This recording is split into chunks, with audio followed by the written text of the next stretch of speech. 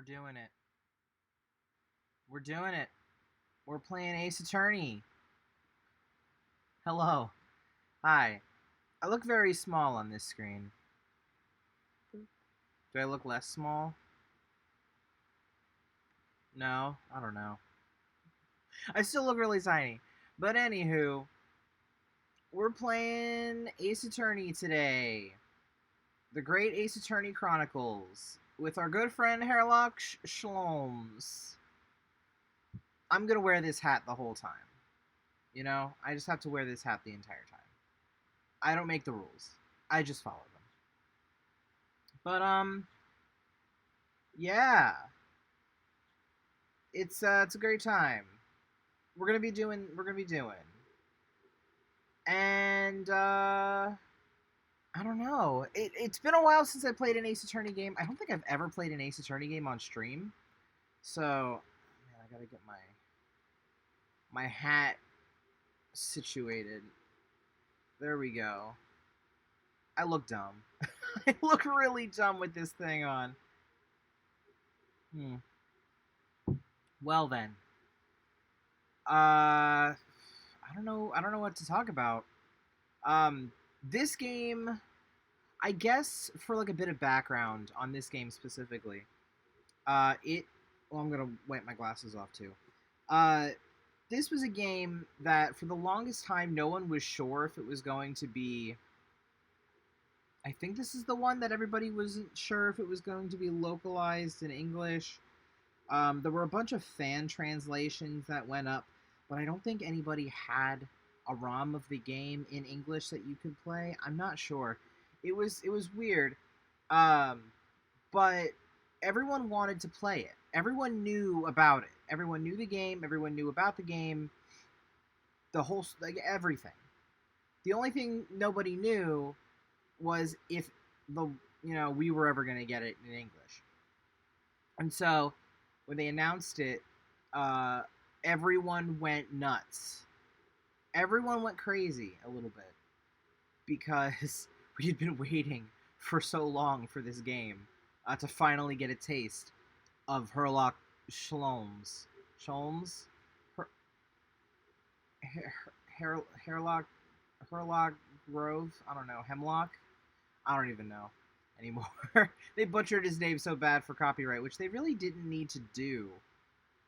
Because technically, Sherlock Holmes is fair use, right? It's within the copyright or whatever. I don't remember. The books themselves, I think, are fair use now because of how old it is. And no one, like, I don't know. I don't know what the the localization team thought they were doing. Really, not all of Sherlock Holmes is out for public domain.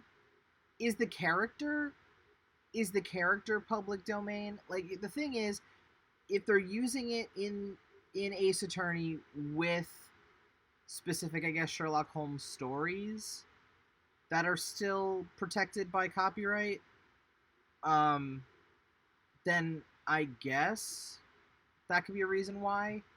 But the character of Sherlock Holmes, I don't know. Like, there was just an anime that was released recently about Sherlock Holmes, and they said Sherlock Holmes. So I don't know. It's wild. It's a lot. It's a lot to take in. It's like certain stories and development of his character, so if you deviate him far enough from the copyright material, you're fine, but Capcom's super worried about getting sued over this. That's valid. That's valid. But judging from the character being blonde, having a child, which they've had in other Sherlock Holmes games, I think uh, it was like what? The Devil's Daughter was one of the Sherlock Holmes games where he had a daughter and they were fine. Testament of Sherlock Holmes, they were fine. All the Creepy Watson games, they were fine. I don't know. I don't know what it is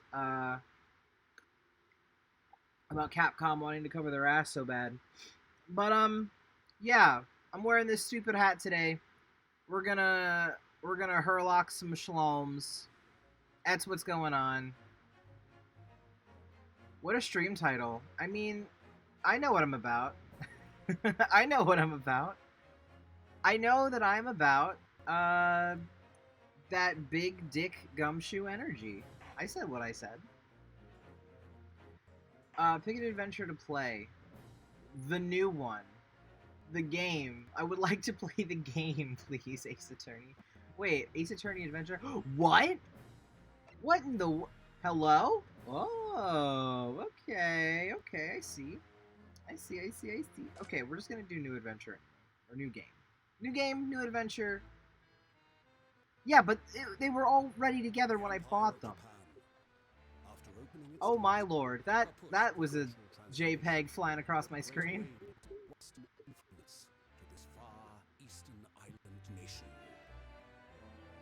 Okay, sure. Also, let me know if the game audio is too high or too low. Exciting and unsettling. Those guys on the carts are going, they're running like 90 miles an hour. Was swept away by the tide. Okay. Swept away. Murder? Who are you? It's a little low. But for one man, the turbulence of that era was just the beginning. What are these camera moves? Story. Oh shit, it's you? No, you're the one who shot people?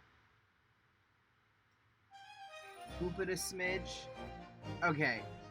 The Adventure of the Great Departure. Bienvenue à la was it Carnival? Was it Carnival? Are we at the Carnival? 22nd of November, 8:43 a.m. Supreme Court of Judicature. I can read Defendant's Antechamber 5. I still can't believe it. I still can't believe this is happening. He probably doesn't sound like that, but whatever, we're going with it. How can it be that just beyond the doors to this quiet little chamber is the highest court in Japan, waiting to decide my fate? We're good, it's fine. What? Oh, no, nothing. Save your glares, murderer. Shit. Sorry. My name is Ryunosuke Naruhodo, or just... That's literally Phoenix Wright's ancestor, I'm pretty sure. I'm a second-year student at the Imperial Yume University. 3 days ago, I somehow found myself in the middle of a horrifying incident. Now, here I am, awaiting my trial. Who's screaming that's enough? Who? Oh, hello! Who are you? He's not obliged to listen to such abuse, officer. Who are you? I'm this man's lawyer. I'll be defending him today. Oh, hello. Lawyer. Yes. And until the judge has given his verdict on the case, no one has the right to treat him as a criminal. So you will hold your tongue. Okay. Howdy hey, friendo. Aha, aha. Tip my hat to you, buddy. Technicalities. Look at you. You haven't even graduated yet. Sure. Howdy, you just bring your sword into the courtroom? I'm about it. Yet I still seem to know better than you how a court officer should behave. Right, Ryunosuke? Are we friends? Boyfriend? Oh, yes, of course. Sorry. What are you apologizing to me for? Oh, no, I suppose that wasn't my fault. Listen, if Francisco von Karma can bring a whip, he can bring a sword. And if Godot can bring coffee, someone can bring a Red Bull. I'm just saying. Kazuma! Sorry, I broke everything. I broke everything. Wow, that was a little high. That was a lot. Also, Kazuma, if you have the name Kazuma, we are friends now. You are my child. I have adopted you. If your name is Kazuma, you are mine. I'm just saying. Kazuma. Kazuma! Okay! But really, Kazuma, I never meant to drag you into this. I'm sorry. Oh, he's so cute! There you go again, apologizing. Just like always. Yeah, I'm gay, he said. Though I must say, it's been all over the newspaper these past few days. Yume University professor murdered in cold blood by students. But obviously, you didn't actually do it, did you? Of course not! You have to believe me! I didn't do it. I could never murder someone. And there's nothing to worry about. Straighten yourself up. Hold your head high. You mean? I believe you. I know you're innocent, Yusuke. I'm gonna fuck your name up every single time. That's... right. Kazuma Asobi, my best friend. Also in his second year at Yume University. But he's far more clever than I. A star student, in fact. He's even a qualified lawyer. Impressive, considering he's still an undergraduate. It's not that impressive. The very concept of lawyers is only a few years old. Here in Japan. My qualifications don't match. Yet. You said exactly the same thing 3 days ago. 3 days ago! You don't just call someone your best friend in Ace Attorney. Your Honor, they're gay and in love. You're right, it's Ace Attorney. But I'm proud to have a friend like you, Kazuma. Truly. 3 days ago. Yes. That's when all this started. The incident. That's how it is. Congratulations, Kazuma!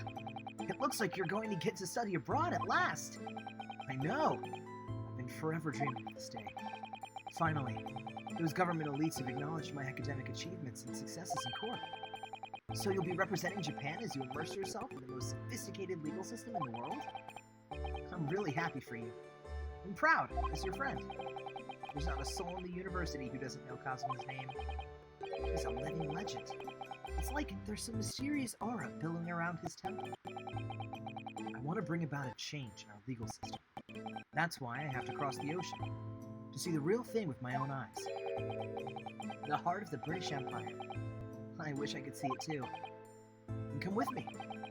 We have a wild time tearing up the streets of Her Majesty's city of London together. If only it were that simple. Oh dear, look at the time. Better be going. Alright, well, I'll see you later. I think I'll stay and enjoy this place a while longer. Good idea.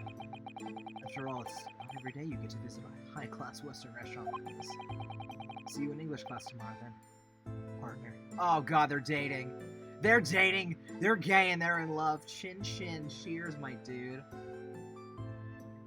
Oh, wow. And he phases into the abyss. We love it. We love it. It was straight after that. That's when it happened.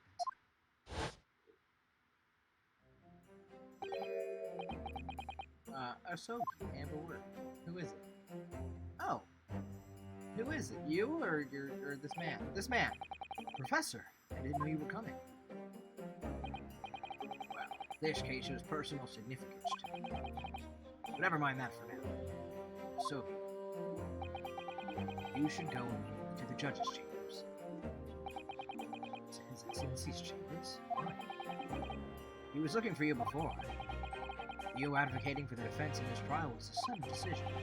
It seems there may be some confusion about procedures today as a result. Who is this man? I feel as though I've seen him at university. I see. I'll go at once then. I shall accompany you. Alright, then, Ryunosuke. See you in the courtroom. Yes, thanks, Kazuma. Bye. Thinking. Interesting.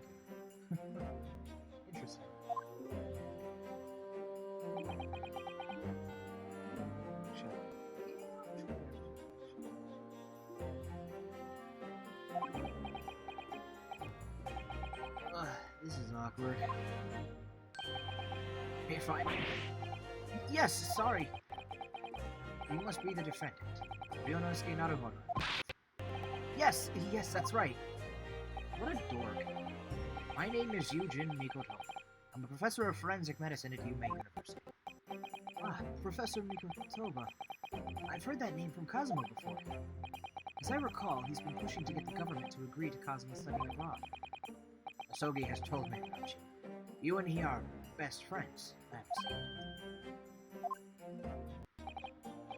As such, I feel you should know what. Well, as you've noted, Asogi has been granted permission to go and study in Great Britain. However, if he should fail to defend you in today's trial, I'm afraid that permission will be revoked and never granted again. Oh my god, what? Hello. No, actually. What? As I suspected, you were unaware of this. Thank you. Tipping me hat. This man looks like J. Jonah Jameson. He kind of does.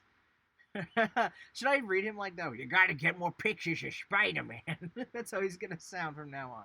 I had a feeling Asogi may not have chosen not to tell you. He's agreed to defend me, knowing that if he fails, his dreams will be shattered. But I don't understand. Why would the government do such a thing? The administration has to choose from a large number of applicants for overseas study. It's very difficult to persuade them to grant permission, even the most favorable of circumstances.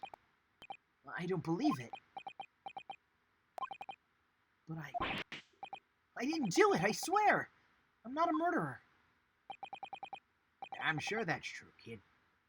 I added the kid. It's a good time. Nevertheless, I can assure you that proving your innocence will be no easy task. You see, there are certain peculiarities about today's trial. You want to elaborate? J. Jonah Jameson. Sorry? What do you mean? You'll soon understand, once proceedings get underway. But, then what should I do? Well, naturally, I'm not going to suggest doing anything that could lead to a conviction. Right, so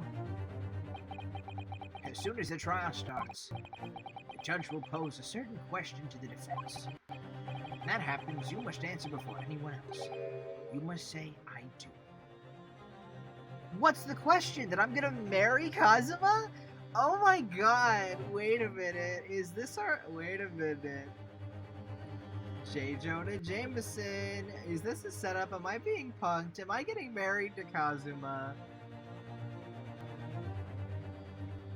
I think I'm getting married to Kazuma. Your Honor, they're gay. I do? But what will the question be? Surely not. Do you accept the accusations brought before you? Oh. Of course not. Okay. Defendant. Court is about to begin. Proceed to the courtroom at once. Alright, fine. It would seem our surreptitious discussions had to be cut short. So allow me to summarize. Kazuma Asogi must not be the defense lawyer at this trial. Whoa! Wait. Wait, then am I defending myself? I have questions. Of course, as the defendant, the final decision is yours. What are you waiting for? Do you want to be found guilty for failing to appear? Get moving! There's no point in anyone advocating for the likes of you. Jesus Christ! Rude as hell. It was in that moment that I knew. I fucked up. Wasted. This is it. If this trial goes badly, Kazuma's dreams of studying abroad are over. And what's more, I'll be found guilty of murder. So, I have absolutely no idea of what lay ahead. I embarked on that unforgettable trial. Alright. My one and only chance of proving my innocence. The trial that would decide my destiny as a lawyer. Okay, so I'm defending myself. Interesting. 22nd of November, 9 o'clock a.m. The Supreme Court of Judicature. Yeah, that's the word. Courtroom 2. Damn it. So, this is a courtroom. The Supreme Court of Judicature. Fucking God, I'm gonna get that word right. No court in the land has more power.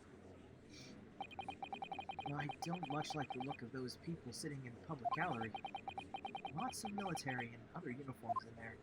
Me neither. I don't like them either. The powers that have been demanded that this be a secret trial.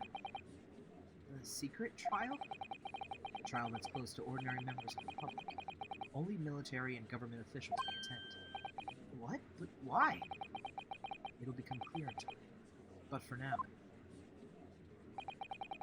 you need to concentrate. Ryunosuke. It's about to begin. Oh no, it's another pain.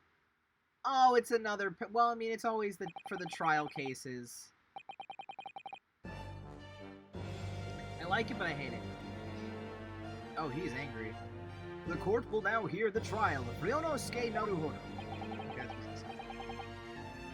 oh my god, is his name Ouchie Pain? Is his name Ouchie Pain? No. No. Capcom? Capcom. Capcom. Out here already with the puns. Already out here with the puns. Okay, we haven't even started yet, and his name is Ouchie Pain. I love it, but I hate it. The prosecution is ready, Your Excellency. As is the defense. Great. Before we begin, there is one point of order I would like to confirm. Yesterday evening, the defense made a last-minute request for a change of advocate. That's correct, Your Excellency. I made the request myself. Normal procedure is for the defendant's advocacy to be decided 2 days prior to trial. As this is an unusual circumstance, I'm obliged to ask for final confirmation. Who advocates for the defendant in this trial? And that's when I knew. I fucked up. This is it. This must be the question. Who's going to defend me? That's the question the professor meant. But then, if I say I do... I need to answer quickly. What should I do? Well, we'll do what we're told. Your Excellency, no confirmations. As I'm standing here beside the defendant, I hope it's clear. Yes! Yes? He's so freaked out. What is the meaning of this unruly outburst? I would like to inform the court that I, Ryunosuke Naruhodo, will be defending myself. You'll be... What? I love him. What are you playing at, Ryunosuke? Professor Mikotoba told me everything, just now, before the trial. He did what? He said that your dreams of studying abroad would be dashed if you were to lose. How sad. It means you don't have faith in me. You think I won't be able to get you? No, it's not that, really. It's just that, well, on the off chance that things don't go well for me, I couldn't bear to be the reason that you... Yes, I knew that's how I feel. Which is exactly why I decided not to tell you. Professor Mikotoba should have said something. God damn it. Also, yeah, the art style for the later Ace Attorney games are really good. They're really cool. Very well. The court hereby recognizes the defense's desire to advocate for himself in today's trial. Well, well. Does the accused admit defeat already? Renouncing his own counsel? Objection! Oh, hello. Make no mistake, counsel. This merely shows the defendant's innocence is so apparent, he's confident he can speak for himself. Isn't that so? Oh, yes, exactly! Exactly what I wasn't thinking. I'm not confident at all! In fact, my mind's a complete blank. I realize you're in charge, but still, try not to look so bewildered. Well, for a mere university student to be brought before the Supreme Court, you must have perpetuated a most heinous crime indeed. As you are no doubt aware, this is the Supreme Court Adjudicature of Japan. Got it right. Accordingly, the very highest standards of conduct are expected of all present. Do I make myself clear, defendant None? Yes, Your Excellency. Oh god, he's cute. I like him. It is therefore my duty to assess your competence for the task you have undertaken. My competence? What is that? He's questioning your ability. Well, he can't be questioning it more than I am. So, let's start with the very simplest of questions. Yes! Kindly state before the court the name of the victim in this case. That's easy enough. I've heard his name more times than I care to remember. Wait. Ugh, I'm so nervous I can't even remember that. What was it again? No, scared. Let me guess. Your mind's gone blank. You know me so well. All the relevant... The relevant, not elephant. What is going on? My brain is blanking. All the relevant... Fucking god! All the information! Look at the court record! It's there! But I can't even find that. Press the button. Because that makes sense. Simple. You can access the court record with a press of this button. If you ever find you've forgotten something, just consult that. That's all I just have to press R for the court record? Alright, there's no time to lose. Press R! We did it! This is a list of evidence you've collected. Now try switching to people instead. Oh, cool. I shot John Watson! Please tell me I didn't shoot John Watson. Oh, come on. You'll find details about the victim in there. When you're done, just press B and go back. Okay. So, this is Kazuma, 23, a baby.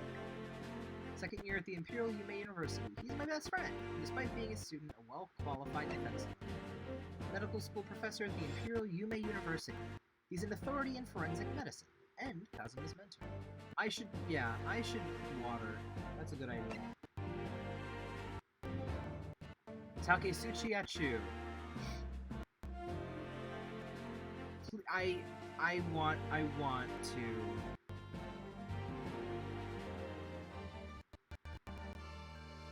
want to check. Okay.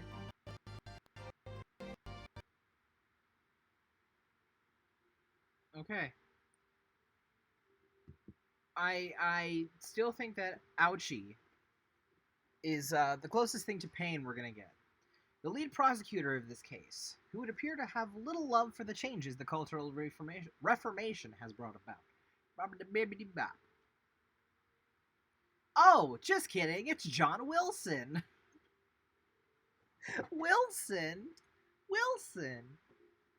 The victim of this case! He was a visiting professor of medicine at Yume University from the British Empire. You know who I think shot him? You killed Wilson. God damn it. You know who I think did it? You. Professor of medicine? Professor of medicine. Coincidence? I think not. Can't believe not Watson fucking died, and I didn't fucking shoot him. So remember, everything to do with the current case can be found in the court record. Now, you'd better not keep His Excellency waiting any longer. Go on. Don't look at me like that, Kazuma. Don't look at me like that, Kazuma. Find the victim in the people section of the court record. Then press X to present. Try it now. Yes! I did it. The victim's name was Dr. John H. Wilson. Well, at least you can remember the name of an esteemed member of your own university. Dr. Wilson was a visiting professor from England, invited to Yume University 3 years ago. Indeed, which is the reason why this case has such profound implications. The British Empire is at present our country's most valuable foreign ally. And, as most of you will be aware, we have just signed a new treaty together after lengthy negotiations. There can't be anyone who hasn't heard of the Anglo-Japanese Treaty of Friendship and Navigation. Who hasn't heard of the Anglo-Japanese Treaty of Friendship and Navigation? Psh. Psh, psh, psh. Can't believe. Peasants. And yet, despite these delicate circumstances, the blood of an Englishman has been spilt on our soil. You two are both undergraduates at the Imperial Yume University, are you not? Murdering a professor from the very institution that provides your education. Have you no honor? But I didn't do it. This case is coming under great scrutiny from our allies on the other side of the world. The court therefore wishes for a speedy resolution to this matter. In other words, our feeble government is scared of upsetting England's policymakers. Stop looking at me like that, Cosmo. Oh my god. Stop. Don't look at me. Don't perceive me. Holy shit. And you're a convenient and expendable scapegoat to blame for this crime. So, that's why this trial has these unusual peculiarities, is it? Exactly. Our government needs to convict someone as quickly as possible. All because the victim was an Englishman. Yeah, a stupid Englishman. Yes, Dr. Wilson was an Englishman. But nationalities and treaties won't make any difference here for me. Or for me here. The fact is, I was there at the scene of the crime. Oh dear, look at the time. I'd better be going. Alright, I'll see you later. I think I'll stay and enjoy this place a little longer. Good idea. After all, it's not every day you get to visit a high-class Western restaurant like this. See you in English class tomorrow, then. Partner. The British Empire. Wow. It's incredible to think. Wait.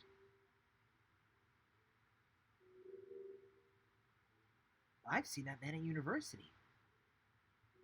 I'm sure he's a visiting professor from Great Britain. I don't know his name, but still. I should go and say hello. You know what's interesting? I feel like we played the demo on stream. Was there a demo for this? Because this feels oddly familiar. Is this deja vu? Am I experiencing deja vu? Your Honor, I'd like to submit this statement as evidence. He called me partner. We're dating, Your Honor. So I went over to the professor's table. Oh, he's cute. And introduced myself to Dr. Wilson. Now then, let me pose my next question to you, Defendant Naruhodo. Yes, Your Excellency.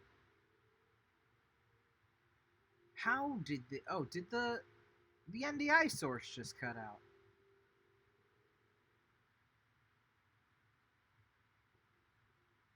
It's gonna take a second.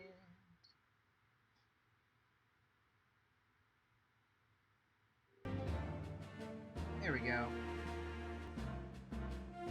How did this professor of medicine, Dr. John H. Wilson, lose his life?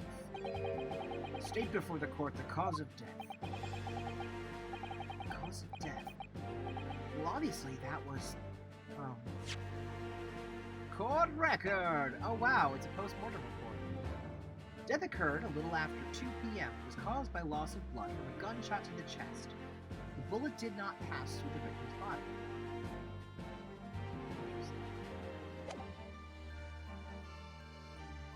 Hey, Jason, the audio's okay. Thank you. Thank you. I appreciate it.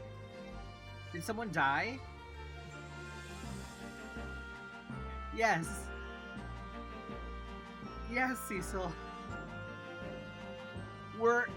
This is a... No, nobody died. This is a marriage court. We're here to what's the fancy term? Recite our nuptials. I'm getting hitched to my defendant lawyer friend. That's it. That's what happened. Oh no, not Human Dawson. He was killed. Ryunosuke, remember that in court, every assertion must be backed up by evidence. Evidence? But how? Wait, you can't do that. That's illegal. You can't kill people. That's illegal. You can't do that. Find a piece of evidence that shows the professor's cause of death. It's not present. Do it now. Yes! I'm doing it. Look at it. Look at it.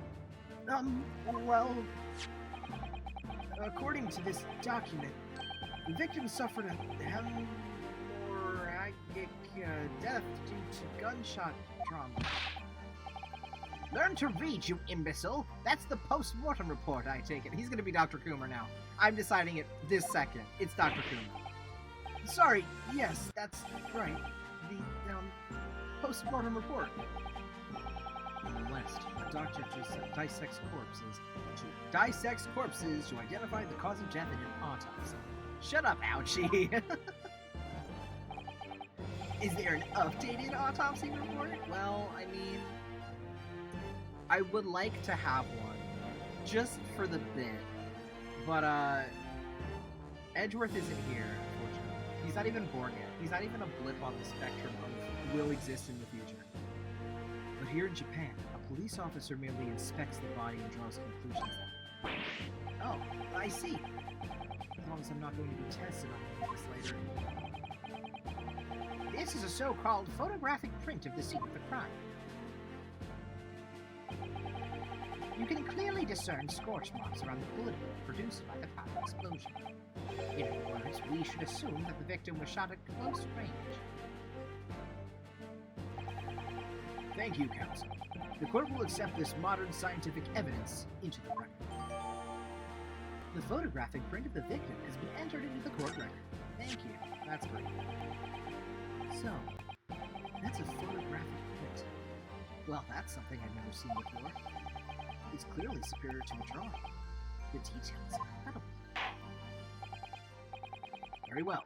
I am satisfied with your answers. Let us start the trial.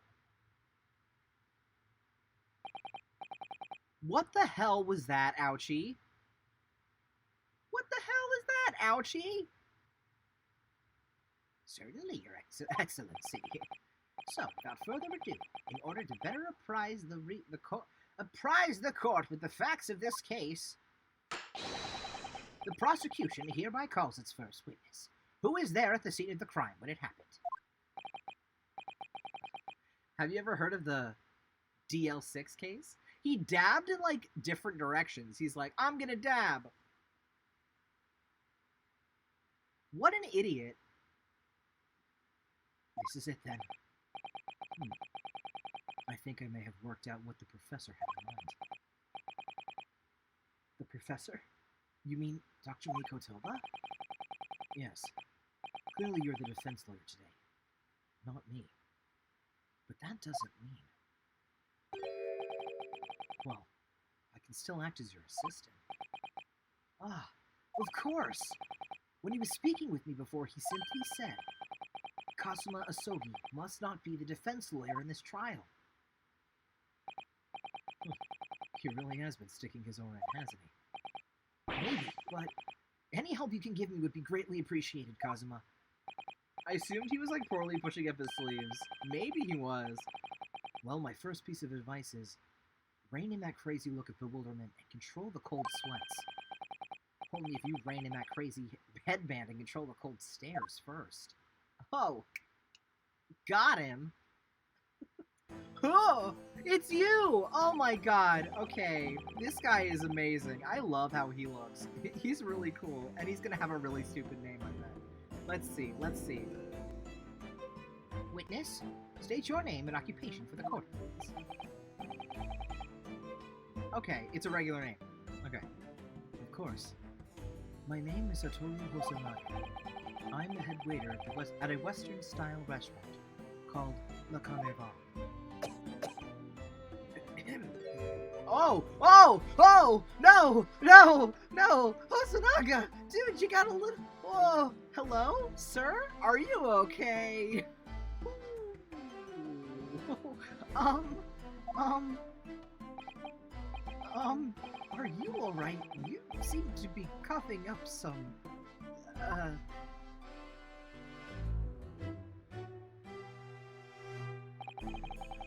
It's a regular occurrence. It really doesn't bother me. It should bother you, but you're so cute. Oh my god, next D&D character. You know what? No, not next D&D character. This is Osiris's brother.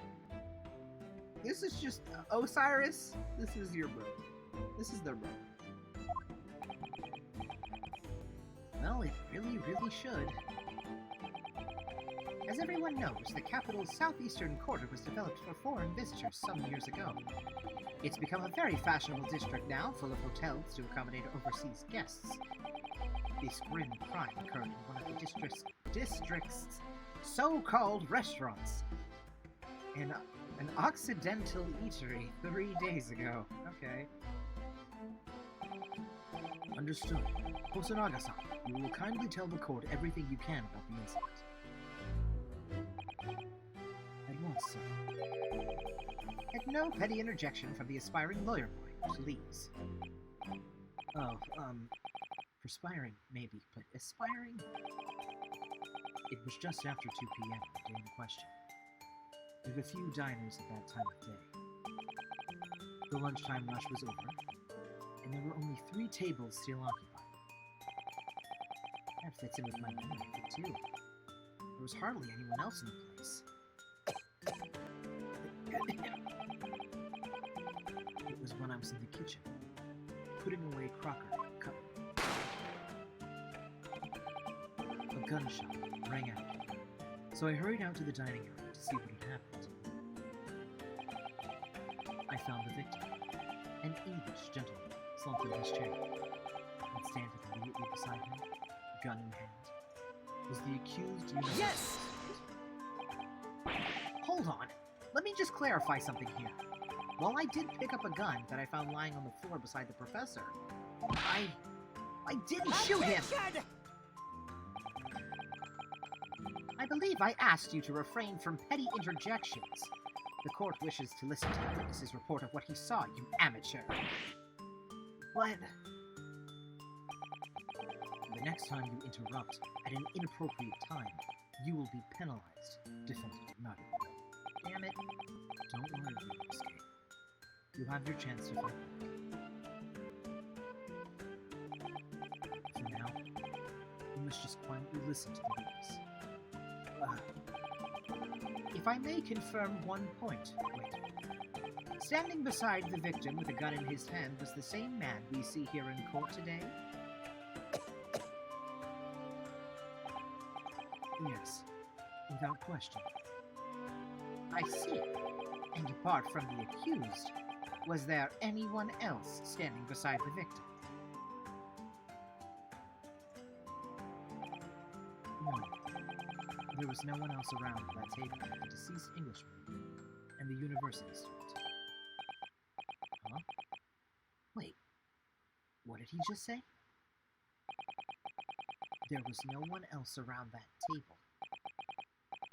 What's the matter, Ryunosuke? That's just not right. When I went over to Dr. Wilson's to say hello, there was a woman sitting opposite him at his table. And that's not something the waiter could have missed. I've been warned about interjecting, but still, what should I do? I mean, I want to interject and be like, that's wrong, but if I interject, I'll probably get yelled at. But we haven't adopted court proceedings that involve cross-examination. Have we? Interject. Yes! Just a moment, please. Dr. Wilson wasn't alone that day. I'm sure of it. There was a lady sitting with him at the same table. Objection! Dear me, dear me. What are we going to do with you? With your blatant disregard for court proceedings, I'm beginning to wonder if you're not a fraud. Could it be that the accused, this man Stewart, is not a real lawyer after all? But I'm sure of what I saw. Misanaga-san, is there any chance you were mistaken? Perhaps your memory is as hazy? No. The deceased gentleman came to dine. I don't believe it! I actually have a rough plan of the restaurant as it was that day. Please, have a look if you'd like to. Let me see. A sketch of the establishment's layout drawn by yourself, I presume. That's right. I'm afraid I used the back of my business card. It was a turbulent situation. What's on the other side of your business card? What's it look like? However, as you can see, the gentleman in question was seated below. Well, you're clearly a very conscientious witness. Thank you, sir. The court will take this plan and add it to the court record as evidence. Oh, well... Is there a problem? Hand the plan to the court officer at once. No. Of course. Here you are. There's something on the other side of the paper! What's that about? He's been completely calm and collected. Something certainly seems to have shaken. The waiter's business card has been entered into the court record. Interesting. So, the court has now heard a precis or a precis of the case. Yes. At the moment the gunshot was heard in the restaurant, the only person in close proximity to the victim was the defendant on trial today. It would seem we are looking at a black and white case here. Defendant Nagumo. Yes, Your Excellency. If you admit your guilt at this stage, the court is willing to look mercifully upon you. In other words, you may have some small reprieve in terms of your inevitable punishment. I called this waiter as an unsworn witness in order to explain the details of the case to the court. But I must warn the defense, if you are determined to pursue matters further in this trial, the prosecution has decisive evidence from sworn witnesses who were present at the scene of the crime.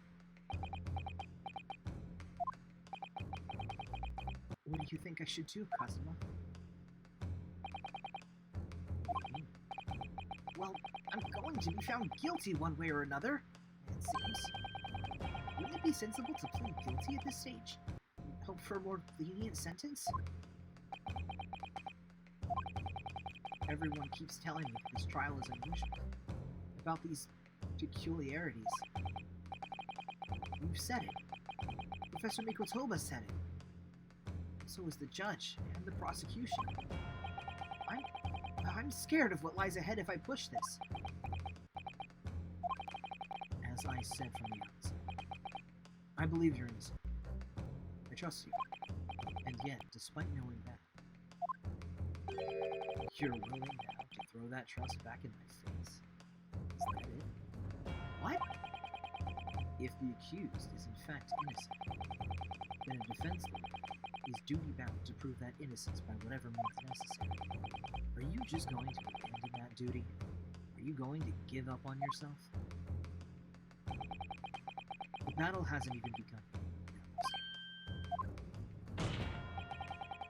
The defense pleads not guilty, Your Excellency. We invite the prosecution to stop making empty threats and bring out its witnesses. Then we'll see just how decisive this evidence really is. I like him. I like him a lot. Oh my god. Kazuma! Indeed. Prosecution, ouchie. Please continue with proceedings. Can I inspect this?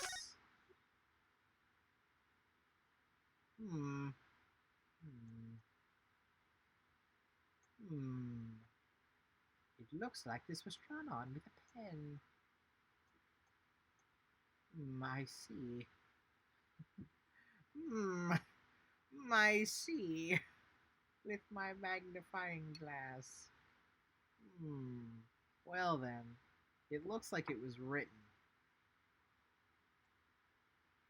Or I could just do... Where's the... I could do the little one. That's interesting. Very interesting. I'd like to see the other side of the... What's that? Wait a minute. Wait a minute. It's the stuff on the back. Can I flip it over? I'd like to flip it over.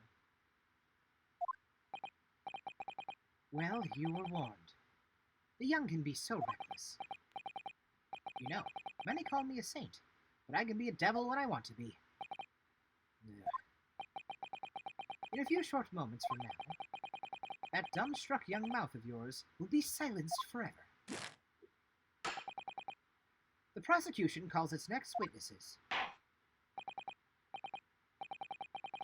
Very well. Officer, bring forth the witnesses at once. We have multiple? But nobody was there. Hold on.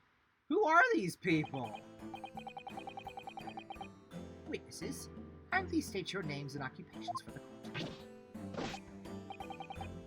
Yes, sir. The Great Nippon Imperial Army's Sergeant Iesa Noza, reporting for duty. Duty, sir. Duty, sir. Myself, I find employed as a purveyor of fine articles of antiquity from the efflorescence of our nation, Nippon. That's him. That is him, and you cannot tell me otherwise.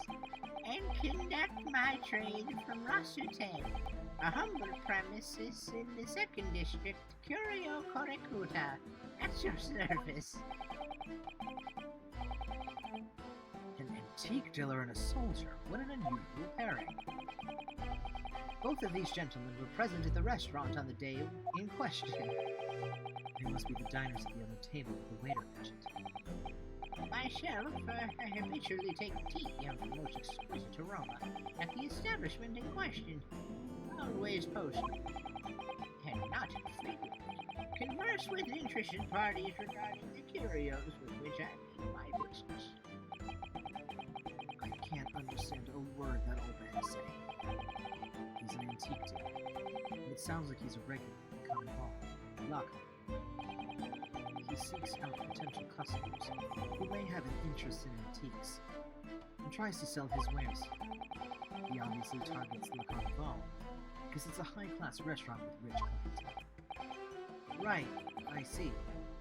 Although, to be honest, that sergeant looks more like he'd be a seller rather than a buyer.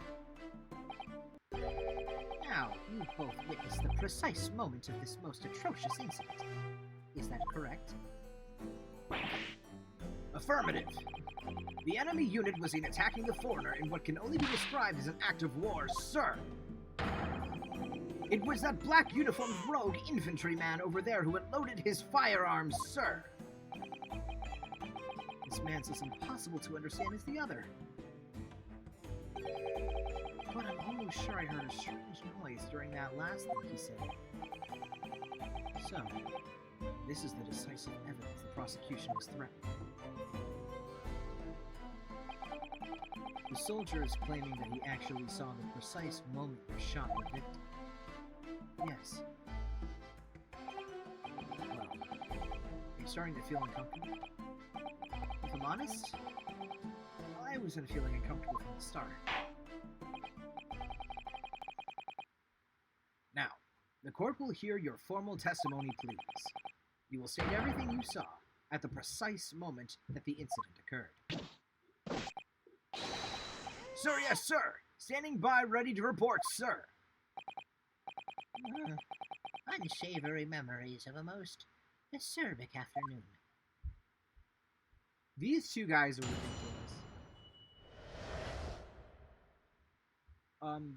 Baby noise? Baby noise? What do you mean, baby noise? I was ingesting a regulation beefsteak at the restaurant while having a tactical discussion with the old man. Myself, I was extolling the virtues of a particularly fine golden curio to the military gentleman. At that precise moment, a firearm was discharged. I observed the enemy's actions with my own eyes. The black uniformed varsity cadet fired on the English civilian, and from the back, the cowardly little weasel. I was on my hands and knees, investigating the whereabouts of my mysteriously absconded precious curio. Baby noise? I don't know what you're talking about.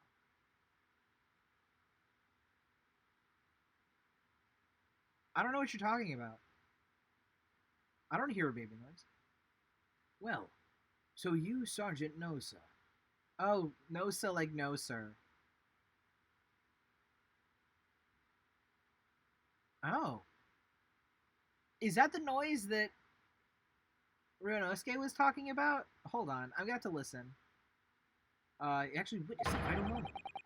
You saw the split second when the defendant fired the weapon at the victim.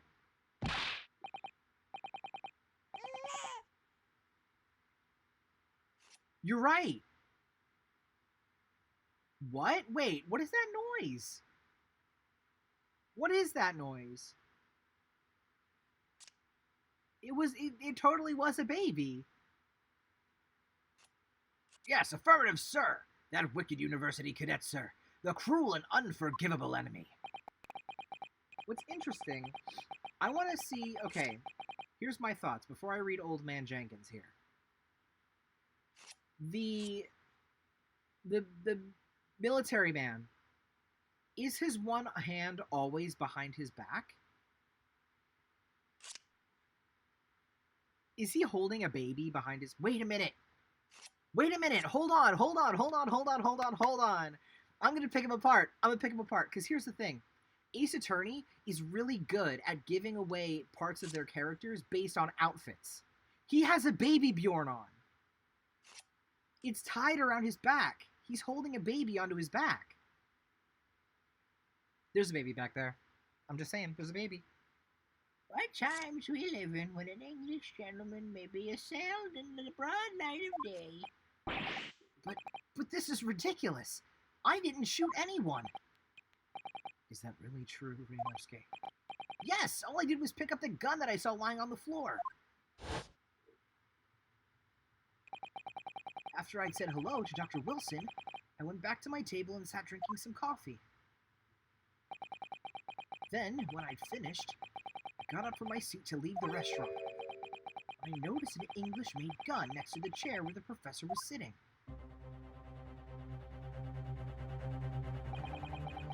I thought perhaps the professor had dropped it. So I bent down just as I was picking it up. Ah. Well, that's the truth. There's obviously a criminal in this scene somewhere. Somewhere in these two witnesses' testimonies, there's a clue as to who that criminal was. There it is.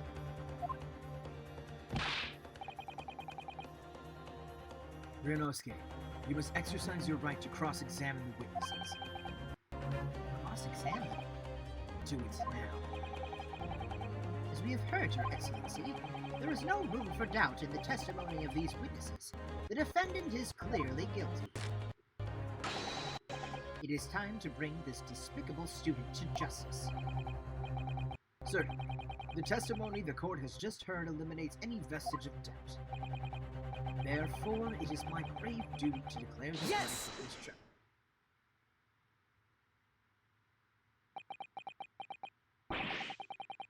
in the name of the Emperor is the meaning of this outburst? I mean, the defense demands its right to cross-examination. Dear me, dear me. Let me guess. The Hachimaki headband boy next door told me to do it. How pathetic. Huh? How did he know? The prosecution objects. This is a clear waste of time. The defendant obviously has no experience. How could he possibly carry out a cross-examination? Objection! The defense is asserting its right to cross-examination. Whether or not you think he's capable of it is irrelevant. Kazuma's so commanding. I wish he'd command me like that.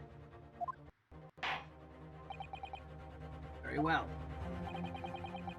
Let the defense conduct a cross-examination of the witnesses. Alright, this is where the battle really begins, Ryunosuke. But I don't even know what I have to do in a cross-examination. Is it obvious? You have to expose the lies in the witnesses' statements. How? You don't fire the gun.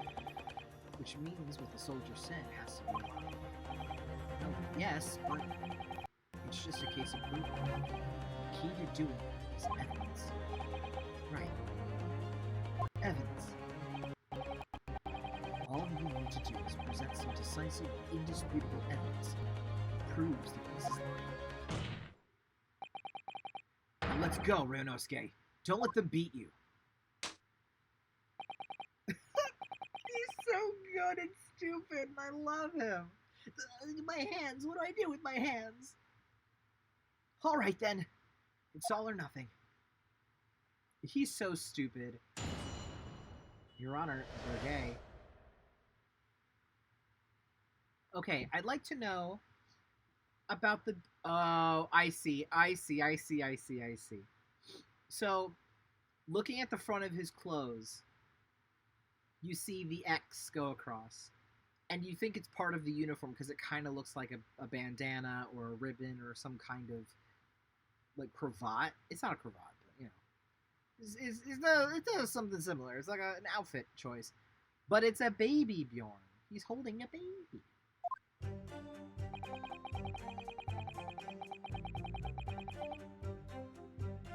Okay. There's no baby sound.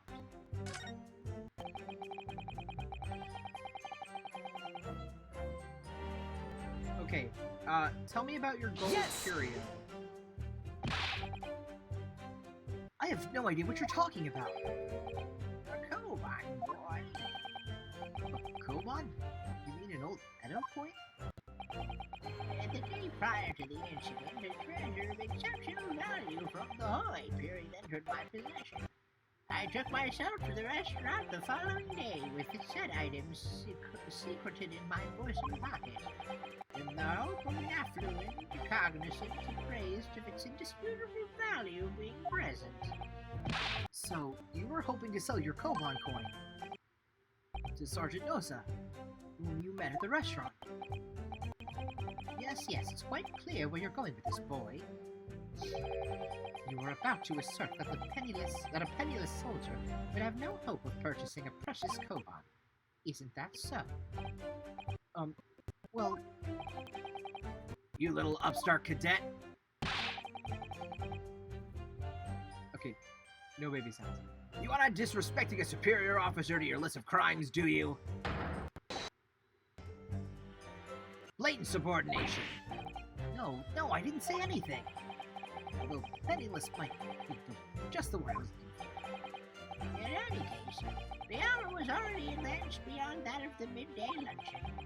There remained precious few present with whom I could engage in discourse about matters of business. The gentleman beside me, who was grappling with his braised veal at the time, was my sole prospect. I see. Oh, I was a ward.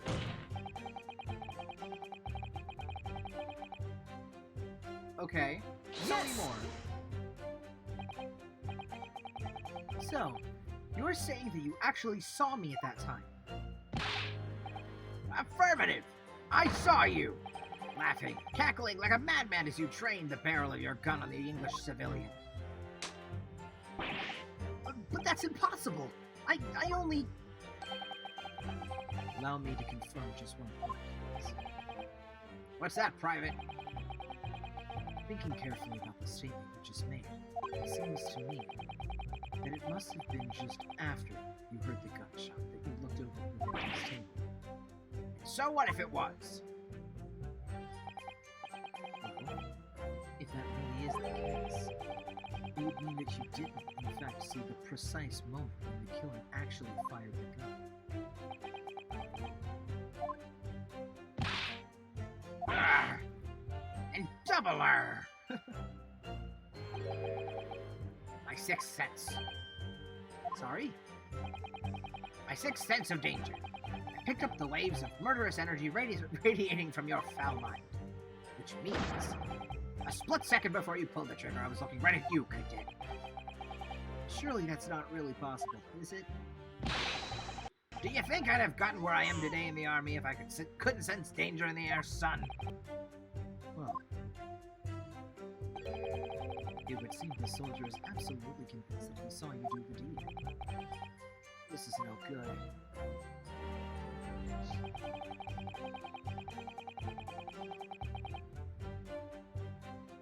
Okay,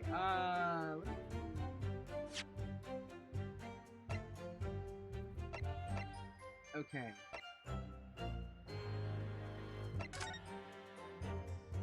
So where were they sitting? I'd like to know. Because if they were sitting in this chair, like this table over here, they could see. If they were sitting in this chair, they might not have seen perfectly. If they were here, they definitely didn't see depending on where they were standing. So I want to know the layout of where everyone was sitting. Yes! Let's just keep pressing it. So this black uniformed university cadet, you're saying that was... Yeah. I've had just about enough of your sauce, Cadet. Who else do you see around here in black uniform, Well, there's someone standing right next to me who fits the description as well. It was you, you little weasel. You unloaded the firearm on that man From behind his back. and you call yourself a citizen of the great empire of Nippon? You disgust me. What is it, Yosuke? I'm not quite sure. It's something that the sergeant just said, but I can't put my finger on it. Something's playing on my mind. In that case, check back over the details of the evidence and gather from the record. And if you find any inconsistency... Oh, an inconsistency there, which, sorry, don't hold it. Present the evidence in the court. Thrust it in the witness's face and make it sure. Okay... So... Okay. From behind his back. He was shot in the front.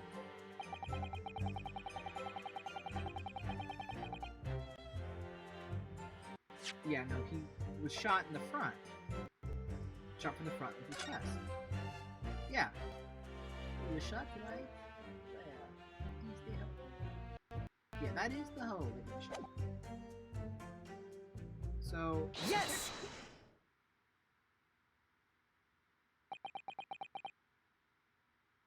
Yes, you have something to say, my son?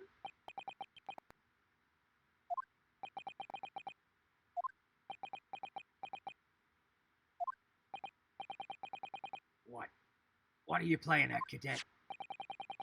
What is the meaning of this subordination? Thrusting some photographic print in my mustache. Inconsistency, sir. I mean, yes. There's a clear inconsistency here. What nonsense? What can this print possibly tell us that we don't already know? Well, obviously. That, I know what I want to say, but the words just won't come out of my mouth. I think this proves beyond any doubt, Your Excellency, that there is no place for an amateur student here in this grand court. This is so frustrating. Oh, please. Surely this doesn't require an explanation. It couldn't be more plain. To spell it out would be an insult to the court. Oh! Oh! Oh! It all makes sense now. He's our Edgeworth, but he's not a prosecutor. Because they straight up look like Miles and Phoenix.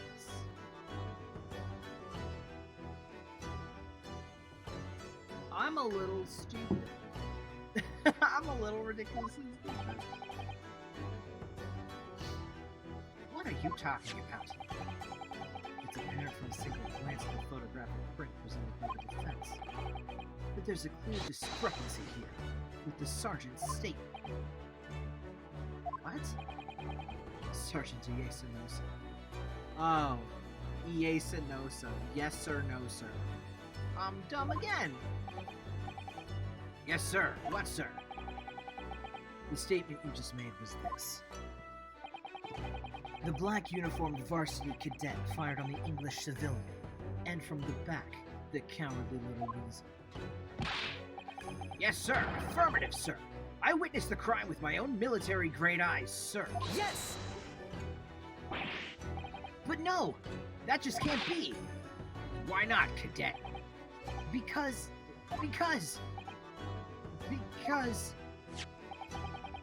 Take a close look at the print. The victim, Dr. Wilson, died from a bullet wound to the chest. Yeah. Sergeant, according to your witness statement, the culprit shot the victim from behind. And that is the obvious discrepancy here. Well, how do you explain it? There is a baby! Oh, baby! Oh no! What are you doing to that poor baby? What are you doing? What are you doing to that baby?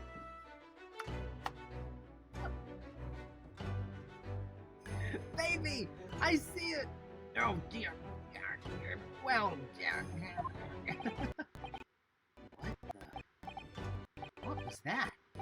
Something just popped up from behind his back, but he pushed it down again. Certainly there is a clear discrepancy with the facts here. Would you not agree, Sergeant Moose?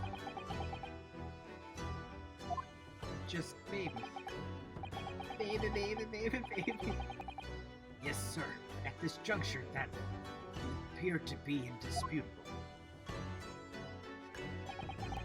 Till the moment I heard the firearm discharge, my eyes were firmly fixed on the delicious Le Carnival steak, sir. What?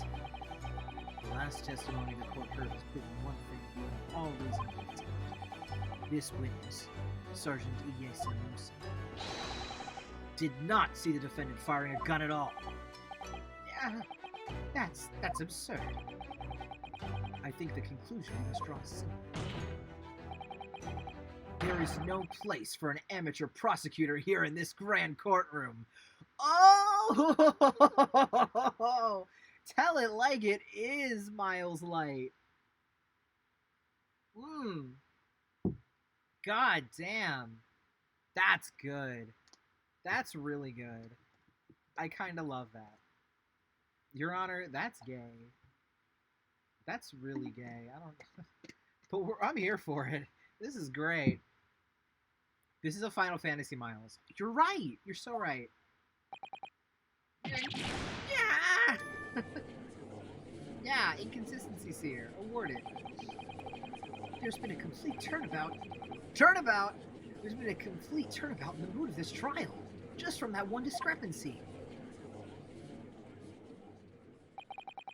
So this is what being an ace attorney is all about. They said the name of the game! They said the name of the game! Oh, Jesus. But I definitely saw him. That university cadet there. He was pointing the firearm directly at the victim's back. Yes! He said a thing! But I never fired the gun! All I did was pick it up off the floor.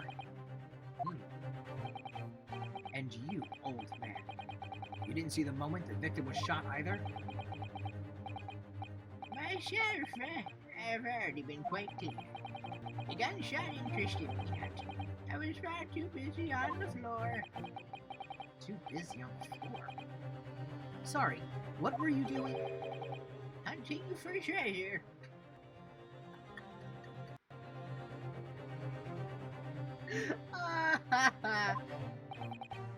Treasure. Oh! Indeed. The Hoyer of Koban, my prized coin. On each occasion when I visit the restaurant, it has been my habitude to place in my bosom pocket a particular trinket of interest from my shop once a day. In the hope of meeting a rich diner who might like to buy it from you. On the day under scrutiny, it was to the military man that I preferred my holy treasure. Believed that he would purchase such a rare find, I did not, but I was presented with little alternative. And then, after burning my eyes in the briefest of moments, it was there no more. It simply vanished. The Koban vanished. Hunting around under the table, I was happy to fall there. And then it happened. You heard the gunshot. Indeed I did, but I heeded it not, for I was only concerned with finding my absconded holy treasure. Nothing could distract me. Out of interest, did you find the coin in the end? No, See, that lamentable day. The precious holy Koban was lost to me. No doubt some unscrupulous scoundrel pocketed the prized coin for himself. oh, did he steal it from you?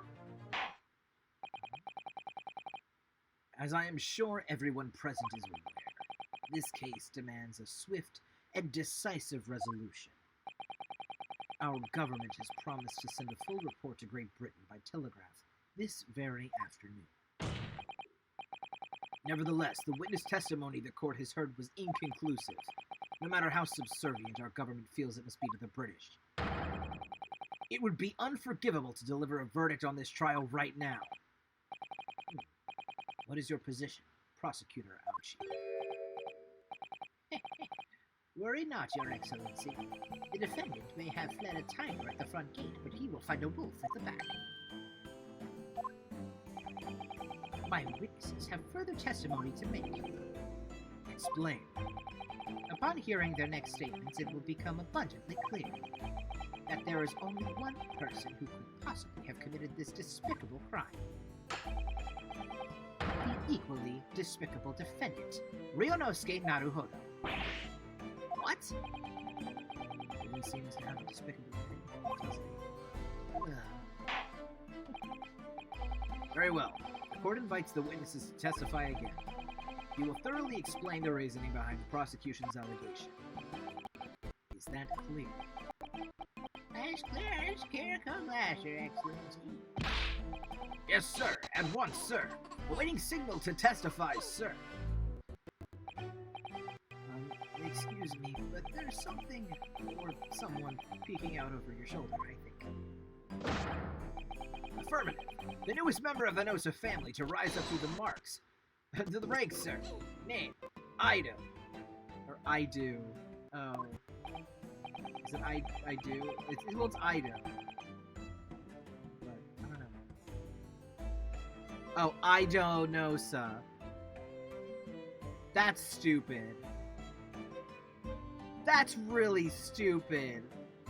I don't know, sir. That's really dumb. Come on. We've seen those straps are a sign of a sergeant being too strapped to a foot of a man. I know. Tension! Your father is about to quell the enemy. Watch and learn, my boy. This is so cute. This is so good. love this baby. This baby is the murderer, probably. The true culprit, the baby. Even if what I saw wasn't the precise moment the firearm was discharged, it's almost the same thing. Yes, pointing his gun at the foreign man he was, that young man. That much I myself did see. Furthermore, a visual search of the premises at the time confirmed that we were the only personnel present. Indeed, alone he was, the Englishman, dining out by himself. Therefore, no one other than the black uniformed cadet could have dispatched the Englishman. Over and out. He's shaking as if he's sitting on a vibrating chair, which is funny. Yes! Wait, that's nonsense! The victim, Dr. Wilson, wasn't alone at all! Please, enough of these outbursts already. But there was a woman! There was a young woman at his table! You must have seen her. Everyone there must have seen her. Objection! If you call yourself a lawyer, then you will respect the rules of the court and speak accordingly. We are not here to listen to your fantasies. Ugh. It is evident beyond all reasonable doubt that the victim was alone at the time of the incident. The prosecution has photographic evidence of this fact. Is this a photograph print of the scene of the crime, counsel? Huh. Indeed. Of the table at which the victim was dining, taken by an investigator immediately after the incident. As can plainly be seen, there is only one place set. Sir, based on the appearance of this print, it would be reasonable to conclude that the victim was not in the company of anyone else. This doesn't make any sense. The court will add this new photographic evidence to the record. Photographic print of the crime scene. I don't understand. What's going on here? It's just not possible that nobody else saw that woman. The waiter before said the same thing. He maintains that Dr. Wilson came to the restaurant alone as well. But that's not true. I saw her. I swear that I saw a woman with him. It would seem that we'll be able to telegraph the report to Great Britain on time after. The witness testimonies we have just heard leave no further room for doubt. These are very sensitive political times, as we all know. The ink is still fresh on the treaty with Great Britain. To think that I, Taketsuchi Auchi, will have contributed to the amity of these two great empires is... How can this be happening? The judge is ready to rule. Stand tall, Rinosuke. It's not over yet. What? If what you say is true, then there's something going on here behind the scenes. And now is your chance to expose it, to draw out the truth in your cross-examination. I don't know, Kazuma. You got it, buddy. You can do it. The defense is entitled to cross-examine the witnesses, but make it quick, understood? Rules can be so unbending at times.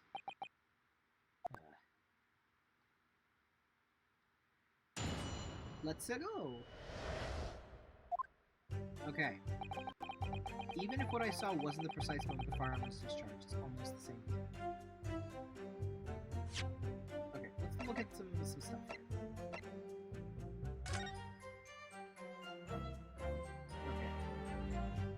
Looks the same. That doesn't have any help.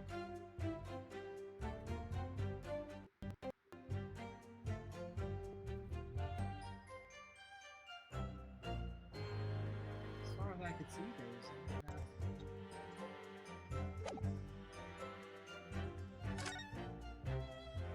Unless it's this mysterious thing under the table. I don't think so. Oh. Pointing his gun at the foreign man he was. I wasn't pointing the gun. Yes! Yes, it may be true that I was holding the gun at that point in time. But I told you already, it's only because I picked it up off the floor. Well, obviously, it's the culprit. That's the only way you could explain it anyway. I just finished drinking my coffee and I was about to leave the restaurant when I noticed a gun on the floor at Dr. Wilson's feet. So I picked it up. And at exactly that moment,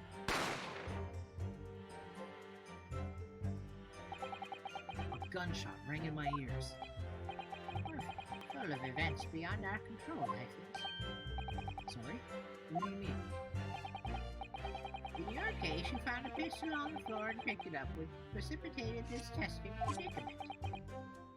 Oh. I keep forgetting that he has a knife. Whereas, conversely, I failed to pick up the cobalt from the floor and find myself in an equally testing predicament. Anyway, the fact remains, myself, I did see, with pistol in hand standing over the floor. Okay, that checks. A visual search of the premises at the time confirmed that we were the only personnel present. Okay. Yes! You must have noticed someone else at Dr. Wilson's table. There was a lady there. Attention! As you have been at pains to point out time and time again, I feel I'm growing a callus in my ear. And yet, no one else appears to have caught even a glimpse of this woman. If only there'd been more people dining there at the time. Someone else would have noticed her. Fortunately, it was already past 2 p.m. by now. Quiet time between lunch and dinner. No! Of course, the place was almost empty. That's what you'd expect. Certainly, 2 p.m. is neither here nor there in terms of a time to eat. I wonder if there was a reason why the victim was eating at that time of day. Why he was in. Yes, Your Excellency. There was indeed a reason. There was. And this was found in the victim's jacket pocket. What is that, Counsel? It is a medical report card, Your Excellency. It would seem that the victim had an appointment at the clinic prior to visiting the restaurant. Oh my god! Hada Clinic. It's the same name as the clinic in the original trilogy. Well, it's not Hada Clinic, but it was like, was it Dr. Hottie? Or something? But like, he was a creep? And I just spilled water all over my shirt. That is cold. That is very cold. I completely missed my mouth. And it is very cold. Holy shit, is this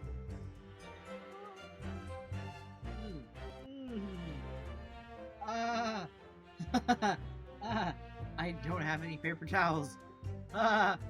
This is the worst. This is the worst thing. This is the worst timeline. Okay, I do have like a little thing like to hold hot plates and trays and stuff. So I'm just gonna I really did. It's like a Rorschach test all over my shirt. I'm just gonna put it under my shirt so I don't get cold, because that was chilly. That was very chilly.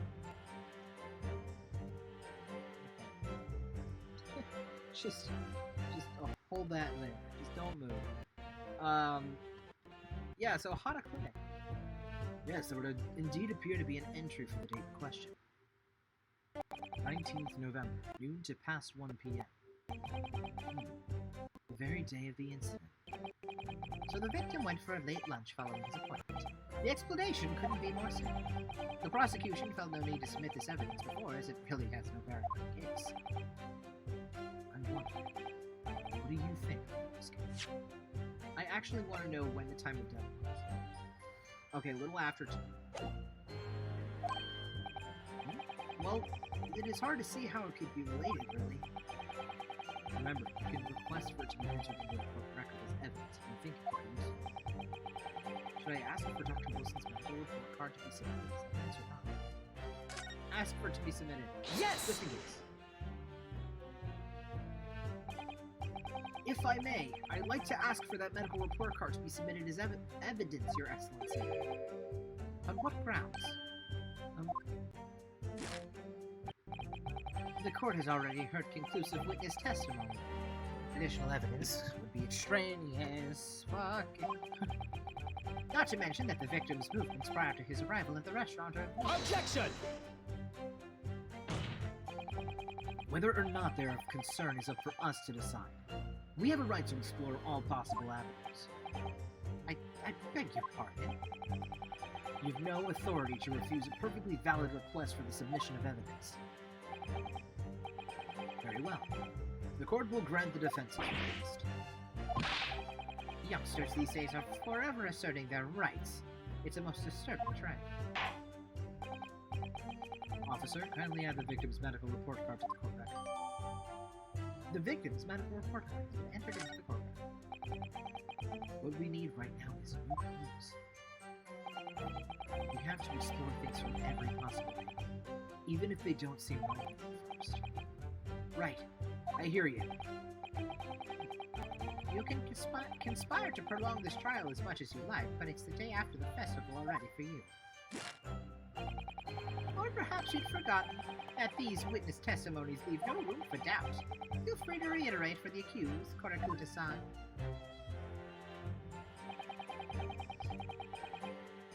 Dining all by himself. Okay. Yes! I'm gonna talk to you again. So, you actually saw that with your own eyes, did you? The victim, Dr. Wilson, dining alone. That I did. Forgive me for the position I place you in.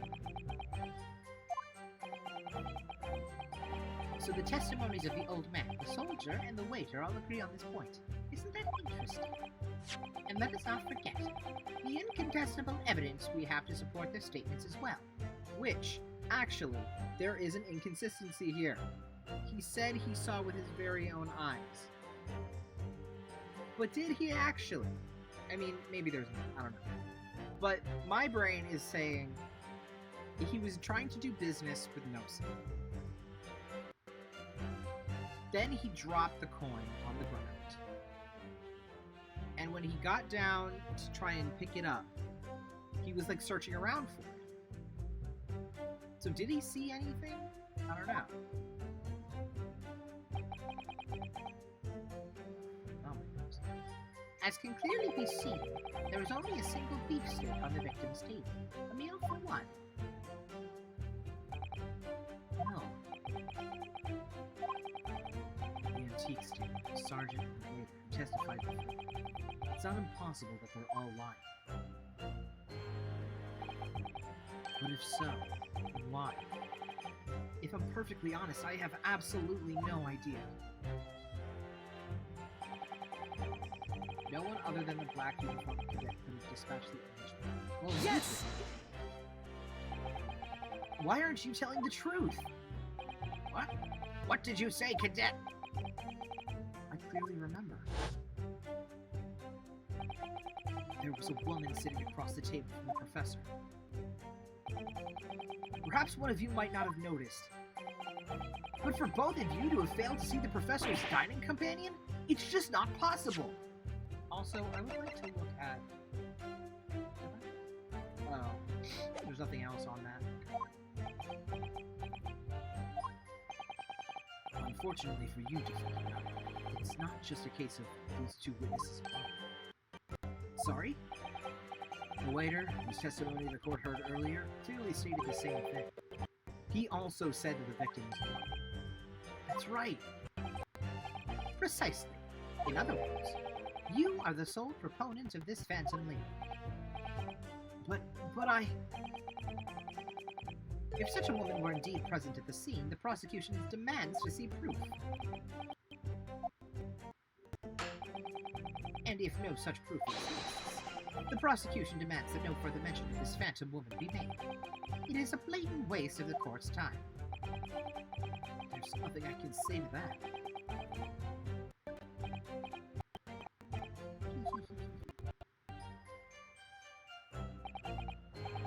Excellent work, Great Ace. We've gleaned some new information. Well, yes, but I don't feel like it changes much. I can't see that it brings any real discrepancies to light. I wouldn't be so sure. Let me see that medical report card. Oh, you mean this? Yes. This is a brand new piece of evidence, so perhaps we should examine it in a little more detail. How exactly? You'll notice that some pieces of evidence bear magnifying glass. These are the ones you may examine. Press A and you can take a closer look at the piece in question. Use okay. Now I can flip the card around. By using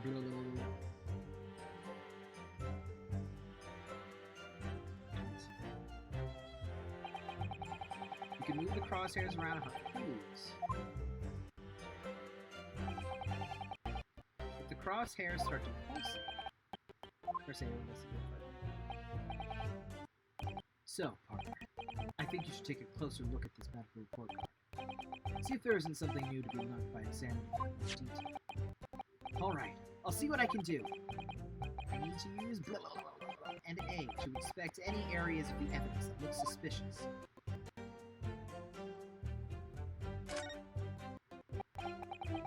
It says Hata Clinic on this medical report card. I hate clinics, almost as much as I hate hospitals and surgeries. Aren't they all the same? When I was 5, I caught the only cold I've ever had in my life. And I remember, even though I felt awful already, I had to have this hideous injection in my right arm. I'll never forget it. Never in my whole life. Most people would give their right arm to have had only one cold. Anyway, I don't think this is a clinic where they treat people for illnesses like that. Let's keep looking for clues. We don't want to miss anything.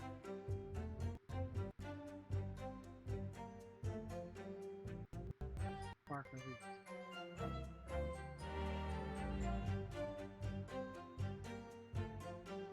Dentist. It looks like this medical report card was first issued quite some time ago. It's probably a record of long-term treatment, that's all. You're a family doctor, I imagine. Well, I can't imagine. Going to a doctor. As long as I'm alive, I'm never consulting one. If you were dead, there'd be no point. So, you don't like doctors then? Why would you? They make you drink horrible tasting medicine. They give you painful injections. And then they demand lots of money for you for the privilege. Oh, and you're your lowest ebb. You sound like a model patient. With a bad case of stubbornness, yes, for which the only cure is very bitter medicine.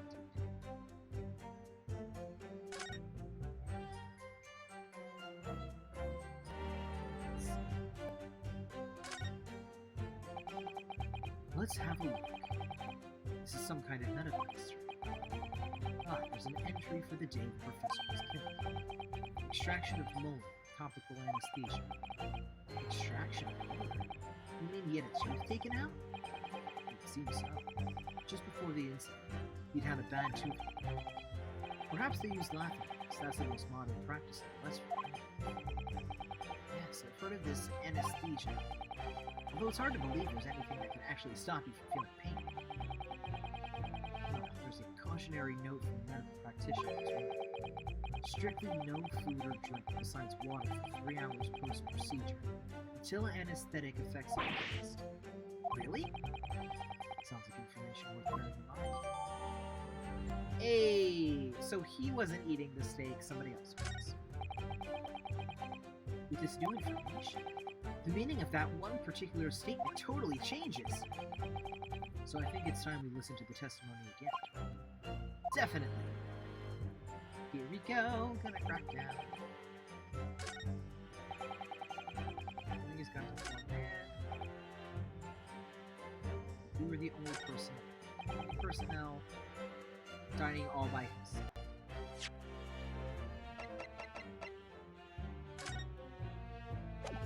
Okay. Yes! Got him. Hello? Well, I think, About what are you withering, lad? Call yourself a lawyer? I wish I could. First and foremost here, I'm the accused. Ryunosuke. Everyone stumbles on their words occasionally. Under the circumstances, I wouldn't worry about it. Thanks, Kazuma. I could see it quite clearly in that cross-examination I just carried out. When you raised your hand straight up like that, so purposefully, you knew exactly what it was you wanted to say. Don't feel like you have to choose your words carefully. Just say what you're thinking. All right. And thanks for the advice.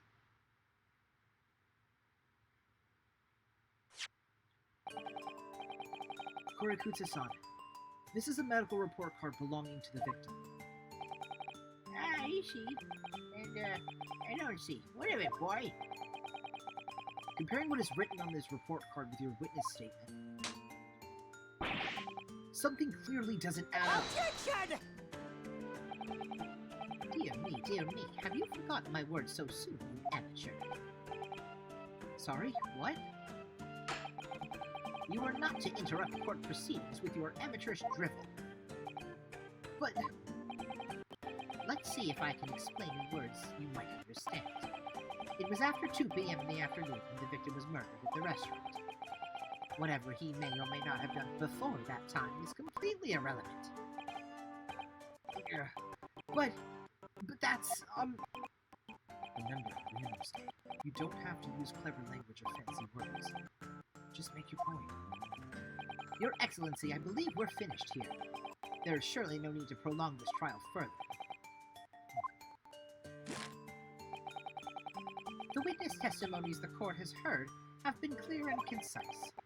This medical report card has no bearing on the matter at all, for the simple reason that there is no one else besides this pale-faced pupil. This medical report card has nothing to do with the case. Do you really believe it? What? That outburst half petrified me, boy. Of course I believe it. How could it possibly be relevant?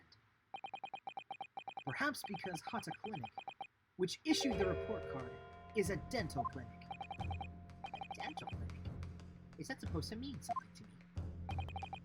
Perhaps if I told you that the victim had just had a tooth extracted. What's this now? And furthermore, if I told you that as a result, the victim had been forbidden from eating. Just what are you trying to say, Cadet? We had orders not to eat? So what? It's all written up in here. No food or drink other than water for 3 hours post-procedure, while anesthesia wears off. What? No, that can't.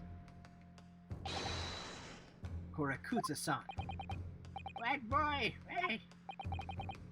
as you just heard, when he was killed sometime shortly after 2 p.m., the victim couldn't have been eating anything at all. No! Additionally, there's more. You've assured the court that with unwavering self-confidence that the victim was dining alone. But that cannot possibly be the case.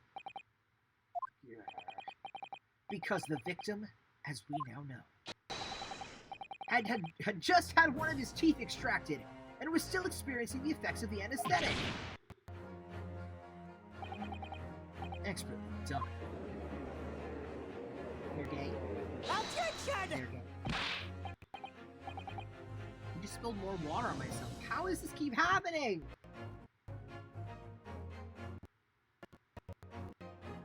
I hate it. I hate it. I hate it here. I'm just all drenched now. It was the gay. I drank it, was like, oh, damn. What? What is this nonsense, you little upstart? These are baseless accusations. Just look at this photographic evidence. You can clearly see the plate of food at the victim's Objection! Use your head. That's the very discrepancy we're talking about. Or can't you follow the logic? How? How dare you? I think it's fair to say that the tables in this restaurant case have turned. Wouldn't you agree, Leonowski? Yes, most definitely. So, having just undergone some dental surgery, the victim was unable to eat. Which leaves one very crucial conundrum. Who, in fact, was eating the pictured beefsteak? The court will hear the opinion of the defense on this new puzzle. I assume you're ready, counsel? Counsel? Oh, that means me, doesn't it? Right. The answer to this question is going to be pivotal. This is the start of a U-turn in this trial round. Show them what you're made of. Got it. So, the person eating the steak at the victim's table must have been an as yet unknown third party. Obviously, it can only have been someone else who was sitting at the professor's table. You will not let this go, will you? There was no such person! There was, because I saw her! When the incident occurred, we know that the victim couldn't have been eating anything. Yet we have evidence of a half-eaten steak on his table. Therefore, the only logical conclusion is that there was somebody else there eating it. We have strong evidence to support our assertion. It's clear that these witness testimonies are unreliable. If the court decides to push through a ruling at this stage, we will lodge a formal complaint with the Ministry of Justice and pursue a fair retrial, relentlessly. Kazuma? Are you insane? You would take on the government! Don't worry, counsel. I have no issue with you. What do you mean? I have issue with them, the two witnesses in the stand. What are you talking about? We have demonstrated with evidence that the victim was not alone. So, if it now turns out that the two of you deliberately lied and given your testimonies, obviously you will be charged with perjury. Perjury? And, since this is a murder trial, you will also be deemed complicit in the killing. Complicit? Murder? No! Little baby. Negative. There was no mention of this at the tactical meeting. I was just following orders. That's right. As the man says. Just say you never saw the gentlewoman. That's what they told us. Oh. What? What did you just say, Kurakuta-san? Oh, You were just following orders? Now hold on, Dad. I was, Say you never saw the gentlewoman? When you say gentlewoman, do you mean you saw the victim with a lady from overseas? What? Objection! What is the meaning of all of this? These witnesses gave false statements? Is this true, you pair? Just one simple slip of the tongue.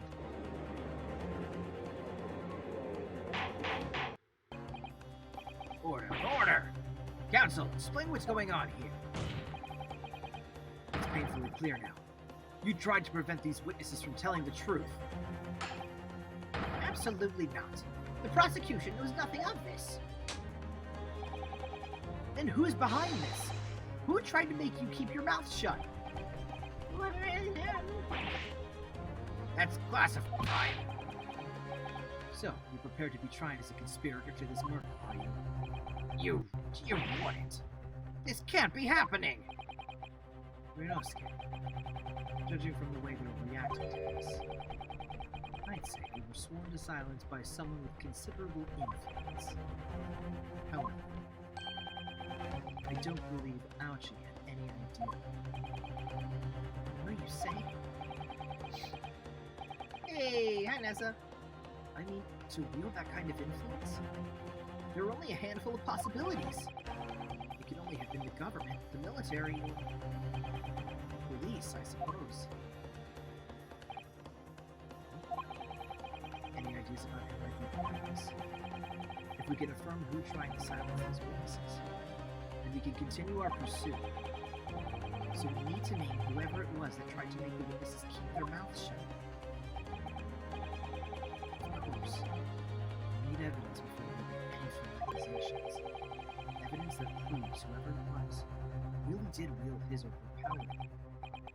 But how? How can we possibly? Remember how we made progress before? We examined this piece of evidence in more detail and found new clues as a result. Oh, it's gonna be the business card. Oh yeah, that's right! Well, that's not the only piece of evidence we have, is it? We need to re-examine everything. Make sure there's nothing we missed. There's no time to lose. I want answers! If it's proven that these witnesses have been manipulated, I assure you the penalty will be severe. Can you look at it? Let's see. This plan of the restaurant raises a number of questions, I think. Definitely. It's supposed to show the relative position of everything in the room is following the incident. But there's nothing to show the woman who said you saw her. Exactly. That's not all. Look here in the upper left, where it says kitchen. Oh, yes, what of it? No one would use those complicated characters to write kitchen, especially not if they were in a hurry. You don't remember those characters yourself? Study her. Boom! Wow! Chief Inspector Satoru Hosonaga, Primary Criminal Investigation Division, Imperial Police Bureau. He's not a waiter. Wow, that's unexpected. What is? Look, do you see it? It says the witness's name here. Satoru Hosonaga. Well, yes, business cards do tend to show the person's name. That's sort of the point. It's not the name that's unexpected. It's his job to His job? Oh. Chief Inspector Satoru Hosonaga. Primary Criminal Investigation Division? Imperial Police Bureau. Inspector? What on earth? I have no idea. And let's face it, the police have a lot of power and influence. If they're wielding it somehow here. Oh boy!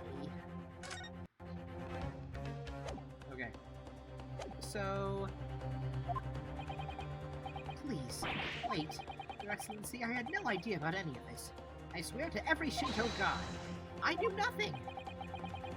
And what does the defense have to say about all of this? Well, Your Excellency, I'm trying to think. I'm just going to have to close my eyes. Shout out the first name that comes into my head. Really? That's all you're doing? Is that how we're working with it? Besides the prosecution, the only person with the necessary influence to manipulate the witness is you. Satoru Hosonaga! Yes! Well, surely that would be Satoru Hosonaga-san. Hosonaga-san? The waiter who took the stand. Attention! Poppycock! What possible reason would the waiter have to make these witnesses give false testimony? Not to mention the fact that even a head waiter could not possibly have that level of influence. For once, I would agree with you. If that is, the man truly were. What? If he truly were? Come on, Inosuke. Time to hit this court with the truth. The truth about Satoru Hosonaga sounds real. Oh, that's Kazuma. The truth! The truth! The truth! It's very windy in this court. If somebody close a window, it's drafty. That's unexpected. Yep. Yep, we did this. Inspector!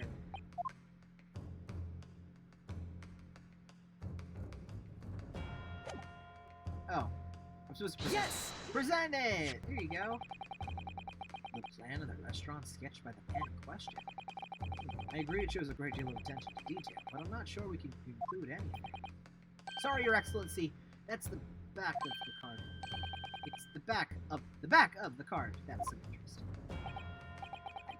Beg your pardon? Or perhaps I should have said the front. Yes! It's the front of the back of the card! That's where the telling detail is.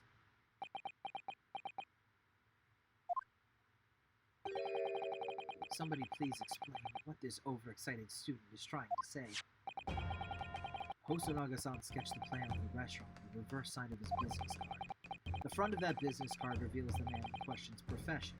His true profession. The waiter's profession? But that's surely... Good gracious! That's right, Your Excellency. The card reads Chief Inspector, Primary Criminal Investigation Division, Imperial Police Bureau. What? The waiter is a police detective? I haven't heard any mention of this before. Why haven't I heard any mention of this before? The Imperial Police Bureau has immense power, absolute power, as far as regular civilians are concerned. So, witnesses, they're in the stand. Was it in fact the waiter who gave you your orders? Was it he who told you not to mention that you'd seen this foreign gentlewoman at the scene? Well...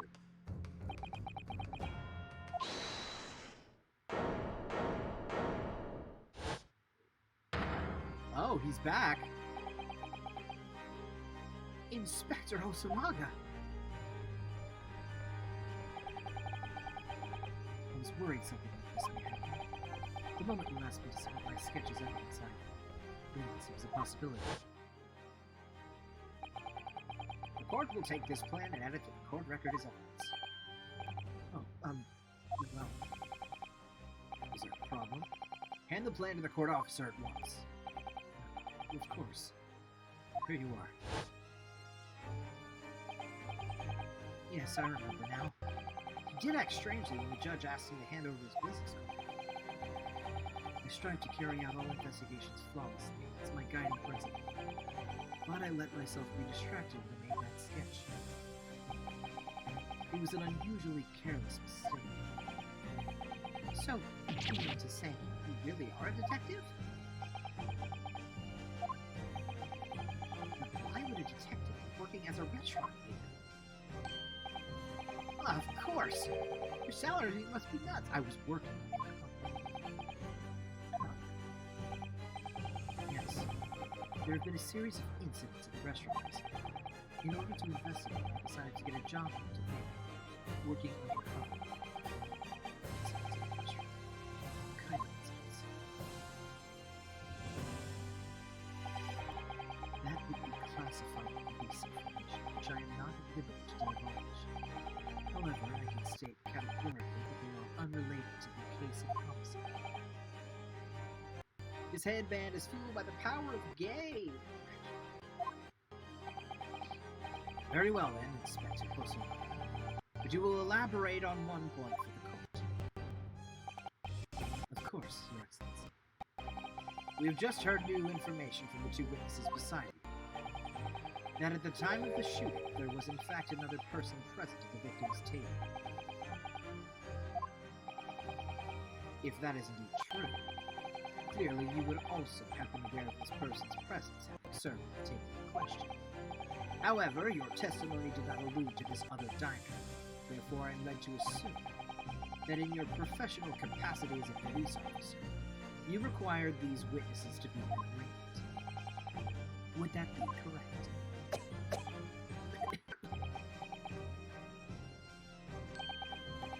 Correct, Your Excellency.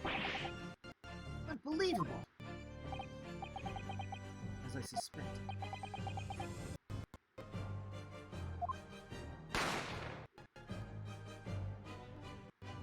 Okay. As soon as I heard the gunshot, I ran out of the kitchen to see what had happened. The victim sat slumped in his chair beside me, gun in hand. Stood the accused student. sitting opposite the edge of the cemetery, was the young lady, whom I guessed to be an Englishwoman. So, the truth comes out. We immediately sealed off the restaurant and reported the incident to the bureau. It was then that I received some special orders. Special orders? You mean to say, remove the Englishwoman from the scene at once? It was made clear that the Englishwoman's presence at the restaurant was to be concealed. Those were my orders. But what if this Englishwoman was the killer? I think it would be in his best interest not to pursue the deal. The Empire views the friendly terms in its relationship with Britain more highly than anything else. An Englishman has been murdered on our soil. Should aim an Englishwoman as a primary suspect. Well, without irrefutable evidence, that would be completely out of the question. So, that's the reason for the disappearance of the Phantom Woman in this case. But it's not right!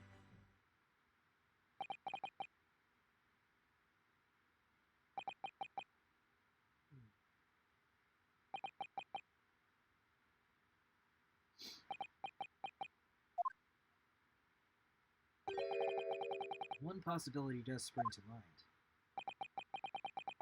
What do you mean, Kazuma? Yumei University is currently hosting a number of exchange students from Great Britain, and I'm fairly certain that one of them, studying in the medical faculty's research laboratory, is a young Englishman. What? Okay.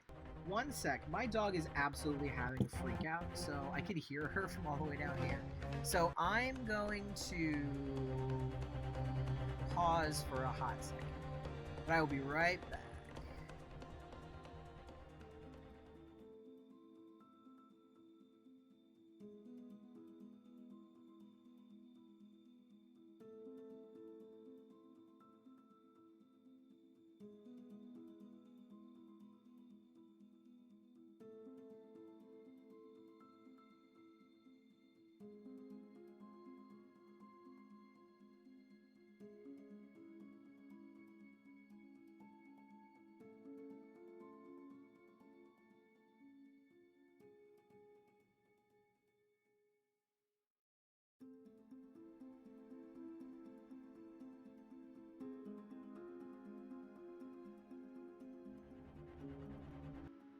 Okay, and we're back.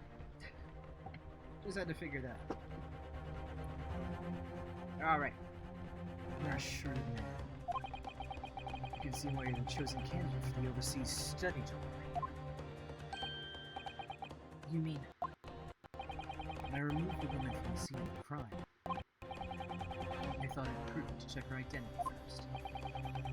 The court demands that you name the lady in question at once, Inspector. The Englishwoman sitting at the university professor's table is a certain Miss Giselle Brett. She's indeed a former student studying in the research laboratory at Yumei University's medical faculty. Faculty! That's the word, not facility. I can't read for some reason.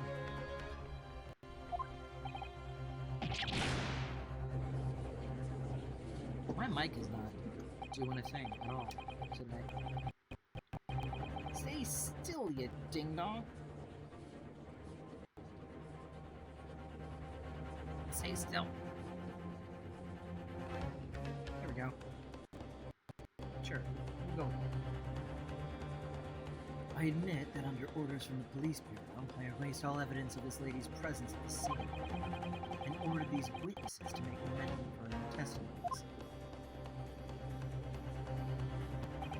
It must now be up to your excellency to decide how to deal with this situation. Very well. My thoughts on the matter are as follows. Thus far, the case presented to the court has been underpinned by a particularly critical premise. Namely, that the victim was dining alone. However, as we have now discovered that this premise is false, it would be a desecration of our justice system to ignore the truth and give a ruling at this point. Objection! What? But Your Excellency, that would mean missing the noon deadline of a ruling in order to send the telegraphic report to Great Britain. Our own government will surely be displeased by such actions. Calm yourself, Counsel. I will not allow the government of our country or any other to influence the proceedings of my court. Inspector Hosonaga. Yes, sir. You will locate this Giselle Brett and escort her to the courtroom with the utmost urgency. At once, Your Excellency. But that means you'll be going against the special orders you were given from the Police Bureau. As I said before, it is my guiding principle to carry out all investigations flawlessly. So, it won't be a problem.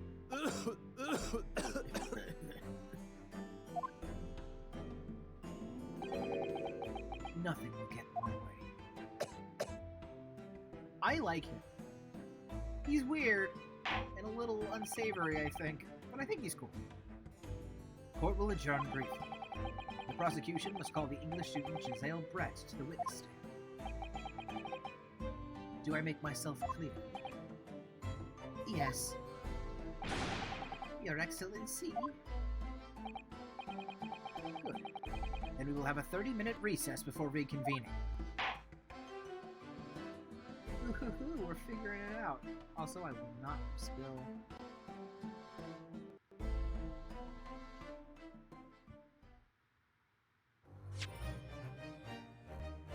Made it to the first save point. Okay. Question for chat. It is 10:40 p.m. my time right now. And we have, I guess, the second half of the case left to do with Giselle. Do we want to save here and come back to this on Wednesday and finish the case then and just kind of keep going? Or do we want to finish the case tonight? We could do either or. I am down for either. I'm down to clown. But it is up to y'all. Because I don't want to take too long, and I know that took a little while. So the second half might also take a little while. I don't know. But what are some thoughts? What are some juicy head thoughts?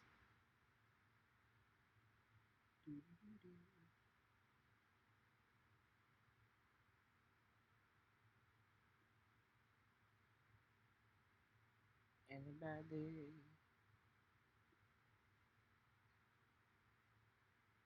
Because if not, I'm trying to think of what would do. I mean, I guess we can keep going. We can have multiple save spots. We can have 20 save spots. That's sexy.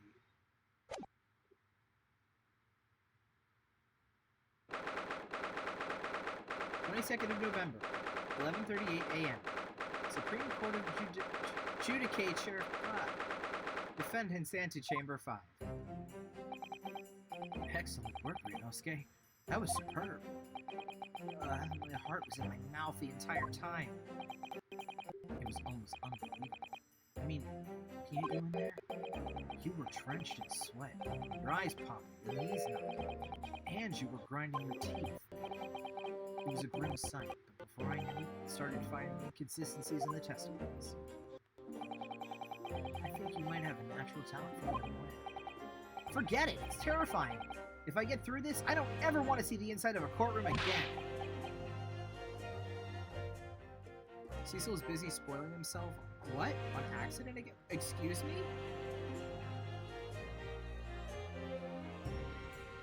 Are they okay?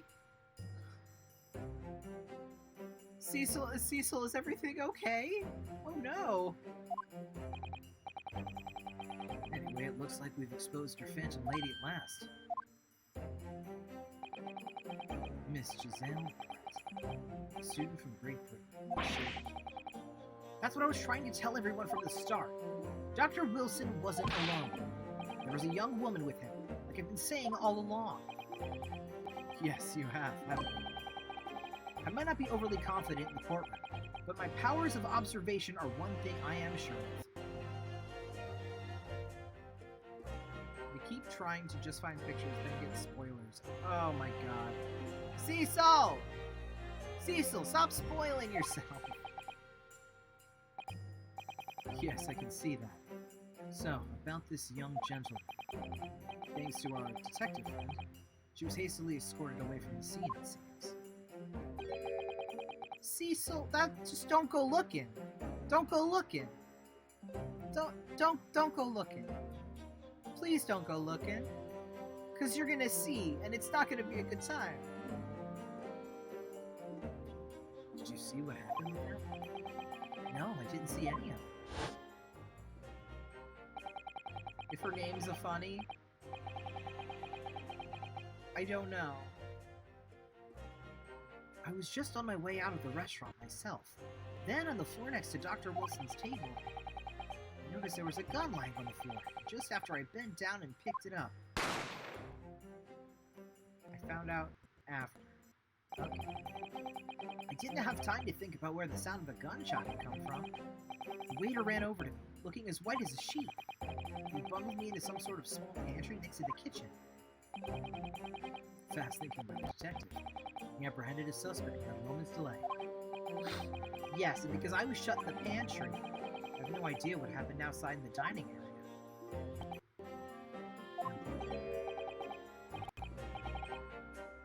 Oh, this was the J. Jonah Jameson guy. Ah, there you are. Well done, both of you.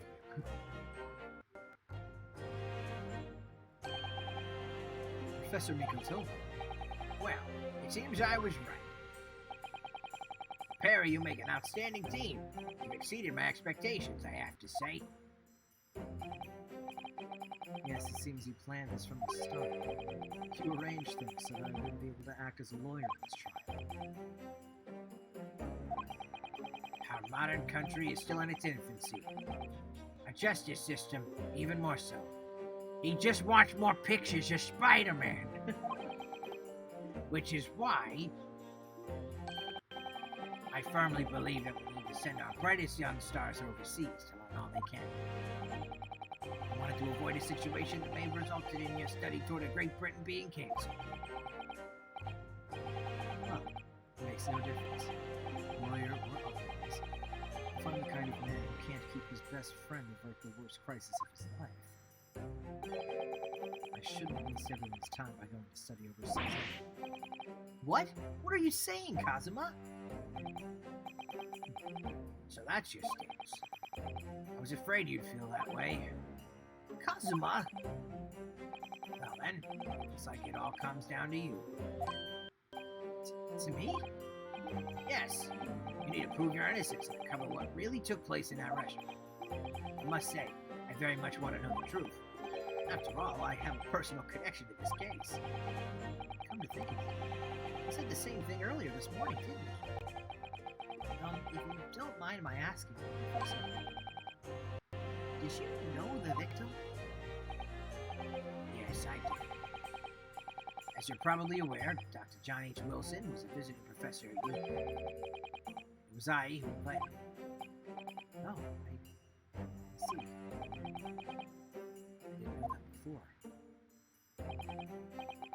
Anyway, you're about to go into battle.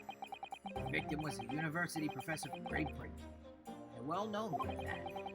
Naturally, our government is looking to identify and punish the culprit as quickly as possible. Let's not forget who we're going against. The gentleman who was involved in our police bureau went to extraordinary lengths to... Yes, I'm sure the prosecution will be using every tool to expose the Washington case. I have no doubt that you're prepared to put up a fight right to the last. Best of luck. Thank you. Now then, I need you to run an errand at the university office. There's something I think we may need. Of course. Good luck, Cousin Simon. Alright. Defendant Naruhodo, when recess is over, please make your way back inside the courtroom at once. It's time. Let's get back to it, partner. Let's go in there and deal a decisive blow. Before those old fossils in my head. Goddamn. Kazuma?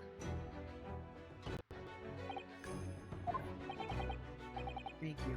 Really. What for?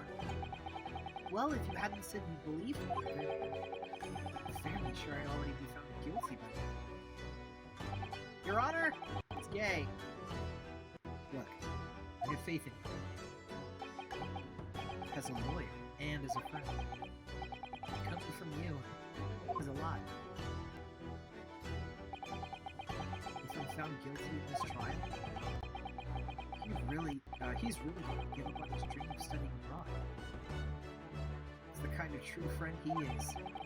If you win the case so they kiss, maybe. So this isn't just my battle. Whoever we're up against, we absolutely cannot afford to lose. Alright then. I'll save the thank yous for after the trial. You can treat me to one of those sukiyaki rolls I like from Yume Cafeteria in University. With an extra large portion, of course. I love you! I love him. I love him. 22nd of November, 12:09 p.m. Supreme Court Adjudication. Quarantine. And I didn't spill anything on my body this time. Alright, let's see what this Giselle Brett looks like. Court hereby resumes the trial of Ryunosuke Naruto. Prosecution, Aoshi. Have you managed to subpoena the witness? Yes, Your Excellency. Against all odds.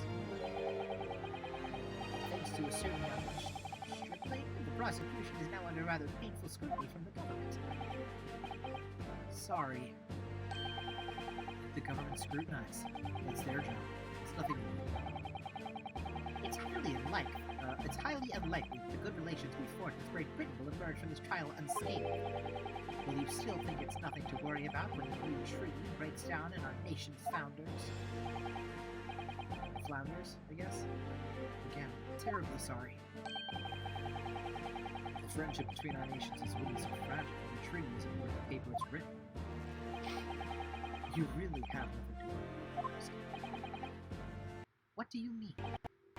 A secret trial, anxiety over some foreign government's opinions, a bungled investigation, missing witnesses? Is this what our nation's justice system is? Is this the Supreme Court of Japan or of England? Shut up! Shut up, you jumped-up ruffian boy! You and your friend know nothing. Nothing of the situation our nation finds itself in. By aligning ourselves with this great world power, we'll become strong.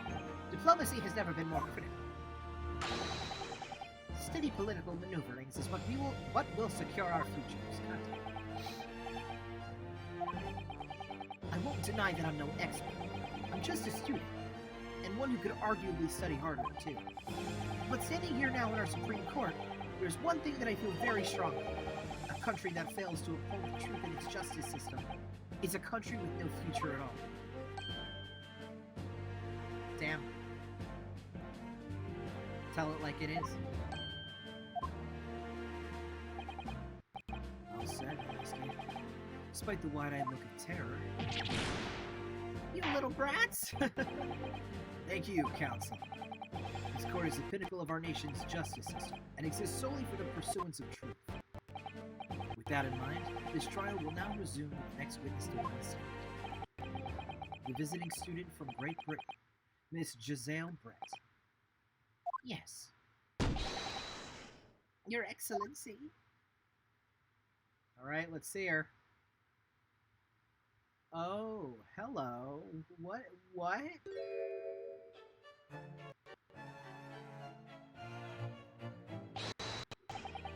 Well, what a delight it is to welcome such a fine gentlewoman to Japan, and from such a distant land.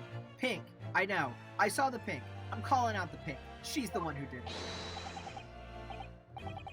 Tea?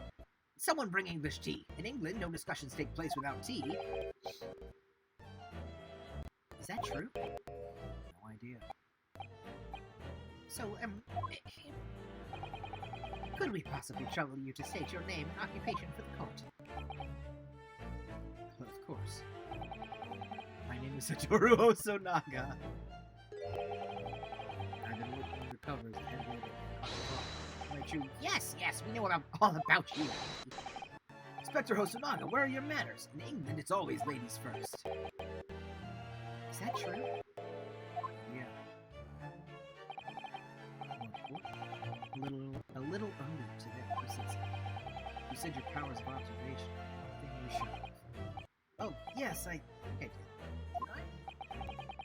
Your description for this amazing sight was simply overwhelming. Sorry, Ramsey. Powers of observation aside, your powers of description are so and you're also gifted. As hell. Guilty. So, dear lady, once again, if we may trouble you for your name and occupation, please. Show me your eyes. Oh, get out of here.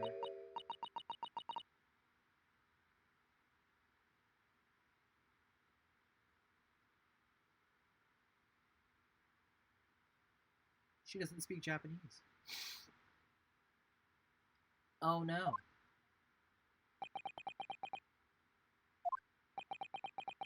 Yeah, she's speaking cursive. I'm terribly sorry, dear lady, but what?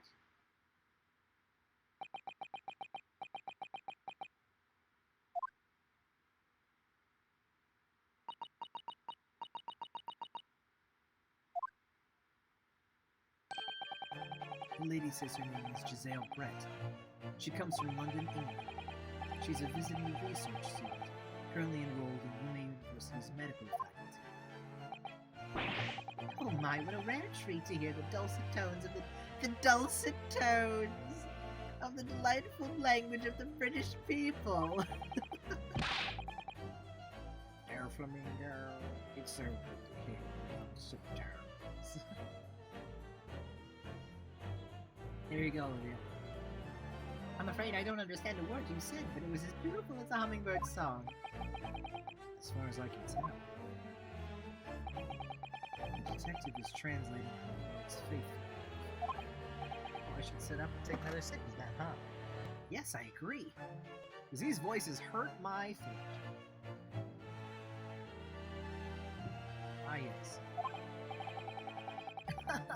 You'll obviously do fine in England, Kazuma. Her English doesn't rattle you at all, does it? You've clearly been paying attention in your English classes, Rinnosuke. The court thanks the beautiful lady for taking the stand. Now, if we may trouble you to confirm something, Miss Brett. 3 days ago, a restaurant called Le Carnival, a grim murder took place. The court has been led to believe that you were dining there with the victim, Dr. Wilson, at the time. Is that correct?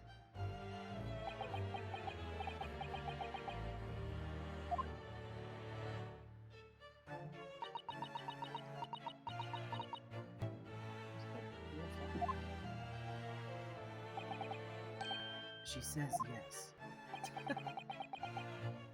This could take some time. So even though she's studying here in Japan, she can't speak any Japanese.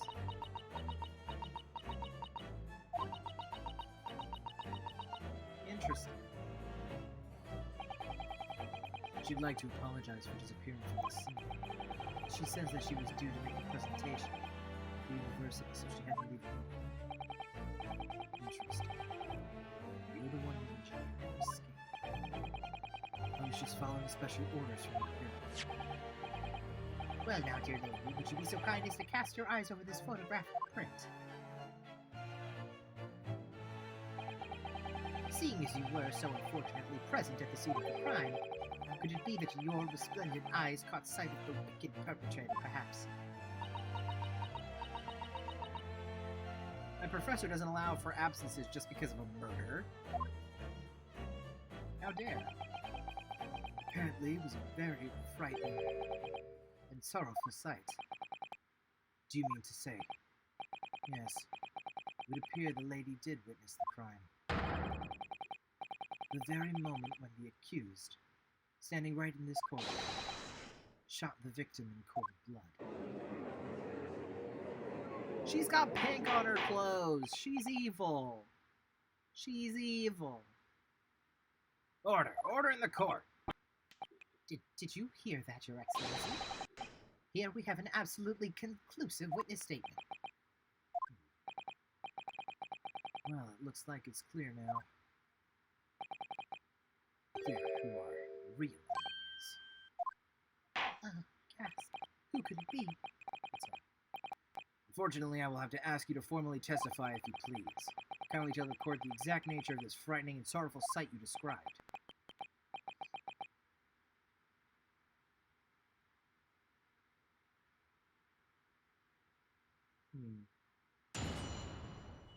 How are we gonna do this? A frightening and sorrowful sight.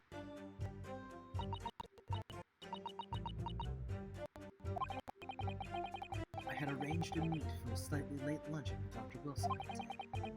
The professor was unable to eat, so I ordered for myself only. Beef steak. After a while, the accused came up to greet the professor. They got into a fierce argument.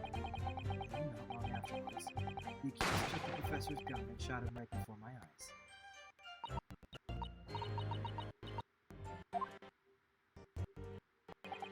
I don't carry a gun myself, so obviously I couldn't.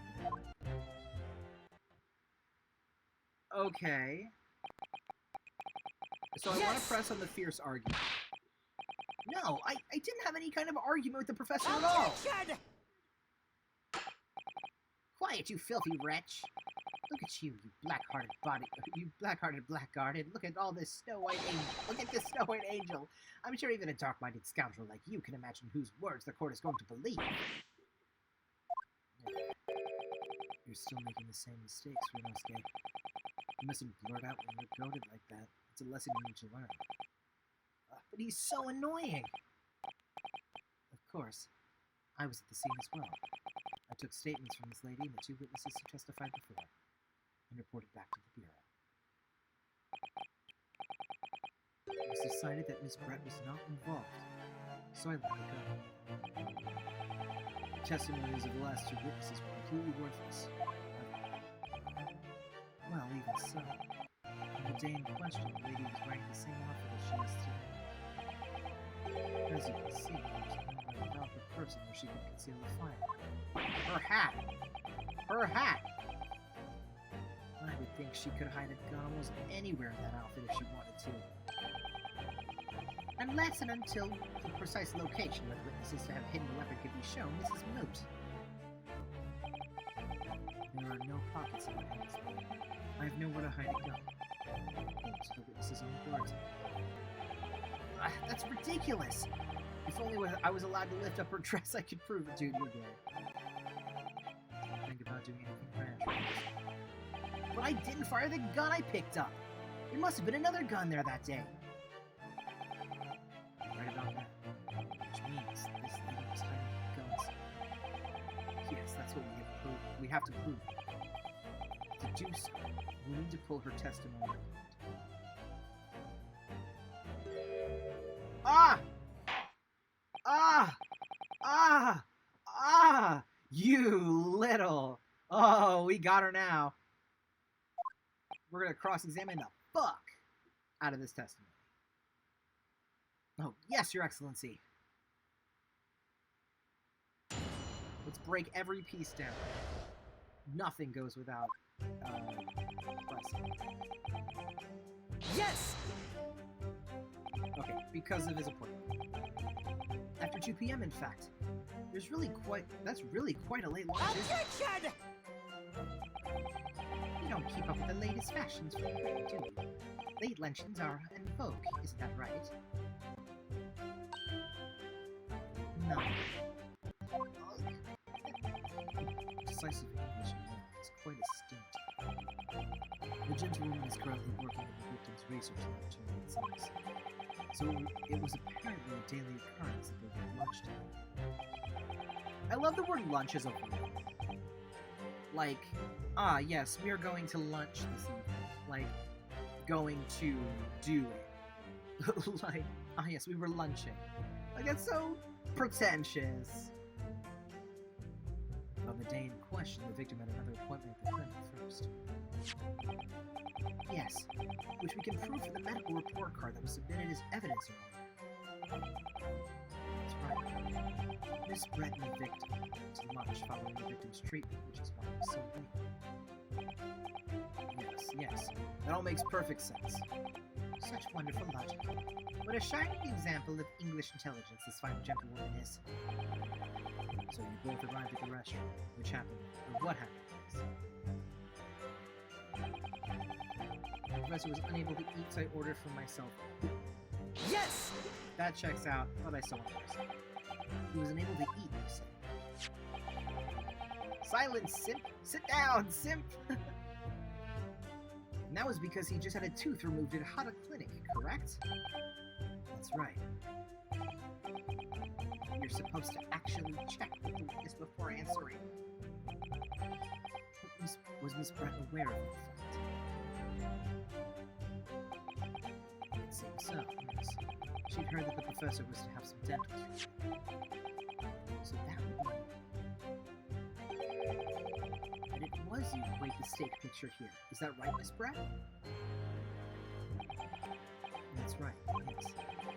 The print you have there shows the table exactly as it was left after the horrifying events. Exactly as it was left. Dear me, what a harrowing experience! To have traveled to a distant island on the far side of the world and be embroiled in such a tragic incident. Have no fear, my dear lady. I swear I will crush the evil fiend that has subjected you to this terrible plight. To the victim, Dr. Wilson. Nothing to eat or drink at all. That's right, other than some carbonated water. Just water? Yes. The professor was unable to eat, but he had only been given permission to drink water. Let me double check. Anything but water. So it appears that the diners toasted their lunch with a glass of water each. Also, if there's carbonation, wouldn't that hurt your recent dental procedure if you had gotten a tooth removed? Wouldn't that hurt, like, a lot? That would sting. You each raised a glass of carbonated water. What do you think, Great Ace, about the witness's last statement? It's very meaningful. Novocaine? Maybe, yeah. That last statement of yours, Miss Brett, has a profound bearing on this case. Well, actually, what if Novocaine wasn't invented yet and was just laughing at us? As it would come back, it would hurt, you know? I mean, well, how fascinating. Do tell us, what is this profound bearing?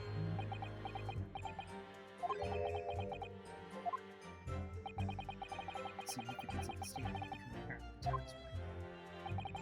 The defense calls for the witness's last statement to be formally added to the testimony. Now sidestepped, counsel. Very well, Miss Brett. Kindly repeat what you just said be added to your official testimony. Gladly, she said. Brilliant, Kazuma. That was brilliant, Kazuma. I'm going to remember that one. Which one? The significance will become apparent when the time is right? I could really use that phrase. I hope there are some more useful tips you're picking up from this experience than that you think. Okay. In order to be safe for myself, and the professor and I said cheers over coffee carbonate. Yes! Tell me more. So both you and the professor drank this carbonated water, did you? Yes. Being the waiter, I poured the 2 glasses myself. I clearly remember doing so. Except you're actually a detective. And beef steak. That was for you, Miss Brett. The lady said that she'd heard it was not customary to eat beef here until Japan was the source of the world. Yes, that's true. What a frightful place, is the lady's point. And I've heard it's not customary to eat sashimi in Great Britain. Now that's frightful. Every country has its own cuisine. As long as people have food to eat, what does it matter? True. Come to think of it, the first time I tried carbonated water was much more of a shock than the first time I tried beef. But anyway, back to this witness's statement. Somehow, I feel like there's something out of place in what she's saying. You can count on even the slightest thing, because you never know what might lead us to our goal. The goal of turning this trial around.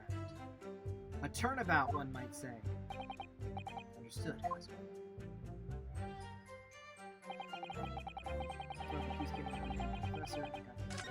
Okay. I would like to look at... So... Okay. This is the picture after the crime scene, and there is no drink. Yes!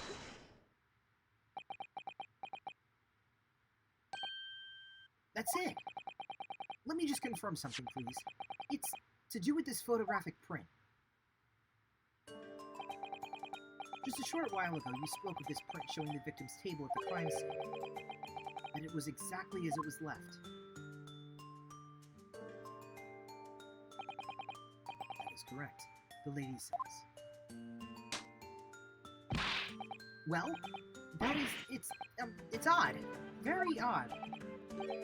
Dear me, what's odd is the defense's inability to express itself.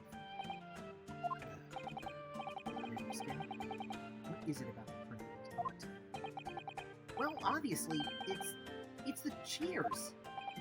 The cheers? Miss Brett just told us that she and the professor said cheers over a glass of water. But if that's true, there should be 2 glasses on the table, not 1. You're quite right, Counselor. There's only 1 glass to Objection! Are we supposed to be impressed by this nitpicking over mutiny? What possible difference does the presence or absence of a glass make on... Objection! Minutiae, I guess. I can't read that. I don't know what it says. Could it be the detective who removed a glass from the table to conceal the lady's presence? Of course not. I would never do something so reckless. But there should have been 2 glasses on the table! Or are you going to try to tell me you can clink with only 1? You're quite right. I certainly took 2 glasses to the table.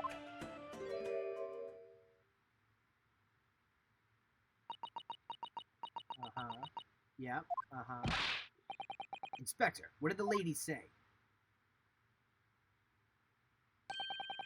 It would seem that it was Miss Brett who took the glass from the table.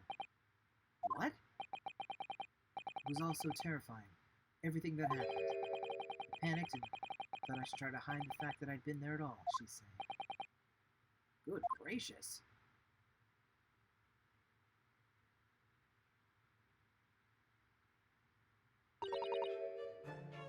Sorry.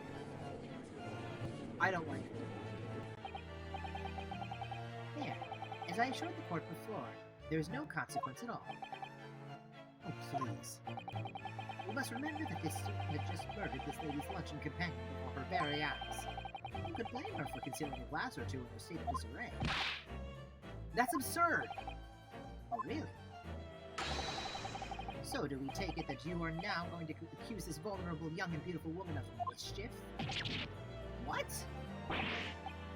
No. This can't be put down to mischief. I'd like to know exactly how the lady took the glass from the sink. It would seem that she slipped it into a small handbag she was carrying. Handbag! A handbag, you said? Yes, sir, a small handheld pouch commonly carried by folks to do that.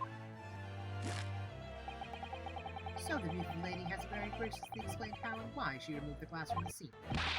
However, the fact remains that this glass has absolutely no bearing on this case. This student has been trying to confuse the court with logical reasoning, but in the end it comes to nothing. No more pretentious accusations. You've wasted enough time already. Indeed, the ladies offered a satisfactory explanation as to why she removed this glass. I think henceforth we can consider the matter to have no bearing on the case. Counsel for the defense, are you in agreement? Well, I don't know. You want to pursue this matter further? You're going to need to show that there's some deeper significance. Yes, you're right. So she took the glass away.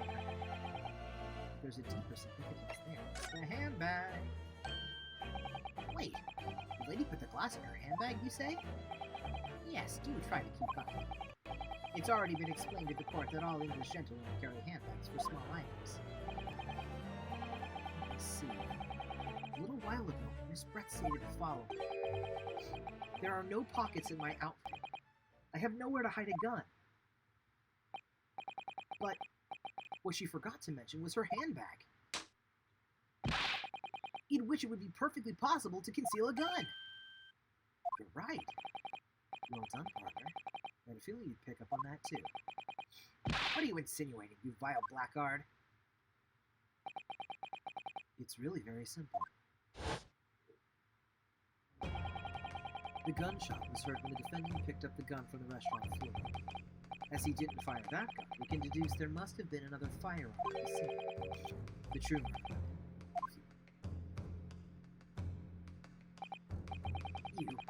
You can't seriously be suggesting.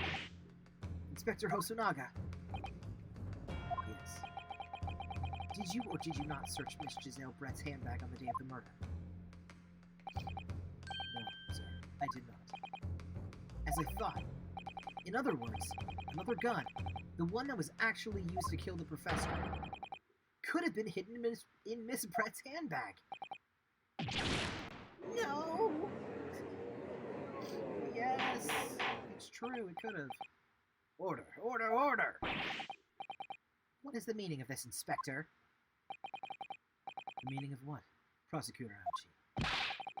Why on earth did you not have the lady open her handbag and show you the contents at the time? Thanks to your bungling incompetence, now she has to endure these uncomfortable accusations. Brilliant work, partner. Now we have a chance to expose the real woman behind the mask. Do you think so, Kazuma?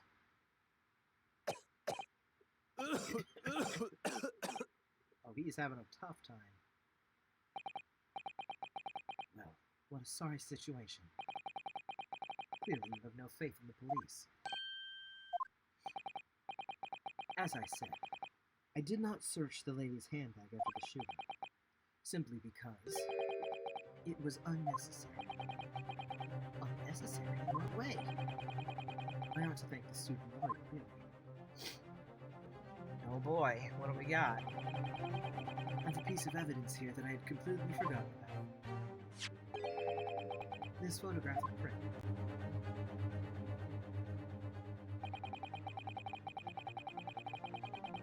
How did you forget this? This print is of a photograph that I thought would be prudent to take immediately after the shooting. As you can see, it clearly shows Miss Brett's handbag. I know. You can see right through to what's inside. That's right. Apparently, meshwork bags like these are at the height of fashion in London. So the contents are clearly visible. Exactly. So there was no need to search the lady's hand. If there had been a gun inside, it would have been immediately obvious. Yeah. As you can see, there's nothing to imply Miss Brett's guilty.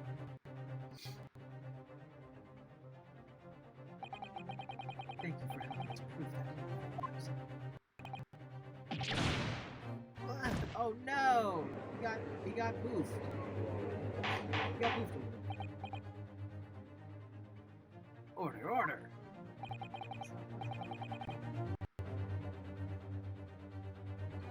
Inspector Hosonaga, you will submit that print as evidence at once. Certainly, Sensei. The photograph of the handbag has been entered into the court. I think you've had long enough to cross-examine the witness, counsel. Oh no! He's doing the Phoenix thing where he is upsetty spaghetti. The court has now been shown considerable evidence, as the photographic print just submitted into the court record appears to have no further significance. I am satisfied that there is no longer any room for doubt in this matter, and I must make my ruling. Indeed, and there is only one logical conclusion, that the pathetic rookie slumped over the bench before us is the only possible perpetrator of this crime. No. Just when I thought I was beginning to turn things around. I'm in a worse situation than I was at the start. Oh, he's not feeling it either. Kazuma? I'm sorry. Now that the cross-examination of the witness is over, there's no way to force the trial. What? You mean this is it?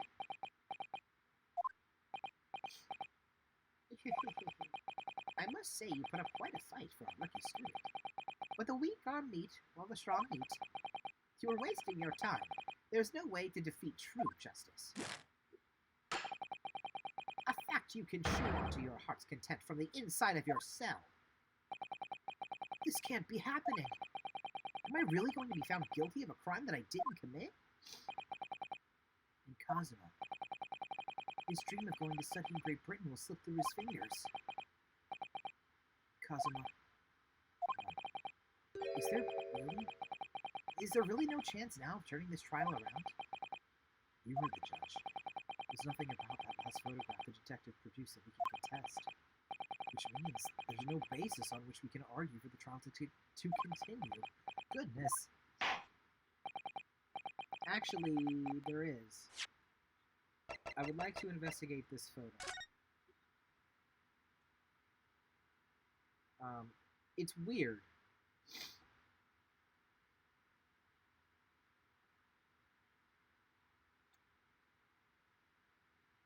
Wait. That's from the plate. Wait a minute. Hold on. That's from the plate here. That doesn't make any sense if he wasn't eating. Huh. Very well. I'll now proceed immediately to the ruling. It seems we will be unable to report to the British government on time. We will be able to report to the British government on time after all. That smug little. Ryunosuke Naruhodo, having considered all of the evidence placed before me, Yes! I hereby find you...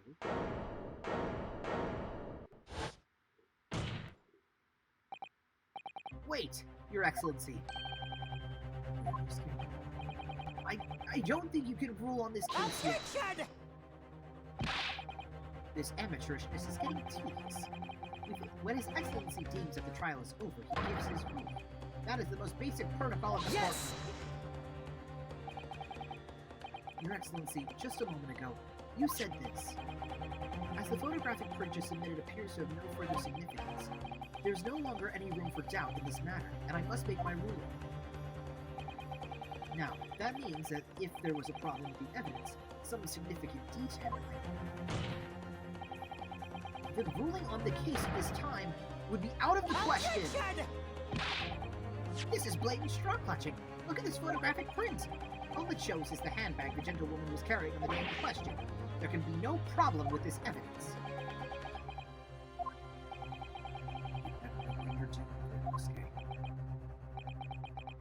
I understand your objection. Certainly, the new evidence submitted by the detective has not undergone court scrutiny. However, I fail to see how we can glean any new information from this handbag. Ah, my thoughts exactly. Really, the prosecution is becoming tired of this rookie's desperate wheezes. Yes, I am desperate, but this isn't a wheeze. There's something about this photograph which just doesn't seem right. If only I could put my finger on it. And he can, because I'm... Very well, we'll grant the defense one final opportunity. What? You know that if I'm unsatisfied by your response here, the trial will be over with immediate effect. Do I make myself clear? Yes, Your Excellency. So, take another look at the photographic print, Inspector Rosanova. You will identify for the court where in this print we see the significant detail to which you believe. It's actually right there. Yes! Look at this, here. There's a very unusual mark on the victim's wrist. it's true. It looks almost like a bird of some description. Objection! Dear me. I was pondering what pitiful you would come out with. Burn, you said, on the victim's wrist. Clearly that has nothing whatsoever to do with the magnificent lady's hand. Yes, that is a burn. Go on, Inspector. The police coroner also noticed it in the post-mortem examination. It was deemed unrelated to the cause of death, so we didn't know what was wrong. What did I tell you? In any case, we have no idea when the victim suffered this burn, do we? And no possible way of knowing either. Ah, but we do. Why, I find myself intrigued by the curious shape of this burn. However, as Prosecutor Ouchie points out, unless a firm connection to the case can be shown, I cannot allow any further time to be spent on the precise details of this burn. Oh, what you gonna say? Excuse me, Excellency. It would seem Miss Brett has a lunch appointment with the Dean of the University staff. She would like to know if she may be excused from the stay. Oh, of course, dear lady. We shan't hold you up any longer. I'm quite sure His Excellency is about to give his final ruling. What's your thinking of this, Watson? Do you believe this burn does have something to do with the case? To be honest, I'm not really sure. But if I don't keep pushing, it's all over. So I was thinking I should keep digging and digging. Hope that I might uncover something useful. Yes, right. I am? If we could just link that burn to the case, if we could do that, we might be able to prise this shutting door back open again. Just give up, Counsel. You can't possibly hope to do that. Indeed, I'm afraid that without evidence, I can't allow you to pursue what is little more than conjecture. But if we had evidence that irrefutably links the burn of the victim's wrist to the cause, case, fuck, then you would allow it. Would, yes. To tell the truth, I hadn't noticed that burn. But as soon as you pointed it out, what I did notice was the color draining from Miss Brett's face. Really? I have to find some link between that burn and the case.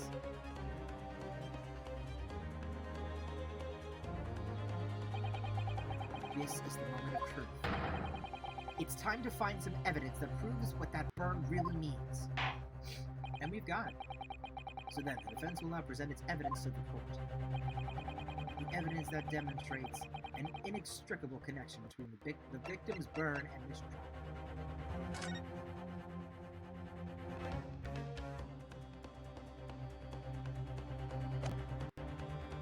Yes! What's this, Counsel? Yet another print? Yes, Your Excellency. I believe photographic prints are an amazing invention. When we humans look at a scene, we miss things. But in a photograph, things we may have overlooked at the time are recorded forevermore. Do hurry up, rookie. What are you trying to say? To inconvenience this poor lady any further really would be quite inexcusable. Actually, we may need you to stay with us a little longer if you don't mind, Miss Brett.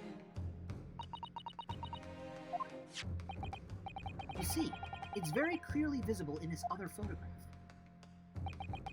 How did the victim come to have that unusually shaped burn on his wrist? The reason is recorded here forevermore. Objection! You can't fool me with your little bluffs, boy. If that's your game, then let's see how it plays out. Show the court exactly what you mean. What is in this photograph that explains the reason for the victim's burn? This hot plate. Yes! The beefsteak? Actually, the point is the metal plate the steak was served on. The plate? Ah! Your Excellency, are you alright? As you can see, there's an emblem on the plate. I would guess it's some sort of trademark of the Carnival. Yeah. The emblem on the plate. And the victim's burn are exactly the same shape. Ah! Ryunosuke, you genius. You're spot on.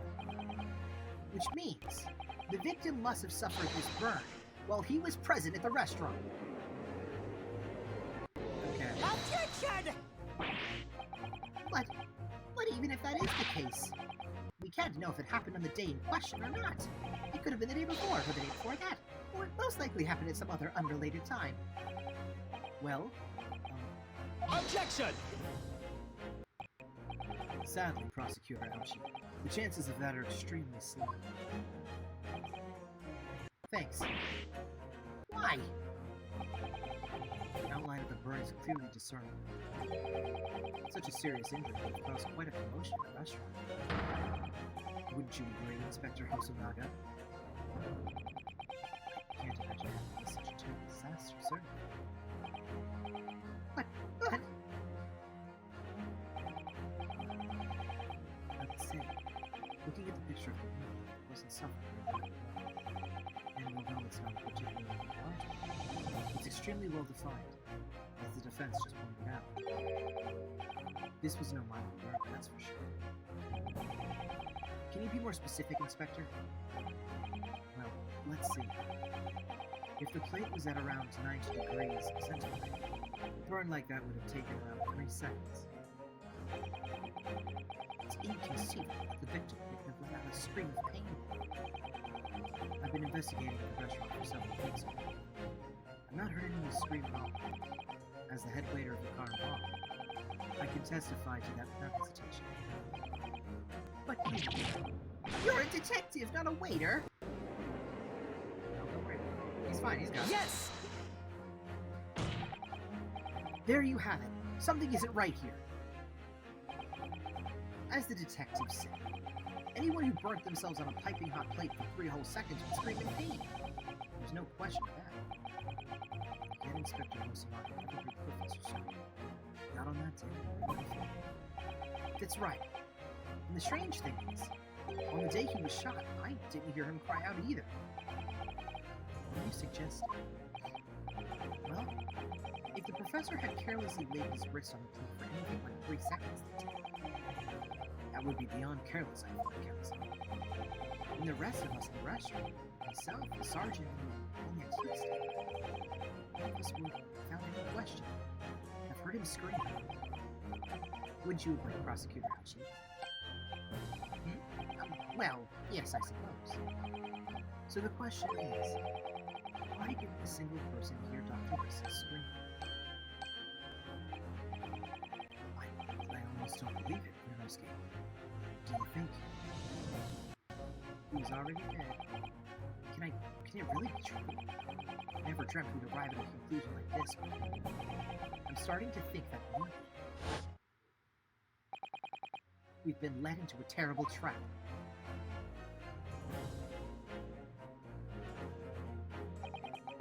There's only one explanation I can think of to make sense of this apparent possibility. On the day in question, when he suffered the burn to his wrist, Dr. Wilson, no man could remain silent while his wrist was burning on a piping hot plate for 3 whole seconds. That's clearly impossible. Apart from one particular situation. Counsel, are you suggesting? Yes. It's only possible if the man was already dead. Already dead?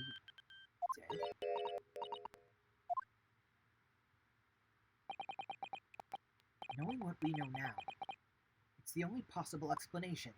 When the beefsteak was brought to Dr. Wilson's table that day, the professor was already dead. That's madness!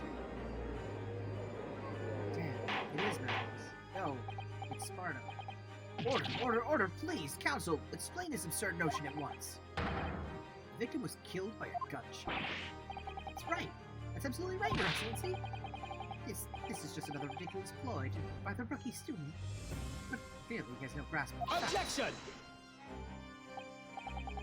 No, Prosecutor Ouchie. It's you who has no grasp of the facts. I beg your pardon? As soon as it became apparent that the victim had suffered a burn in the restaurant, this whole case was turned upside down. Or have you not grasped that yet? Yeah. Your Excellency, the court must hear from this witness again. If it's true, as we now believe, the victim was already dead before the gunshot was heard. It's highly likely that Miss Brett knows something about it. Incredible. I certainly didn't anticipate this twist of events. I'm sorry to say, Miss Brett, but you will have to forget your luncheon engagement. But, Your Excellency, The justice system in our country may be in its infancy, but rest assured all reasonable doubt must be dispelled before we prepare to pass judgment.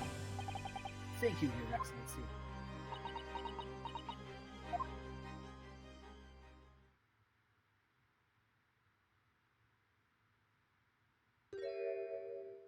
Why is she smiling? What was that smile? Yes, of course. I mean, I'd be delighted to help. Especially if it helps relations between my country and yours. Or she's gotta be British. Especially if it helps relations between my country and yours. But she's also speaking Japanese. So. Miss Brett, you speak Japanese?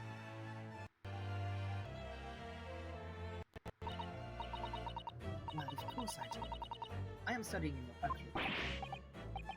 But then, why have you been speaking through an interpreter until now?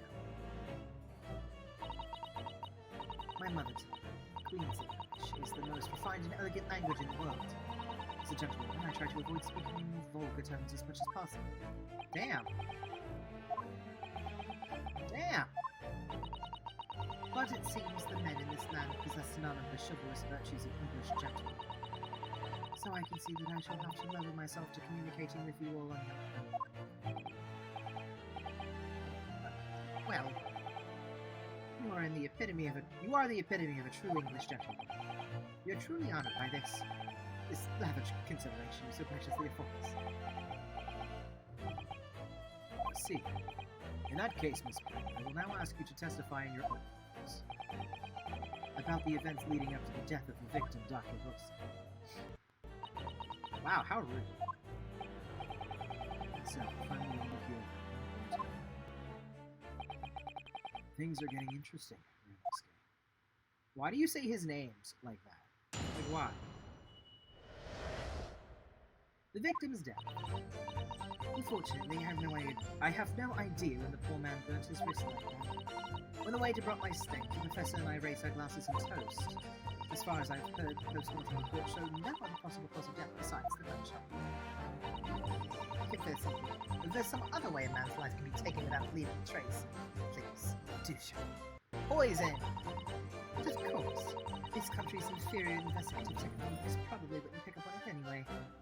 It's poison, and it was in the glass that she took. Just saying. Just saying.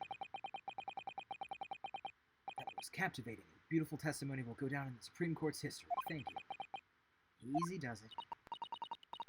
I hope that this is the last time I will have to sully my lips with the coarse tones of your unbecoming tongue. Oh, forgive me. I do hope I haven't insulted anyone. Oh, Brett, as in Brit, because she's British. Not at all, not at all. It is a delight merely to hear you speak, dear lady.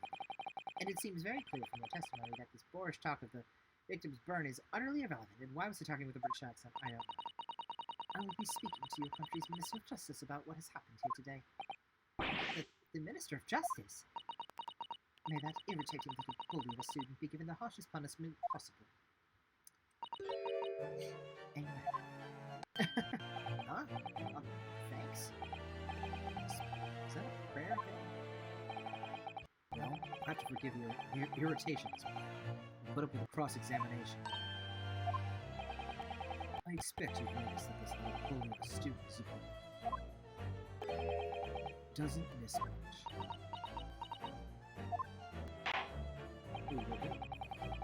I sure don't need to remind you, counsel, but this will be your final cross-examination in this trial. You failed to demonstrate any problems with this witness's testimony. I will be ruling on the case immediately. Is that clear?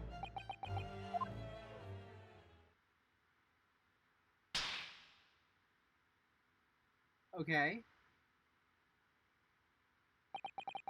Yes, Your Excellency. You're a weirdo. Then you may proceed with the cross-examination.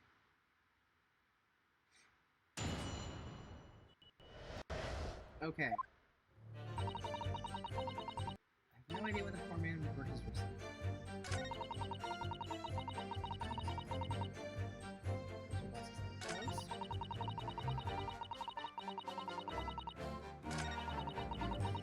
Some other way a man's life can be taken without leaving a trace. Please do show. Yes! Without leaving a trace. If someone is shot or strangled or stabbed or thrown from a height, however a person's life is taken, there are always telltale traces. Quite right, Your Honor. And as our police forces have thoroughly examined the body of the deceased, there could be no doubt. Isn't that right, Inspector Wilson? As I've said, I always aim for a flawless investigation. There would be physical traces with all those causes of death, that's true. But maybe there's some other way of killing someone that doesn't leave a mark. If, heaven forbid, you doubt me, you're going to have to tell everyone how exactly you think the Professor did this. Otherwise, I'm afraid your argument falls rather flat, isn't it? No, perish the thought calling such a sweet young lady's innocence into question.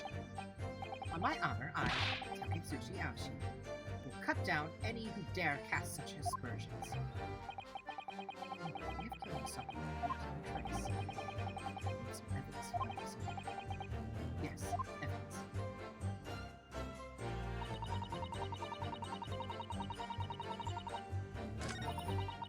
That's fine. Only no trace.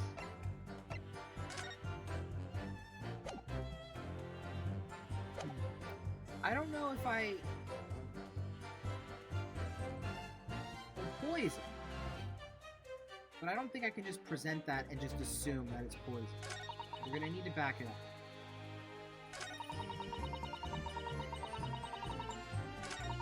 So let's... Okay, so the burn, we don't care about the burn.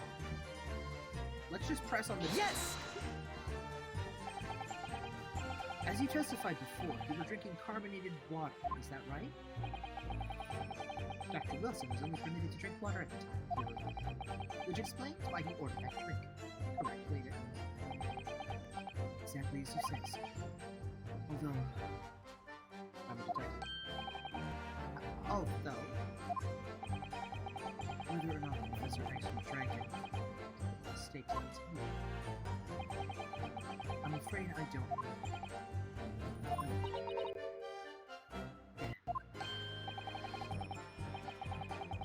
I have enough English to understand that, at least. For the benefit of others in the court, it means bless you. I think it means the exact opposite.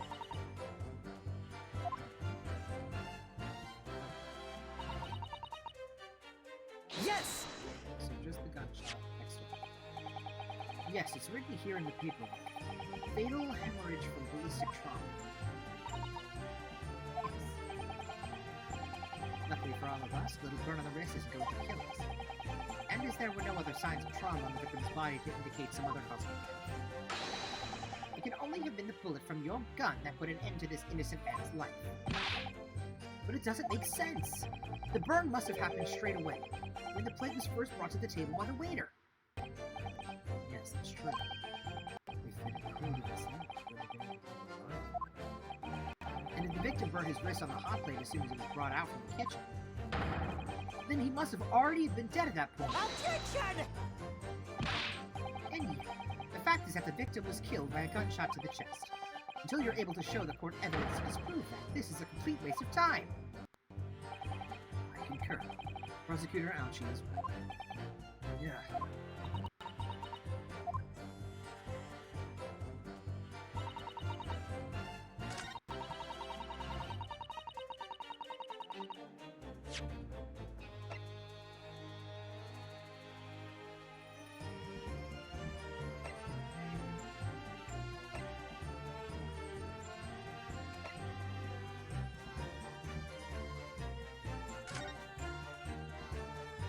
Can I use the drink?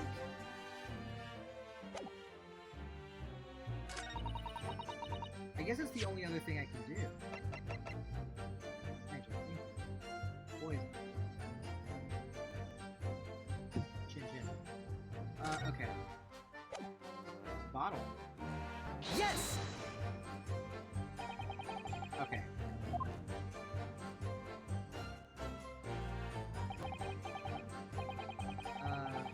Okay. So I goofed it. Ding. So maybe it's the picture of the hand. Because this has to be the one. Because why would she be taking a glass? Yes! No.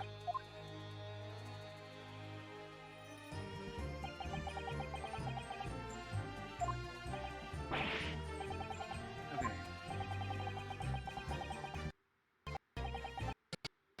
Damn. Okay, so...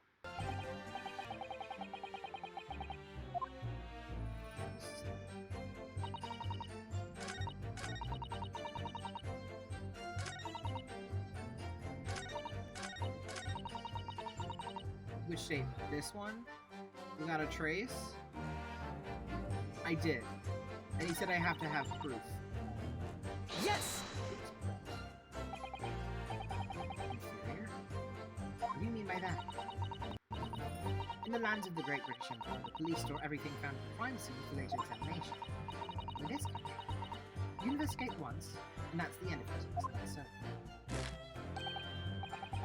Quite frank, Carnival is open for business as usual today, just days after the incident. Exactly, which means that even if the investigation takes a different direction, Wait. vital evidence will be lost. Oh! He's doing a thing! Can I... They were doing this in the game. The other game. The Phoenix Wright and, Professor Layton game. Because he has a comment. A vital piece of evidence might be lost, and it's the glass which she stole. It doesn't even occur to native detectives to try and preserve the crime scene. Fine. Trying to be as about this as I can. Killer blow. Ladies is vulnerable, she's beautiful. Amazing. He's actually admitting to our police he's actually admitting our police may be so. Perhaps Prosecutor Ouchie's finally starting to see sense. Very much doubt. Still, there's something about what Miss Brett just said. There was a moment before, and something didn't quite seem.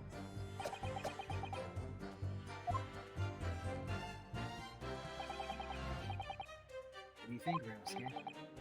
I think it's going terrible. No matter how much I press her, I'm not turning up any new information. Yes, as I suspected. He's a tough witness. If I'm going to break a testimony. Cross-examination. That one, I have to find a way. There must be some clue somewhere to help us find the chink in her armor.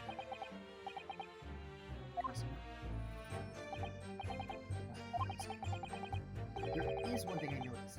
Something that's been bothering me. Bothering me? About Miss Brett? Actually, no. About the person saying next to me. Inspector Hosanada. The detective? Yes, he seemed to react a little strangely with Miss Brett's last statement. I was wondering if it might be significant, if it presented hope, maybe? I have an idea. Try pressing her on that last statement. If you think so. But this time, instead of targeting herself, let's see what we can get out of the detective. Alright then. I wonder what Kazuma's thinking. I'll find out soon enough, I suppose. Once I press Miss Brett on her last statement. Yeah, so this is one of the things that they had. Was that they would say something, and then the person next to them would, like, remember something. Yes!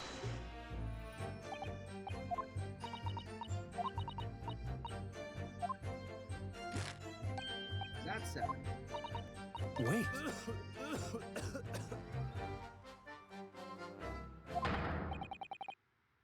Yes, there it is again.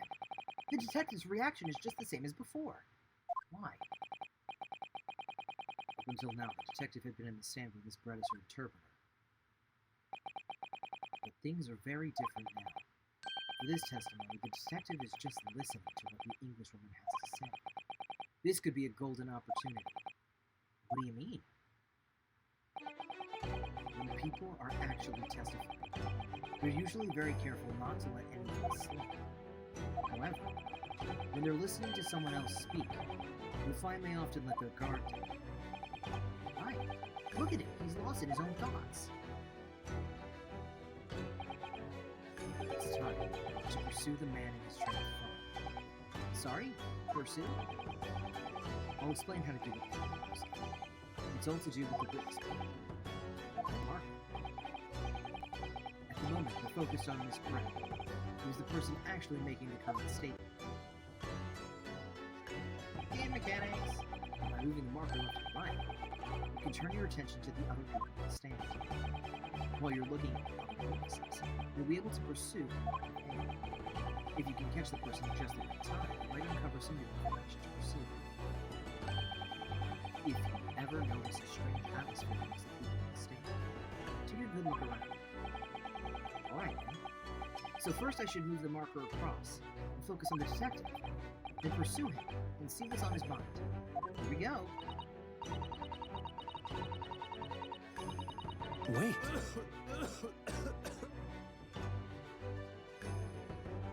Excuse me! What the? What is the meaning of this? Jesus Christ. I'm so sorry. I didn't mean to shock you. He really was lost in his thoughts. Deeply. It looked like you were thinking something just now, Inspector. Perhaps, having heard what the lady said next to you had to say. The lady next to you had to say. If there's something you'd like to say, please, share with me. Objection! What is the meaning of this? It's the delightful Englishwoman who's testifying at the moment. If you can't find fault with her testimony, then the cross-examination should be over. Immediately. Is that how it works?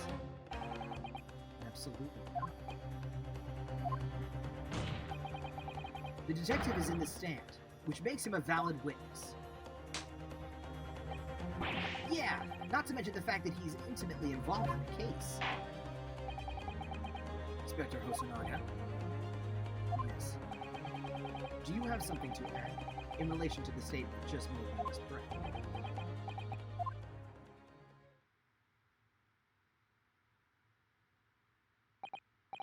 Well, yes, if you don't mind. I would like to speak.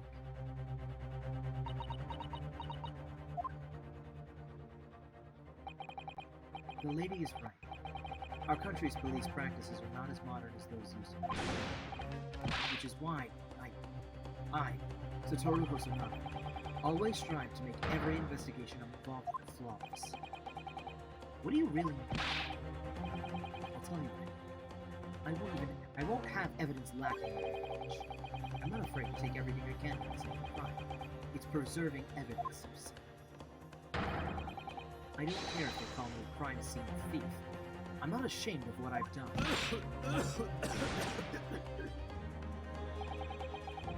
Crime scene thief? Something that these remarks touched a nerve. Take this, for example. Is that? This is the bottle of carbonated water that I took to the victim's table on the day in question. And yes, it's lost all of its fizz, having been liquid 3 days ago. But it was carbonated water. I don't care what anyone says. Yes, there's some left in the bottle, I can see it. One day our police force will be on the best. The time is coming, I guarantee. Chill out. I can't say I condone the witness's actions, but I do understand the sentiment. The court will accept the glass bottle of water as evidence. Okay, let's take a look at this bottle. Miss Brett. Can you confirm this is indeed the bottle from which you drank on the day of the victim's death? Yes, it was that one. What was that about? She seemed to avert her eyes when she answered the judge's question. Huh? Very well. Counsel, you may resume the cross-examination. And the inspector will kindly control his fervor. Okay, so when she says how else could he have died? Can I inspect this?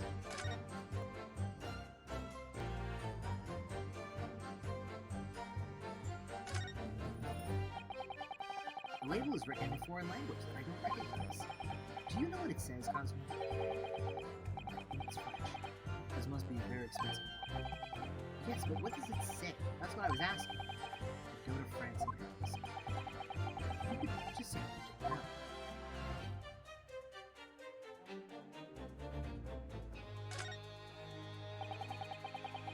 So, this carbonated water is the last drink Dr. Wilson. Coach is playing water. You know, I've been sweating so much I'm absolutely parched. I'll just have a sip of this and no, Ryunosuke. You can't do that. For one thing, that's evidence. You can't go drinking evidence. Oh, no, right. You don't know what might be inside, do we? You never cease doing it. In more ways than one. Could there be anything in this water? What's the matter? He's done quiet on this. I think I might have just worked something out. An interesting possibility. Yeah, poisson. I mean, poisson is fish. Please show you this bottle. Yes! Got it. What is this? A bottle of water? Actually, there's one method of killing a man without leaving a trace that comes to mind. Obviously, I'm referring to poison. Poison? On the day of his death, we know that Dr. Wilson drank from this bottle of carbonated water. Could it be that there was poison inside? Could it be that the professor actually died after taking a sip from his glass? I believe he probably did. Order, order, order! And on that day, who was sitting at the same table as the professor and able to slip the poison into his drink? There's only one person who could possibly have done it. Giselle Brett. It was you. Objection! This is outrageous. To suggest such a thing without a scrap of evidence. You little rookie imbecile. Have you ever considered the delicate situation our country finds itself in now? Have you forgotten that we have only just signed a accord of friendship with the British Empire? Have you even the vaguest inkling that your rash accusations could jeopardize the entire... Objection! This is not a political war. This is a trial to determine one individual's guilt with respect to one crime. What? The fact that this woman is British makes no difference. You're here to determine the truth. If I will silence you forever for this disgraceful. Oh. It is you who should be silent. Of course. Dear lady. Where did that come from? She just snapped. Where's your breaking animation? I gotta have a breaking animation. I'm afraid I may have spoken unfairly before. I offer my most humble apologies. I'm sorry, my lady. To what are you referring? I described your police force as inferior. But no matter how inferior they may be, you still investigated this particular point thoroughly, I believe. Bottle, I mean, Inspector, and whether it contained poison or not. Of course. You did? Have you forgotten what my guiding principle is already? I strive for a flawless investigation every time. I don't believe it! Naturally, you tested the inside of the bottle and its contents. Who did you find, Inspector? ordered tests for every toxin that's available in this country at the present time. We could find no trace of poison of any description in the bottle of carbonated water, Your Excellency. It was in the cup! What? Are you sure? The tests were meticulously carried out by the chief coroner himself. No! It was the cup! It was in the cup! Put it in the cup. I'm very grateful to all you Japanese. You've successfully established my complete innocence in this horrid affair. Thank you. But of course, dear lady, the pleasure is all ours. I was so sure. This can't be right. Everything falls into place if he was poisoned. It was in the cup! Let me look at the cup! God damn it! Thank you, counsel. I think the cross-examination has clarified everything. As the prosecution have asserted, a shot to the chest from this gun is the only conceivable cause of death. Furthermore, the accused, who by his own admission is holding this weapon, is the only possible culprit. Done for. The court wishes to apologize for the great inconvenience this has caused to this matter. I'm just glad the matter is resolved. Before proceeding, I must ask the counsel for the defense. Do you have any further new evidence to present the court at this point? Counsel. Sorry, well, if you'll excuse me now, I really must be leaving. No! It's in the cup that she stole!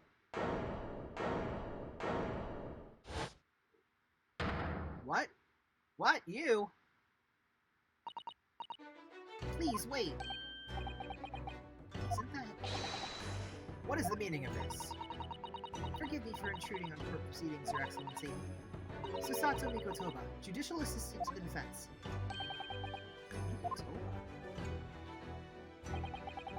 In the darkest night, with nowhere left to go, she appeared like a bolt of lightning. In her hand, she carried a small package, wrapped in a furoshiki cloth. It's the cup! It's the cup!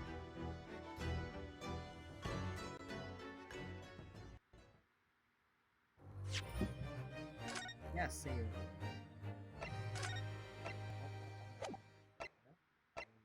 This one. Updated autopsy report? Well, not yet. They didn't find any traces of, well, I guess they didn't check the body. They don't have the technology to do that yet.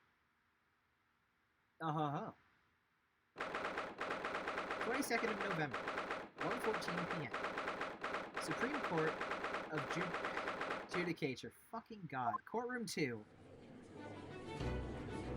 I hate it. I hate that word. Judicature. Well, I understand you are the judicial assistant to the defense, but why this sudden ingress in my courtroom? Ha! A judicial assistant, a woman, less. Wow. Fucking rude. The rule states that females are not permitted into the court of law other than to testify. Well, sucks to suck. Yes, I fully understand. I ask only for 5 minutes of time. I have some vital evidence that I must hand over to the defense. Ha! You're too late, little girl. This trial has already been concluded. Not yet. 5 minutes. I will not allow... But, Your Excellency... I am most grateful.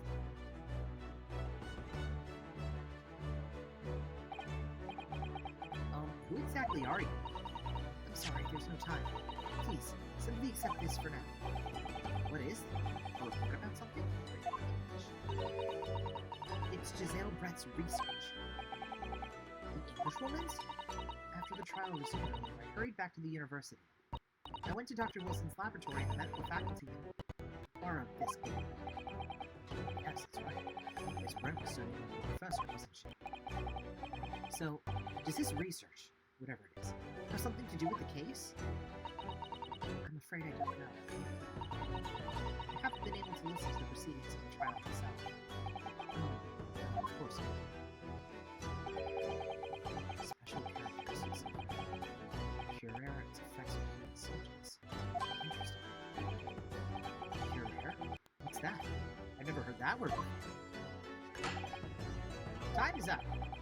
The prosecution demands the immediate removal of this female trespasser from the court. There was too little time for me to read it in detail, but I've summarized what I could on a note just inside the cover.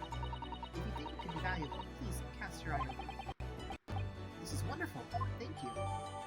Giselle's report has been entered into the program.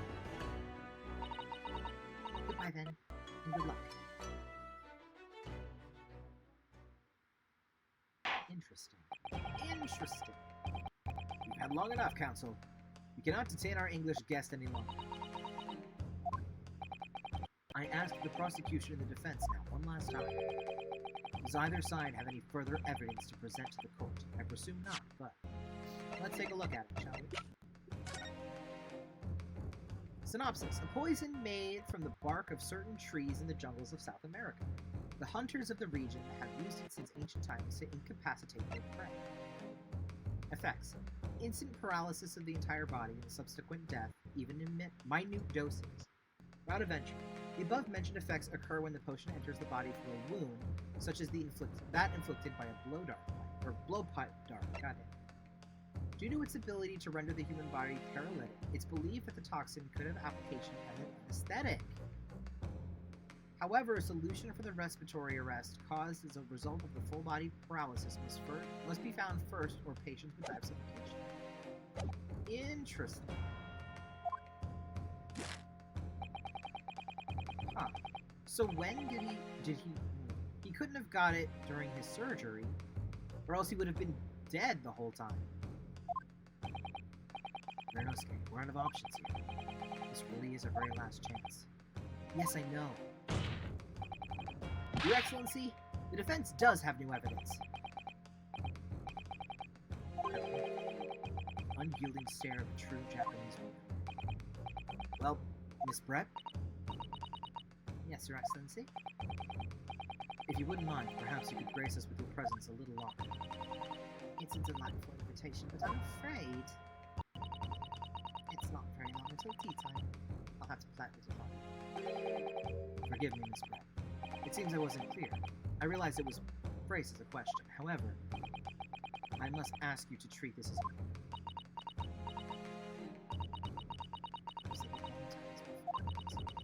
the Japanese language makes no sense. My apologies. So, Counsel, what is this new evidence that demands the court's attention? This report, sir. Yes! Miss Giselle Brett, we understand you were studying under Dr. Wilson at Yuma University, doing research. Research, by sheer coincidence perhaps, into a deadly poison. What? Poison? Where are you going with this, Counsel? The toxin known as Cure Air, Your Excellency. Even the slightest amount of this deadly poison entering the body leads to instant... Objection! What? What complete and utter nonsense? Cure Air, you say? I never even heard of it. You wouldn't have known. What do you mean? I mean that you wouldn't have heard of Cure Air before, for one very simple reason. It doesn't exist in our country. It doesn't exist. Correct. Which means, no matter what test the police can do for toxins, they'd never identify Cure Air. Why? Because there is no test available here that can identify the presence of this highly deadly poison. We've got you. Order, order, order! Counsel, does this deadly poison truly exist? According to this report, authored by the visiting research student from England, Cure Air has long been used by the tribespeople of South America as a poison to lace their arrows. It seems that it's reasonable for doctors and scientists to lace their arrows. The report states that if it is produced from the extract of a tree that grows deep in the Amazonian jungle, it was first brought back to Europe by the turn of the century by explorers. It claims that animals shot by arrows laced with Cure Air suffer instant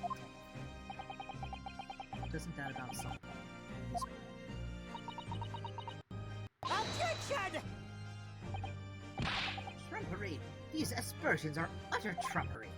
To start with, if the victim had been administered some of the so-called deadly poison, he would have been squirming and writhing in pain. The other diners would have surely noticed. That's true. What do you say to that, Inspector? Obviously, I would have noticed a disturbance like that. I don't remember anything like that either. I did notice the professor being angry. According to this, however, it's the other way around. What do you mean, the other way around? The very fact that the victim didn't show any visible signs of distress is evidence that Curare was used. Explain yourself, counsel. The moment this toxin enters a person's system, it causes instant paralysis. In other words, afflicted victims lose all strength and are unable to move. Even if they were in total agony, there would be no visible signs of death. How terrible! Obviously, if a man lost all strength in his muscles, he'd collapse on the floor. But with a chair under him for support, it's not possible. The effects could go largely unnoticed. But I don't follow, Kazuma. That's just paralysis. I thought the poison caused instant death. The full explanation is extremely important. The poison causes immediate paralysis, as I said, leaving the victim unable to move. But after a short time, the paralysis is so severe it causes the muscles of respiration. Respiration? In other words, the actual cause of death is suffocation. All the while, the victim is conscious and aware, just unable to move. That's hideous. To the observer, it's like the victim is slipping peacefully into peace. For the victim himself, his final moments were that is the true nature of this deadly Curare poison. So that's why he burned himself on the wrist, because he was paralyzed. And you're suggesting that this bottle, Counsel, actually contains this terrifying poison. This is all very convenient, isn't it? A hitherto unknown poison for which there is no means of testing. What a happy tale for the defense. Ahem. If I may. All these facts, you think you're so clever, but you must be... It is you who must be taught. Of course. Dear lady. So, this is how you Japanese behave, is it? What? You seal another's honest hard work and then announce the results as if you discovered them. I'm appalled. What a loathsome act. Well, Miss Brown, the feeling is mutual. Whatever do you... Capitalizing on the unfortunate circumstances of an innocent man to frame over a screen. That really is a loathsome act. Wouldn't you agree? Objection! Enough of this! I've refused to accept it. The idea of some poison that doesn't even exist in the great empire of Japan is breaking the rules. What's so funny? Excuse me. Your Excellency. Yes, Miss Brown. May I borrow that bottle from you, please? Well, yes, I hope. See. Oh, she's gonna drink it.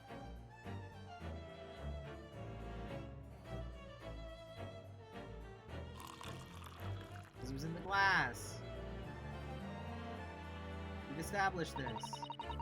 Don't get too big for your boots, you insignificant little island boys.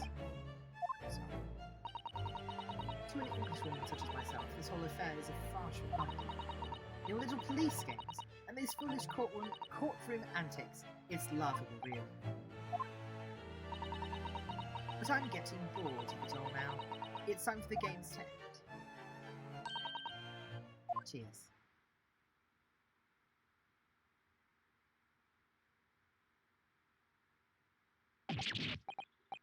Wait, what are you doing?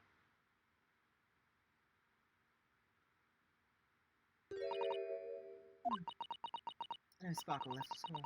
How appropriate for this shabby affair. Yep.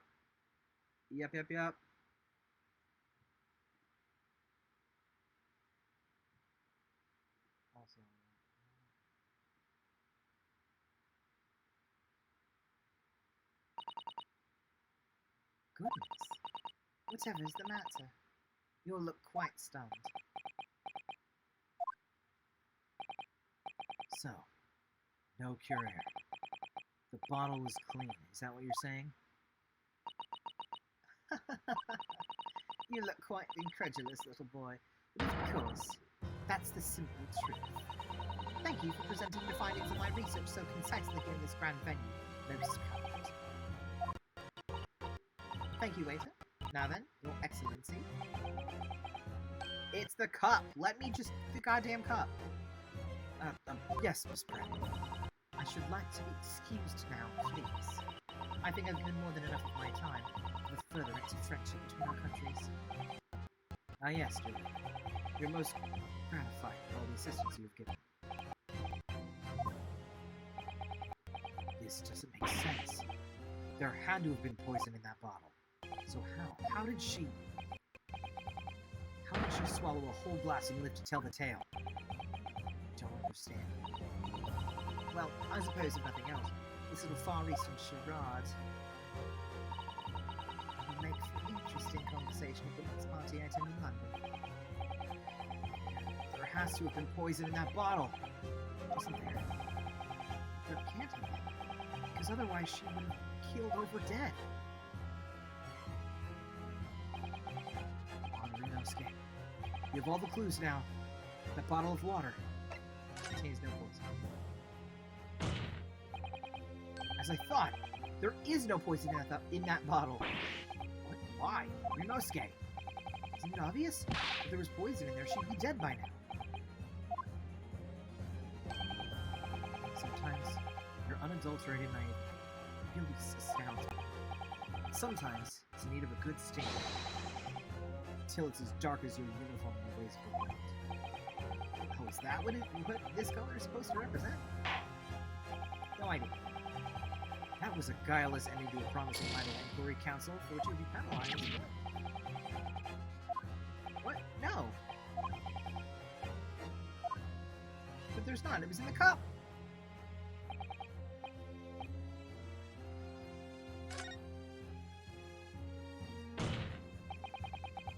Oprah did procure poison which not to use carbon in the water. The defense refuses to change its position. Oh. Attention! Fool. Are you blind? There's no possible way that bottle could contain poison. I mean, you just saw Miss Brett drinking the water from it? That's right, which rather complicates your argument, I think. And I believe that complication can be explained. How exactly? I need to think through all the things that don't quite add up here, one by one. I'm sure the answer is in the evidence we have in the court records of the past.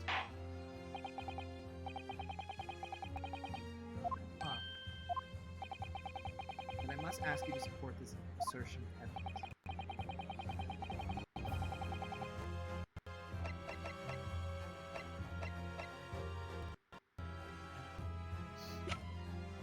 Well...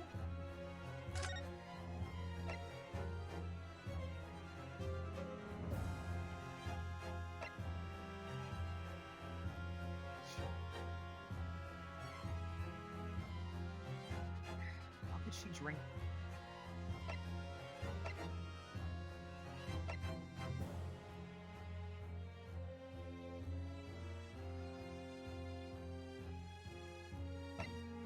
How could she drink?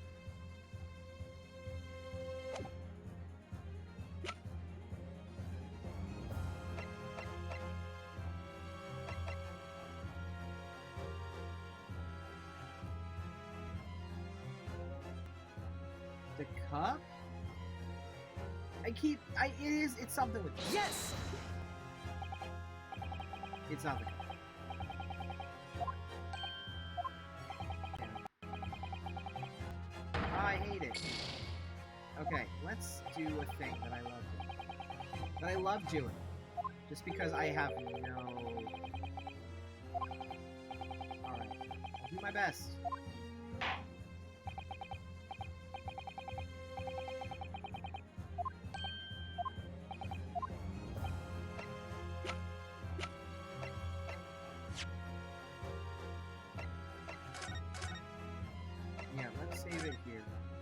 case I lose and I have to go back and do it again. Because I don't want to go all the way back to the beginning.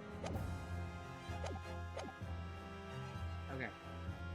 So, the carbonated water, the victim and Miss Brett share.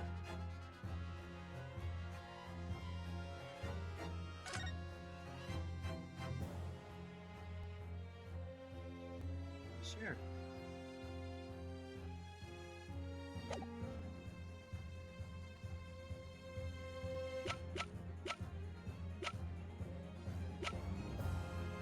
Yes! What is this? Oh, I didn't mean to click that. Objection! Yeah, it's not. I accidentally pressed it. My B. I didn't mean to press the button. I was trying to investigate it.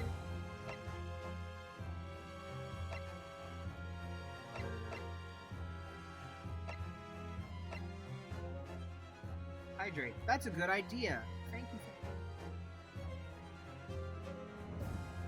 Unscathed. Unscathed. Slurp, slurp. Slurp, slurp. How is she able to do unscathed? So it's not this, it's...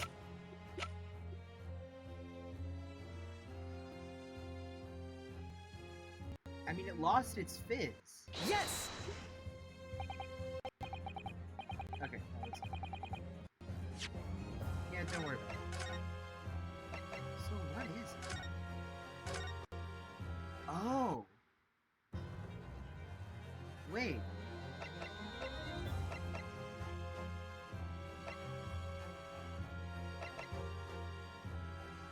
You! Could the waiter have switched the bottle? Yes! No. Shit! What? How? Okay. Okay. So in my head, it's the bottle. Or the cup. Something about the cup. Maybe because she ate food with it? I don't know. This has nothing to do with her, this has nothing to do with her, this is a picture of Pam.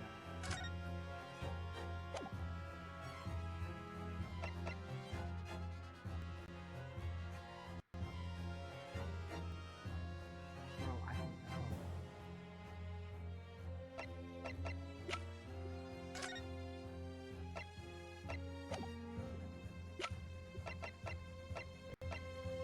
I have no idea.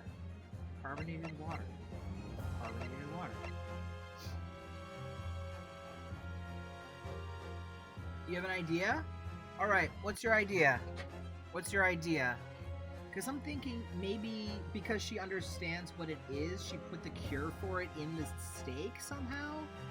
I might have eaten food with it? I don't know. Maybe she never drank it.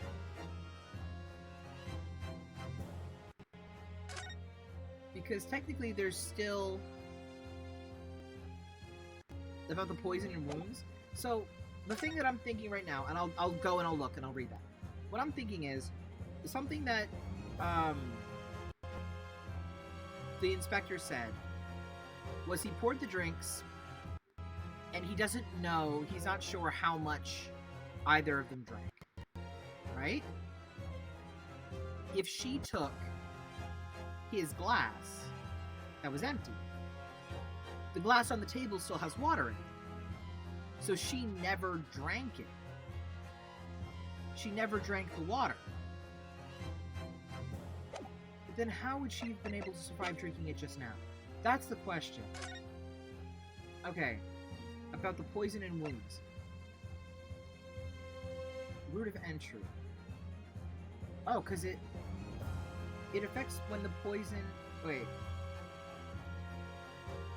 The above-mentioned effect, the paralysis, occurs when the poison enters the body through a wound. And I tried with this. It didn't work. I believe the toxins could have an application as an anesthetic. So a wound. So it wouldn't kill her if she drank it. Let's try this again. Yes! Objection! Son of a... No? After all, you don't speak English.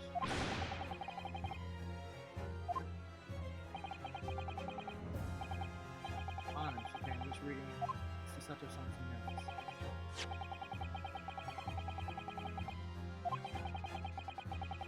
Oh, okay, here we go. Okay, so it was right. I just didn't get far enough. Never mind. So wait, which part of it was it?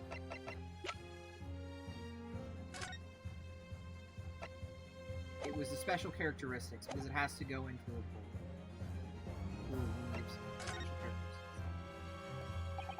Oh, and it went in through his dental work. Because he had stitches, probably. Okay. Okay. So why the hell did she take a cup? Just to secure an alibi? Is that it? Am I ridiculous? Am I being ridiculous? I think I'm being ridiculous. We've been hearing a lot about this Curair poison.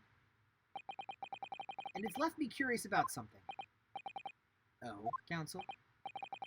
Well, it sounds as though indigenous hunters have been using this poison for years and years to lace the heads of the arrows that they shoot at whatever prey they're hunting. So we've been led to believe, yes. And the point of hunting is to catch prey to eat. Get to the point, please. But if they were to use these laced arrows, doesn't that mean there would be traces of poison left in the prey the hunters were going to eat? Yes, good point. So surely the hunters wouldn't want to eat their prey, would they? Because then they'd be eating poison. Good gracious, Council. No, that would be madness. But I actually found the answer to that conundrum in this research paper here. Under special characteristics, it says this. The poison starts to work after entering the body through a wound. A wound, you say? I see, that makes sense. Yes, the mention of that particular detail seemed a little strange to me, though. But it all makes sense when you interpret what's written like this. When Curair enters the body through an open wound, it has terrifying poisonous effects. However, when it enters the body via the mouth, it has no poisonous effects whatsoever. What? Miss Brett, you authored this research. You knew Curair's special characteristics, and you knew that you could make a spectacle of drinking that water without any danger to yourself. Little... Here we go! Rapscallion! Come on, she needs a better breaking animation than that. Well, it turns out. You're an even better lawyer than I thought. Really? Objection! All this poison talk is fascinating, I'm sure. But I fail to see how it... Sir, the ill-bred little puppy has a new toy to play with. Some facts he read in a book. It's yours, you ding-dong. But I'm afraid knowledge doesn't suit you, little boy. It only makes you look silly. What are you trying to say? Your schoolboyish logic is a fatal flaw. Schoolboyish? As even your brain has managed to deduce, Curair is safe to ingest. It seems likely that its effects are neutralized by the acidic nature of the gastric suckers. Oh, he's doing the Phoenix thing! You're doing the Phoenix thing. Oh, yes, well, of course. Gastric suckers. What are they? Sir, if this lethal poison is completely harmless when drunk, The professor wouldn't have died in his switches, would he? That's right. Good gracious. That's basic science. Science that even a schoolboy should be able to understand, you know? But he got dental work! It was dental work! Order. Order in court. Order. Logic holds. If the lady and the professor drank the same poison, they would be affected in the same way. You're trying to suggest. Yes. This Curare poison is completely irrelevant to the case on trial. That's right. Surely even a little cockroach like you could understand something as simple as that. And this is when I knew. I'd fucked up. What is this welling up inside me? I don't know, Ryunosuke. It's probably the gay. I've never felt like this before. It's a sort of conviction to break down all the discrepancies. It's so intense. Almost rage-like. Oh, he's gonna rage? He's a barbarian? And more than anything else, it's an animalistic desire. To take down my prey. Dude, what the fuck? Come on. Oh, he objectioned! Good for him! I don't think so, Miss Giselle Brett. How dare you use that term with me? You know very well that there is no fatal flaw here. You know exactly why, even though both you and the victim swallow the same poison. You are alive, but Dr. Wilson is dead. Damn, he did it. Counselor, sure, I don't need to remind you, you must provide compelling evidence. As we now know that this poison is completely harmless when ingested, why would Dr. Wilson alone have been killed by the Curare? Because he had dental work. As Miss Brett so readily pointed out, she drank the same water as the professor. However, there was a fundamental and fatal difference between the two diners. A fatal difference. The toxic effects of Curare are only felt when the poison enters the body through an open wound. So, for a healthy person with no injuries, drinking it is completely harmless. But, what if there was a wound inside the mouth of the person drinking the poisoned water? Inside? Yes, like the wounds you might have if you had just been to the dentist and had a tooth extracted, for example. Yeah. Oh, yeah. Ah! Miss Brett, you've acknowledged many times in your testimony already that you were well aware of Dr. Wilson's dental appointment that day. So that's it. You used that knowledge to orchestrate this.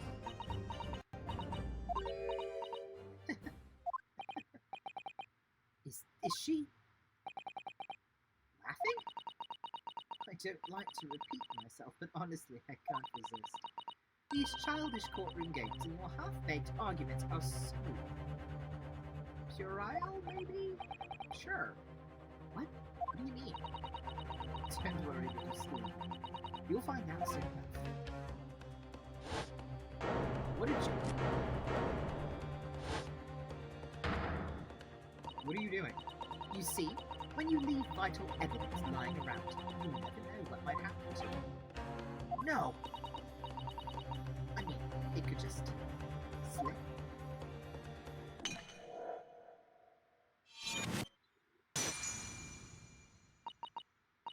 Oh dear. How careless of me. I'm afraid some crucial evidence may have just been tragically destroyed. No! Aw, oh, damn it! It's the English woman! Officer, what are you waiting for? Collect up as much of that water from that broken bottle as possible at once. You're wasting your time. This delightful carpet under my feet here is a gift from the British Empire. I assure you, it will soak up the water beautifully.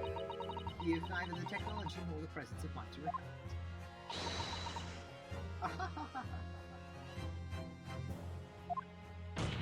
Great. How could you? You won't get away with this. You can thump the bench and shout as much as you'd like, little boy. But I'm afraid we'll never know now, will we? If there really was poison in the well or not. You. And let us not forget, we still have some very left intact.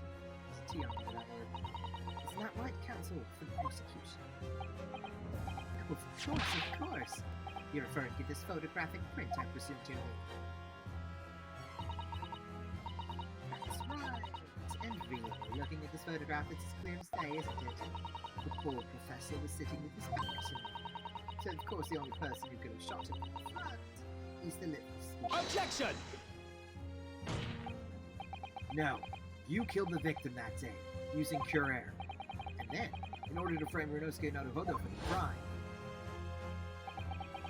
you waited until he picked up the pistol you arranged for him to find on the floor, before you shot the professor's dead body in the chest with your own gun. Then, in the confusion that followed, all you had to do was turn the dead professor and his chair around. You see, you had every opportunity to commit this crime. What a wonderful imagination you have, young man. A hidden gun, you say? And I shot the professor's dead body, did I? Well, I'm terribly sorry, but you don't have a shred of evidence. Exactly.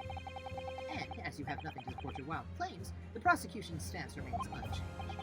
The victim, Dr. John H. Wilson, was killed by a gunshot to the chest. Delivered in cold blood by the accused, Ryunosuke Naruhodo. This is unbelievable! How can this be happening? We had her, but now, is she really going to get away with it? The way she destroyed that evidence was obscene. Ryunosuke. Yes, we've come this far, but now you're the only one who can finish it. What? What do you mean? We've lost a vital piece of evidence, it's true. So if there are any clues left for us to use now, they must be in your head. I told you before that your powers of observation were the one thing you could really depend on. Well, yes, that's true, but I didn't manage to notice that this woman was a foreigner with a swan on her head. So think back again. Try to remember every last detail about the scene. Everything you saw, everything you felt, every color, every smell. I saw, I felt. Every color.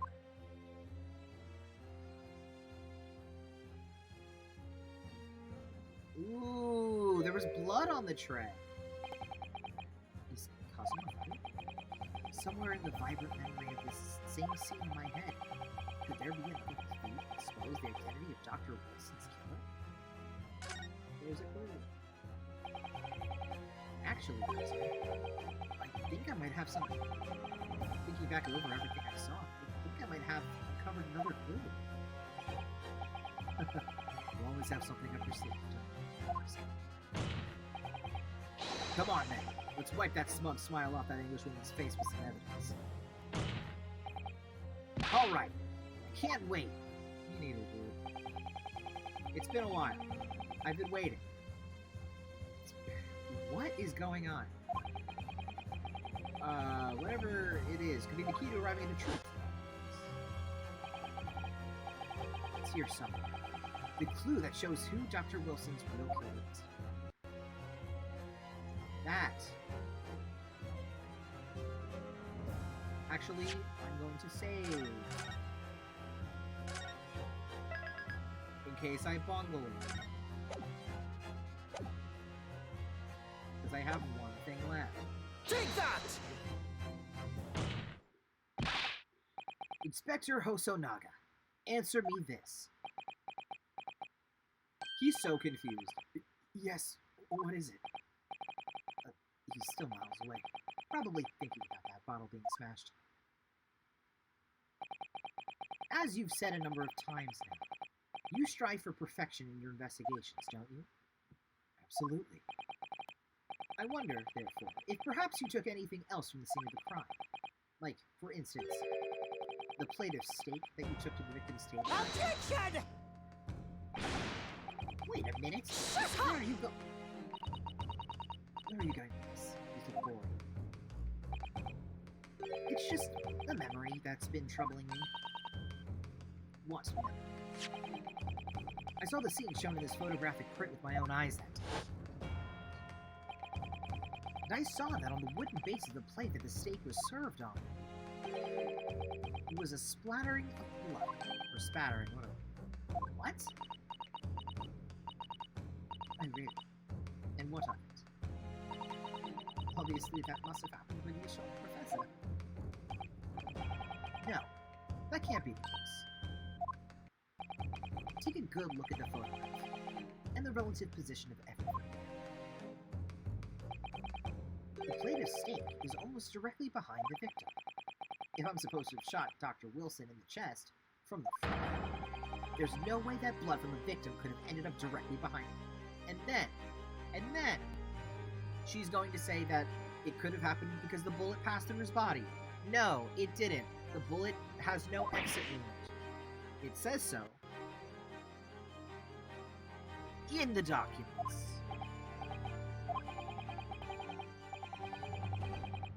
The blood remained on the plate implies the plate was between the victim and the shooter, which means the shooter must have been sitting opposite the professor's you.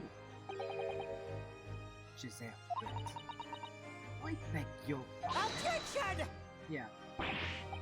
Sure, beg away. This is beyond ridiculous. Fabricated nonsense! Is the court seriously expected to believe something the accused has apparently just remembered? Hold it!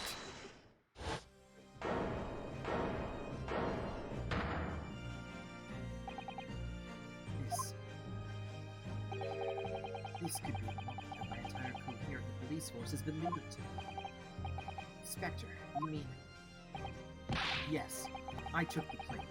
In the interests of preserving evidence from the scene of the crime. I took it, meat and all. And I don't care that they call me a crime scene thief because of it. You did what? I took the steak that you had been eating this morning. I took the steak that the sergeant had. And I did it all in the name of justice. Oh, look at this guy. I love him, okay? He's a little weird, he's a little dopey, but I love him. Then we can find out for sure whether or not there's a bloodstain on Miss Brett's plate. We must examine it. Now. Get me the plate. Now. Inspector. The court wishes to examine the plate from the victim's table. Yes, sir. Get it. We got it. We're doing it. How much evidence is this dude hiding? A lot, by the looks of it. And I'm worried. Sorry for the delay. Here's what you ordered. The steak. Well, what about the blood? Is there blood on it? Of course there isn't. Quickly, Inspector. The blood, man! Show the court! Of course. Examine the plate at your leisure. There's no blood. No. No blood. No blood anywhere. But no! That's impossible! This is... I hate this. He's the definition of an updated autopsy report. I know I saw it. I'm sure of it. It was right there on the table behind the professor. There was blood on the side of the plate. What an unbecoming expression, good boy. You see, this is why I always say you can't trust what the Japanese tell you. Wow, that is super rude. Rude as fuck. Couldn't agree more. In the case of this disgrace to the Empire. I believe we may finally have reached a conclusion, Mr. Let's hope so. Let's pretend attempt at courtroom proceedings is painful to watch. But I did promise to do my best to forget about it all Wednesday. Come on. This sorry-looking steak reveals the facts all too clearly. If the sorry-looking accused wishes to examine it again, be my guest. Plate of steak. It was the plate I saw. I thought I saw just a figment of my imagination. This is it now. Lost. Well, hold the phone. We can examine.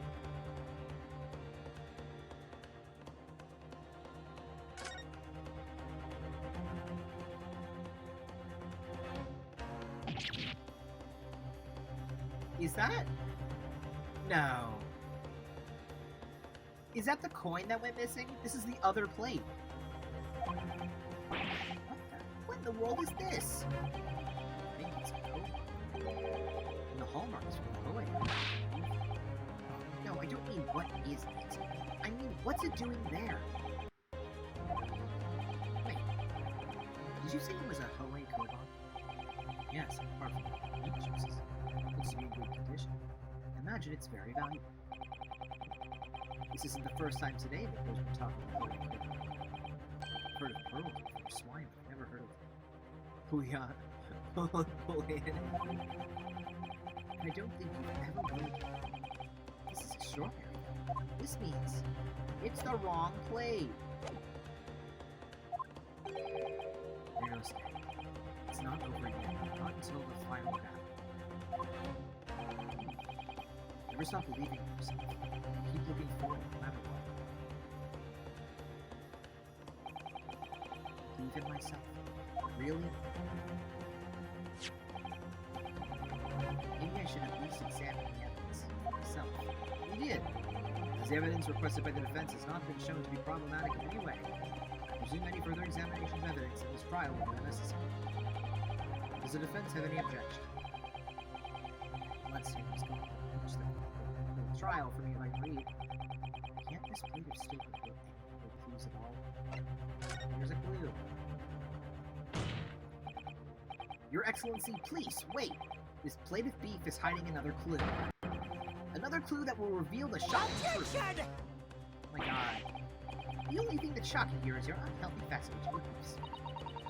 Your Excellency, I think I've made myself clear, haven't I? I will not be able to turn a blind eye to any more unnecessary procrastination in this trial. It's not. We're doing it. Sorry, Miss Brett. We must ensure a thorough examination of the evidence. I will not give a ruling until I'm completely satisfied that all reasonable doubt has been dispelled. I see. As a newly affirmed ally of my country, it's certain positions. Thank you, Your Excellency. Counsel for the defense, you will now clearly show the court to what you are doing.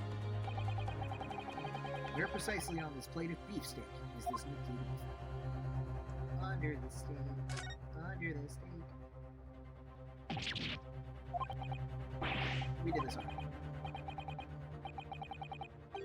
We did it.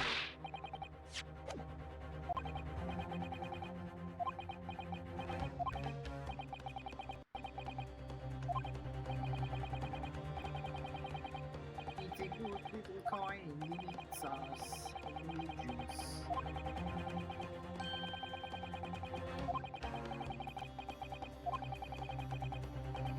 I wanna look at it. Got it! Got it.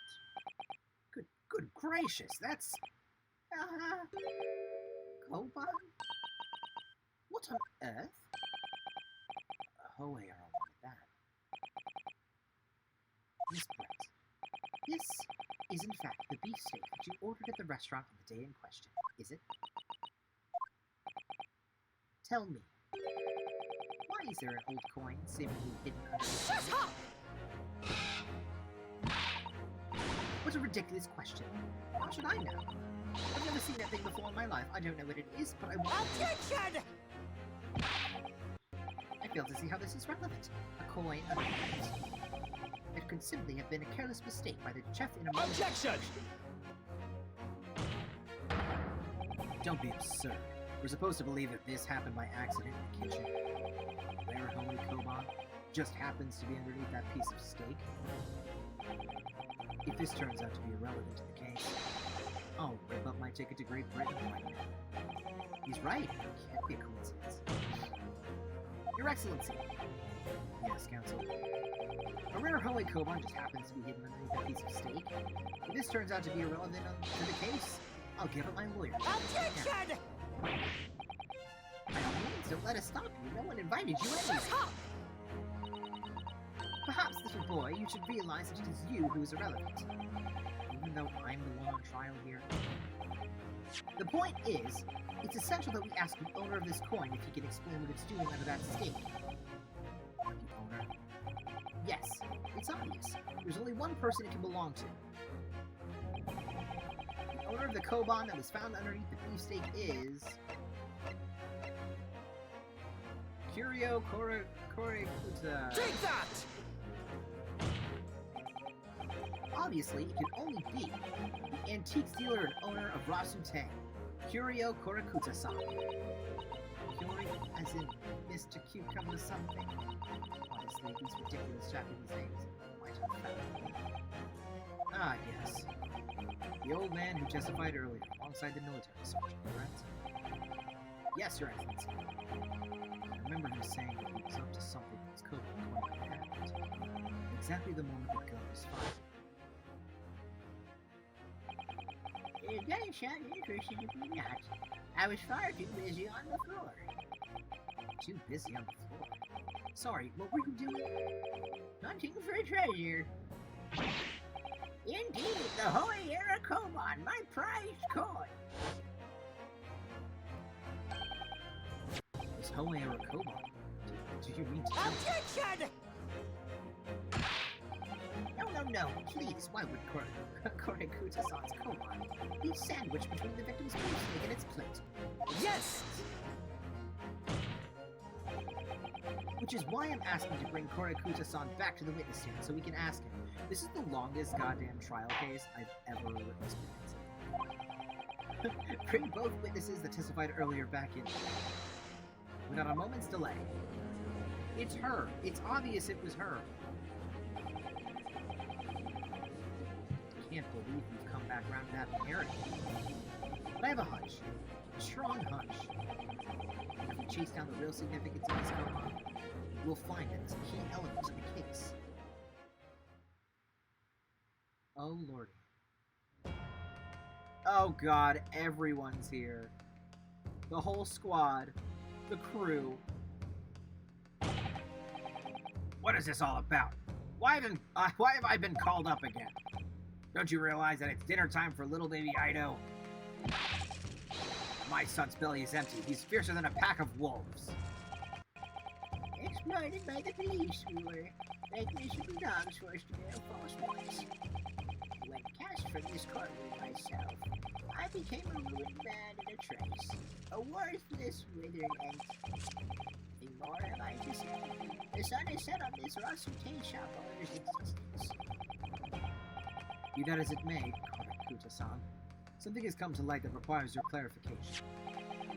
As far as your Rasute memory serves, have you ever seen this? Yes, that's it! The one! The very one! The very exact one that it is!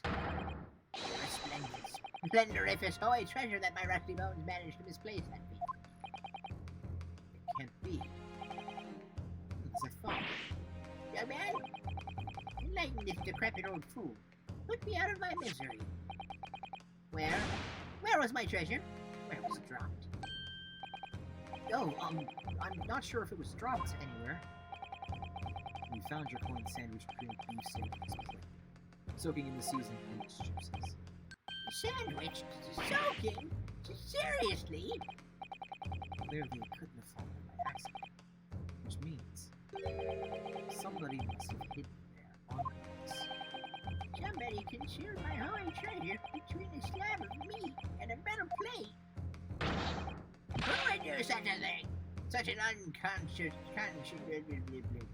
Who would fucking do that? God damn it.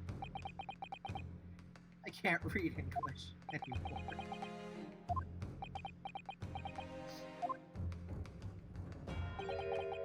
Excuse me. Could I say something? Yes, of course. Proceed, Inspector Osama. I mentioned this earlier on the trial. I was working undercover in a restaurant to investigate another case.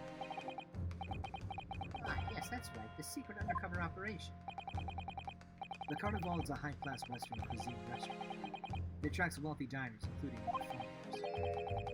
Recently, there's been a run of similarly executed thefts, targeting the restaurant's rich clientele. A number of such incidents have been reported to the police. The old man is about to murder someone in the corner. He sure is. Wicked crimes indeed. We wanted to nip the case in the bud quickly, especially with so many foreigners being affected. So that's why you were sent in undercover, is it?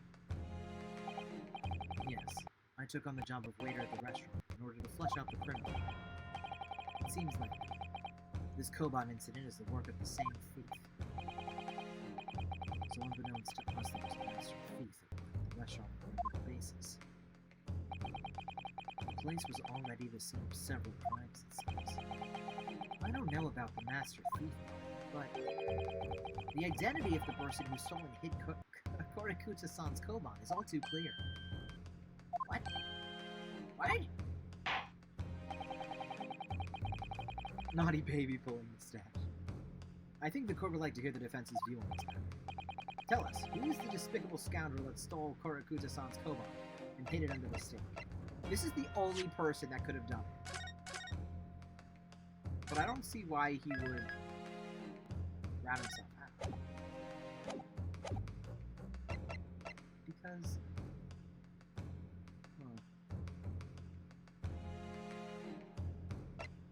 You, I guess. Wait, that doesn't make any sense. It's you or you. It's one of you two. Because he was the one having lunch with him. So maybe it was you. Take that! Obviously, it can only be you. Sergeant Yesanosa. What? How? How dare you? Look at the baby. You monster. Monster? I stole that Koban, did I? I'm the master thief of La Carnival, am I? You're seriously accusing me of these crimes, cadet. But it wasn't me. It was Ido. Ido is the mastermind behind all this. Nessa! Nessa! It's your train! It's your train! It's your train, baby! I can't believe it's your train, baby! I don't know, sir. I don't know, sir. It's always the baby. I hate it, but I love it. I love it. I knew the baby was suspicious. You would push the blame for your crimes onto your own son? An innocent little baby? It's you who's the monster, Sergeant Nosa. The baby is so sad. Oh, he's gonna break you.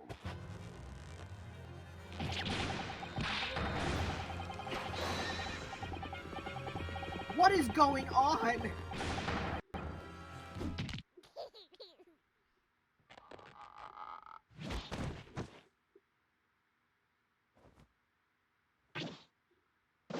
No way!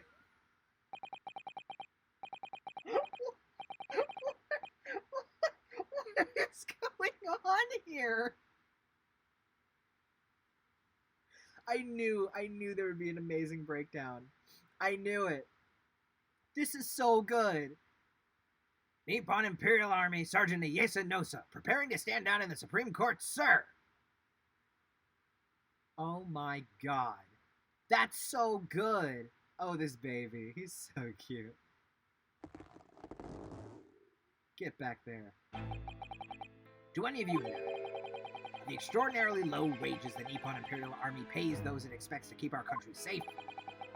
I understand that the temporary increase in taxation owing to the recently ended conflicts remains in place, and I have heard it's hard for lower-ranking soldiers to make a living, yes. All I want is to put a hot meal on the table for my son! That's why you were stealing things at the restaurant? The place is heaving with money. Every 3 days, I'd go there and do reconnaissance for a target. And I'd enjoy chomping my way through a good steak at the same time. It sounds like he doesn't bother with a knife and fork, which is worryingly believable. And your target that time was the old man who's Koban? Yes, sir. He was an easy mark. I flipped the coin into my pocket without any trouble at all. A veritable phantom thief you are. was all set to leave the steak. I was halfway through devouring when it happened.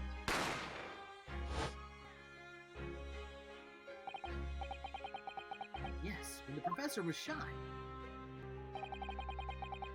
I know, he'd probably have more money if he didn't go to this expensive restaurant every 3 days. You know? You're right. You're absolutely right. I knew that if the police conducted a search and found the coin in my pocket, I'd be finished. I know too. So I hid the incriminating evidence as fast as I could. On the double. I slipped it under the steak, hoping that I'd be able to rendezvous with it again at a later date.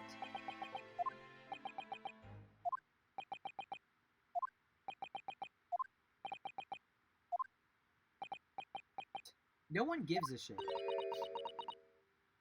Who's saying that? This is ridiculous. Perhaps you could carry on with this absurd prattling in your own time. Well, Miss Brett? Of course, dear lady, of course. How very nice. I'm quite sure there's no need to detain you any longer at all.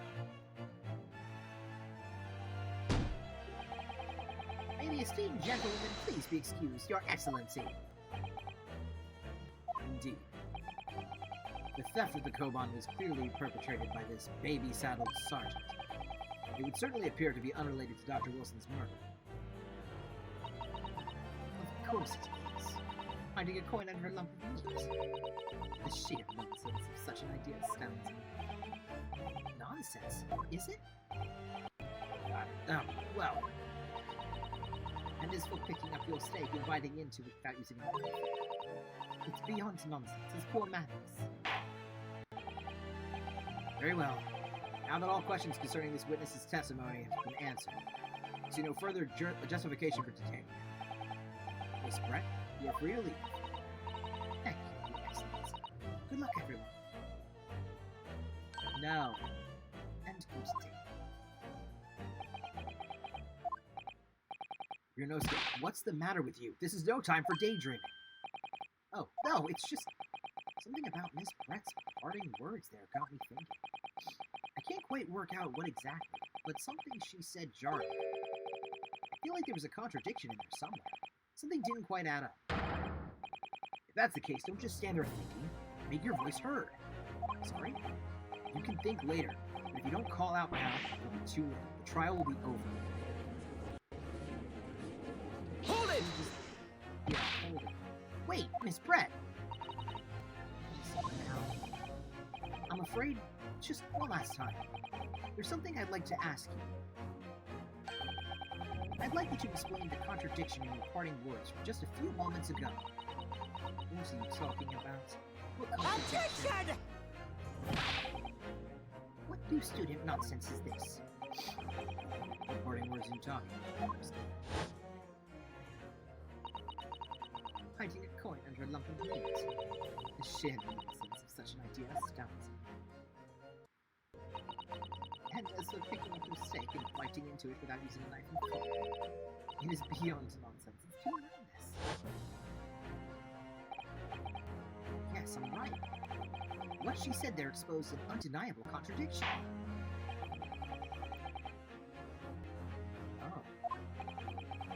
Oh, okay.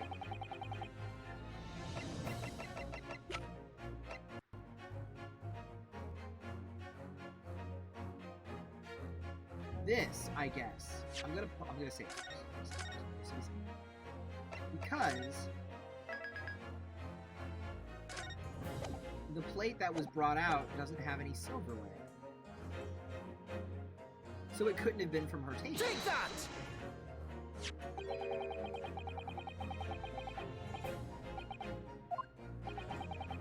More accurately, Your Excellency, the steak that was on the victim's table just before the professor was killed. Now you're just splitting hairs. Not true. Doesn't something about the steak strike you as very unnatural? Natural? What on earth do you mean? It's extremely obvious. I'm talking about the shape of the edge where it's been eaten. I see you've noticed it too, Miss Brett. Notice what exactly, Counsel? Just a few moments ago, Miss Brett claimed no Englishman could even contemplate picking up a steak and biting into it without using a knife and fork. course she did. She's a refined English gentlewoman herself. Then take a good look at that steak, in particular the edge where it's been eaten. As you can see, there are clearly defined barbaric teeth marks there. Yep, looks like Miss Brett is realizing. So, if the witness, as she claims, wouldn't contemplate eating anything without using a knife and fork, there shouldn't be teeth marks in the steak at all. Objection! What is your actual point? Perhaps the delightful Miss Brett was ravenously... Oh, whatever you say, dear lady. As I said, I really must be leaving. Afternoon tea with the Minister of Justice cannot possibly wait any longer. Of course. This will all be over in a blink of an eye. Rest assured, I'm about to put this rookie in his place. I've heard enough. You irritating little spectacled samurai relic. Of course. Dear lady. What's the matter, Miss Brett? Have we ruffled your feathers? Clearly, the witness knows what this means. She's realized the catastrophic implications these teeth marks in the steak have. You're no scared. Do you know where you're going with this? It's not her plate. Yes. Now at last, it's all come together. The mysterious teeth marks on the steak that had allegedly been eaten with cup. The reason why the bloodstain I know I saw somehow seems to have disappeared. And more importantly, the evidence that proves once and for all who shot Dr. Wilson. Except that these teeth marks on the steak are a little unnatural, as you put it. But what exactly are you suggesting this tells us? Everything, Your Excellency. Everything? Yes, I believe that these barbaric teeth marks on the steak here amount to conclusive evidence in this case. Evidence that will prove beyond any doubt who shot Dr. Wilson. Conclusive evidence. How many times have I heard that today? You wouldn't know the meaning of the phrase. Typical Japanese empty threats. How can you be so sure? Oh, it's quite simple. If you really had such conclusive evidence, you would have presented it to the court long ago. Actually, the evidence I'm talking about hasn't been brought before the court yet. Has it been what? But just because it hasn't been shown yet, doesn't mean that the evidence does not exist. This is absurd. The trial has run several hours already, and you say there's evidence yet to be brought forward? There can't be. I don't believe Objection! I don't, but there is someone who does have it. Someone in this very courtroom. And if that person is willing to submit the piece of evidence I'm referring to, it will solve every remaining mystery about this case. Very well. I have a feeling this will be my last request for defense in this trial. Who possesses the evidence? You do. But I'm saving because I am afraid. I am very afraid. You. Take that! The answer is obvious. It's Inspector Hosonaga. What? I have it? Yes. You think I've been withholding conclusive evidence? No, I'm not saying that. Everyone's attention has been focused on this steak with the teeth marks. Yes. Now, earlier this afternoon, Sergeant Nosa told the court the following. I'd enjoy chomping my way through a good steak. And as well as admitting to stealing Korakuta-san's coin, he told us that he slipped it under the steak. You watch it, cadet. I'm a superior officer. Sergeant Nosa, could you please confirm something for me? Was the steak that you put the coin under, in fact, your own steak? Tan-shut! Affirmative, of course. I might be a soldier in the Imperial Nippon Army, but still. I'm not brave enough to ask a foreign gentlelady if she'd mind me manhandling her meal to hide something in it. In other words, the steak that the detective submitted as evidence earlier was in fact Sergeant Nosa's. Objection! no sense. That plate was taken from the victim's Objection! table. Yet the gentlewoman doesn't take bites out of her steak, nor did she have any opportunity to steal the coin. Of course I didn't steal it. To even suggest such a thing would be an affront to the entire British Empire. Sure, okay. Well then, how do you explain this paradox? Exactly. Surely you're not going to suggest that the sergeant switched the two steaks over.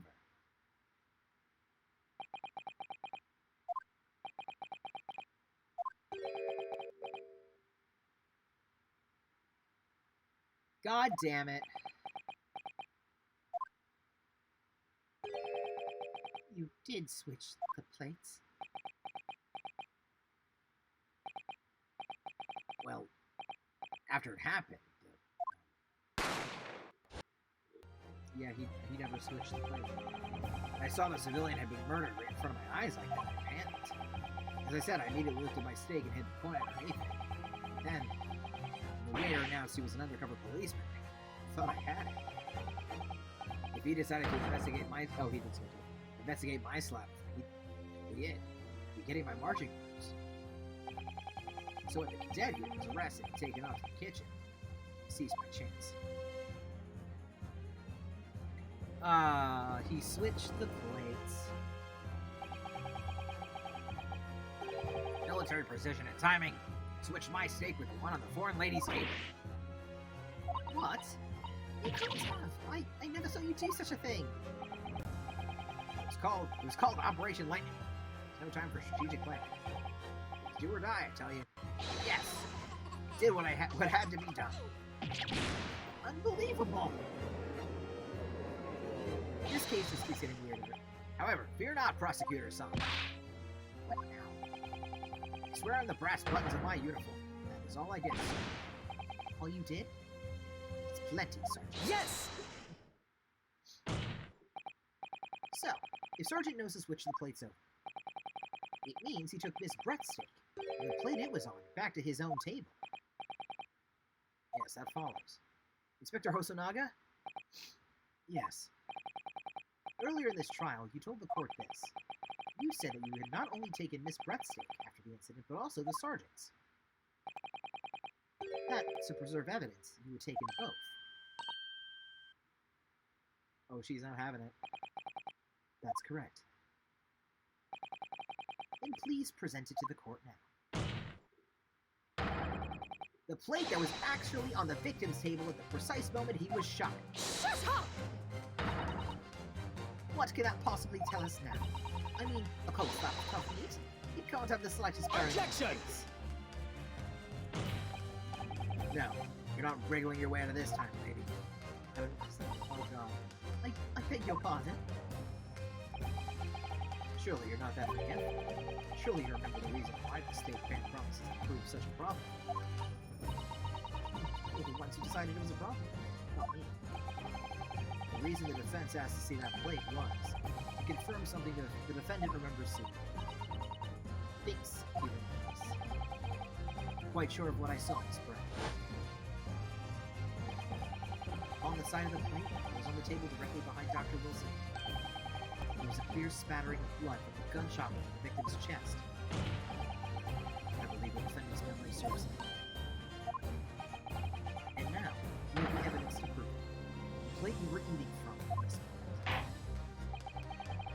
Let us not prolong this any further. Inspector, show this evidence to everyone. Show them. Present the beefsteak and plate that was originally on the victim's table at the time of the incident.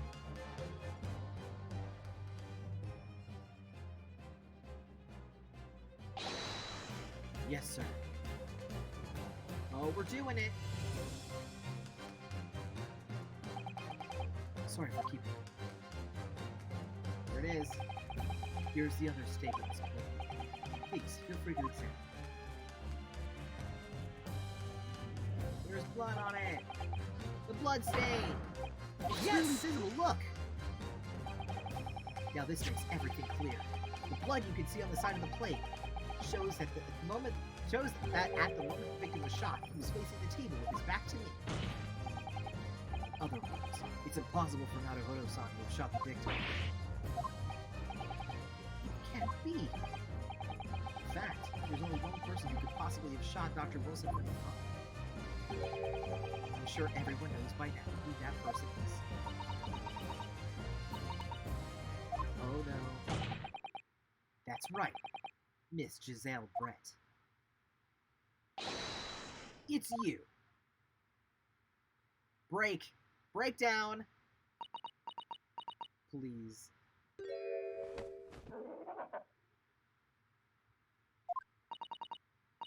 Tom. Why a Japanese? Me? Why a Japanese schoolboy? No, no, no.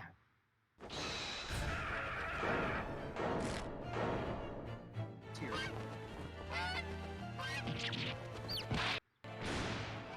Oh my lord, what? Hello?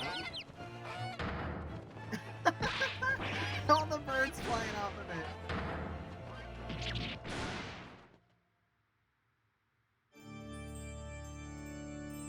What the fuck? Wait, what the fuck? Hold on. Hold on. There are chickens everywhere. They're like little birds. Oh my god. That's so good! She ascended to the heavens. That's so good. Please excuse my little outburst. I briefly lost my composure. Most unbecoming behavior from an English gentleman. Forgive me. Oh, Miss Brett. I think it's time you told the court what actually happened. The truth, this time. I know, the black birdie is so cute. Yeah, I also thought she died. Gladly, Your Excellency. Yeah, I really thought she just died. It was I who took the professor's life, using chlorine. As you surmised, I chose that particular day for one very important reason. The professor had a dental appointment for the extraction of one of his teeth in the morning. So you plan to kill the professor, knowing that no trace of poison will be found. Because Curer is unheard of in Japan. Yes. Of course, I never intended to remove the restaurant was the first to do it. I only needed to see the professor take one time and see what was left. I would place the steak in front of him. P.S. though he had been dining, and leave me. However, before any of that happened, there was an unexpected visitor to the professor's team. That would be me, I suppose. Yes. Who else? Such a trifling matter, but the fact that you decide to come over to greet the professor meant that I had lost my chance to slip away unnoticed. In due course, the professor took a sip of his water and was paralyzed. I made sure he was sitting in his chair such that he wouldn't fall. There was no going back from that, so I concocted a plan on the spur of the moment. A plan to pin Dr. Wilson's murder on this innocent man. I happen to know that the professor always carried a gun.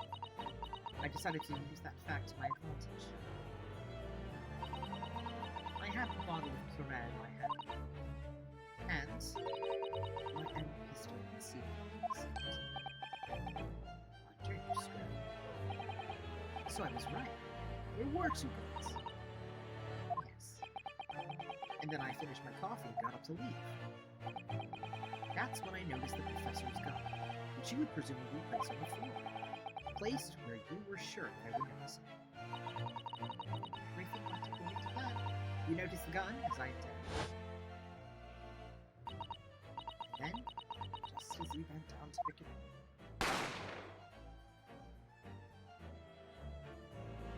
yeah, that's when you shot the professor with your own gun, even though at that point he was already dead.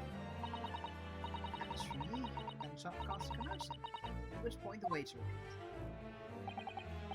Obviously, so the culprit. Put him into the pantry, jumped the kitchen, and walked inside. That's when I took the opportunity to turn the professor into his chair around.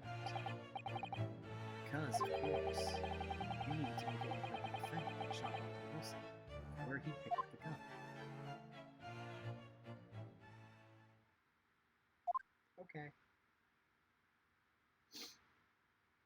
Okay. So there you have it. That is the entirety of my misdemeanor. Misdemeanor? You killed somebody. That's... What? That's... that's pretty severe. Like, oops, my little crime. You killed a man! Your Excellency.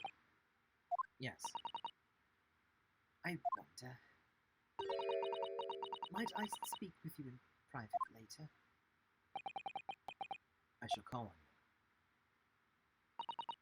Thank you. Good day, then. I hope you can forgive me, Maruhodo-san. You killed a man! I can't forgive you. You killed a man! And then she just faces into the abyss.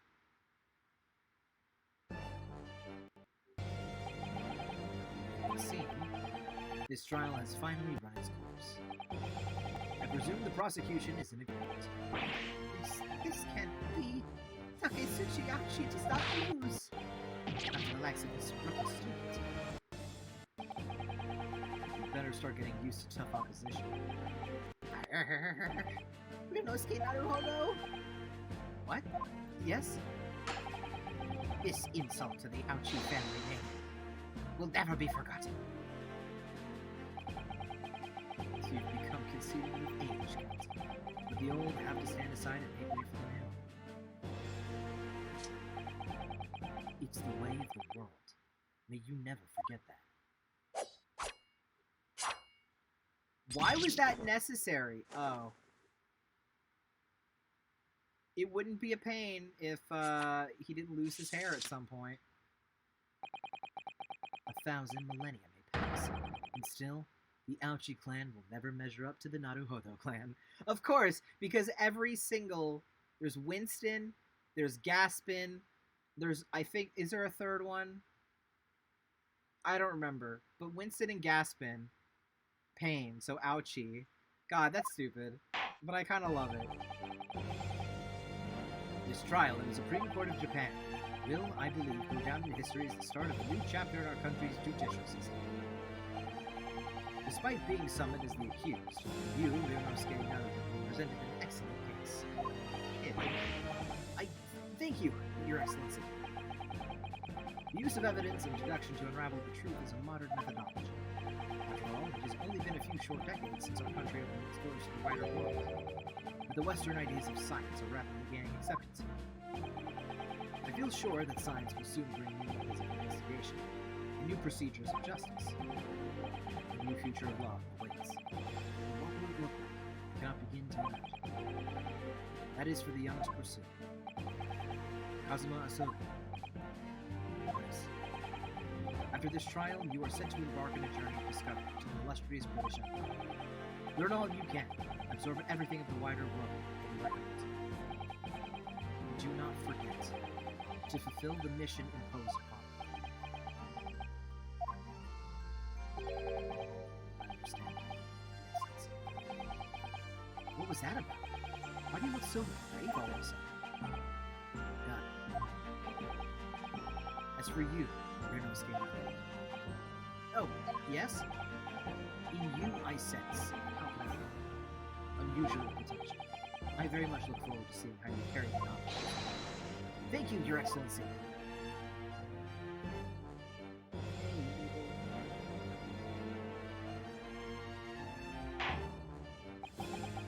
It is time to deliver the final verdict. I hereby find the defendant, Ryunosuke Naruhodo, not guilty. Yay! And they have cherry blossom petals. This is great. Instead of the confetti in like the regular games. That's cute. This court is now adjourned. Nice! We did it! 22nd of November, 2:46 p.m. Supreme Court of Judicature, Defendant's Antechamber 5. I can't believe it. I can't believe what's happened. I made it. I defended myself and made it through that horrendous trial. Ryunosuke, you finally pulled it off. Congratulations. Well, I couldn't have done it without you. Thank you, Kazuma. No, it was a pleasure to watch you at work. So, you owe me an extra large sukiyaki from the place at University Street. Don't forget. Good afternoon, all your hard work has certainly paid off. It's you. Congratulations to both of you for proving Naruhodo-san's innocence. Our trusty judicial assistant. You worked hard for that result, too. Oh, no, Thank you so much! If we hadn't had that research report of Miss Brett's, I don't know how things would have turned out. Your kind words should really be. I was simply doing as he asked. It was his idea for me to go to the university and investigate. Yes, of course. Forgive me for intruding on court proceedings, Your Excellency. Susato Mikotoba, Judicial Assistant to the Defense. Speaking of Mikotoba... Oh god. Ah, there you are. I believe congratulations is in order. I was looking for pictures just right. Naruhodo, you did an excellent job. Thank you, Professor. Oh, no. It is I who should be thanking you. After all, your efforts exposed the true criminal who took the life of my good friend. Oh, yes, you mentioned that before. It was you who actually invited Dr. Wilson to Yume University, wasn't it? Yes, that's right. Professor Mikotoba studied overseas himself. He went to study forensic medicine in Great Britain. Presumably, that's when he met Dr. Wilson. Exactly. In those days, we worked together at the same hospital. Oh, we worked together? I have no idea. I never heard you mention that. Well, it was a long time ago. Besides, it's your turn. So, Great Britain is a magnificent country. It leads the world. Science, medicine, engineering, culture. And of course, watch and learn. See what's happening in the world's largest market. I will. I'll learn all that I can. I swear on this. The spirit of the Asobi. You're not taking that sword to Great Britain, are you? Of course I am. The Japanese man's katana is his sword. His blade shows me where I need to go. It cuts down anything that's in my way. Yes, I've definitely seen how sharp it is already with my own eyes. That reminds me. What's happened to the woman? To Giselle Brett? After all, she's guilty of murder. Ah, yes, her. It's not easy to tell you this, but... What do you mean?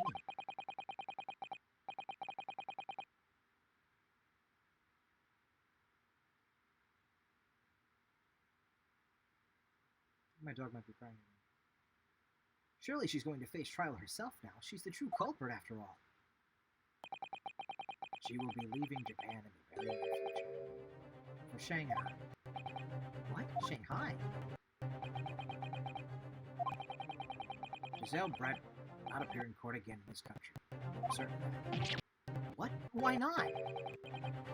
It's a matter of consular jurisdiction. Oh, it's you! Inspector Hosonaga, if I can remember your name.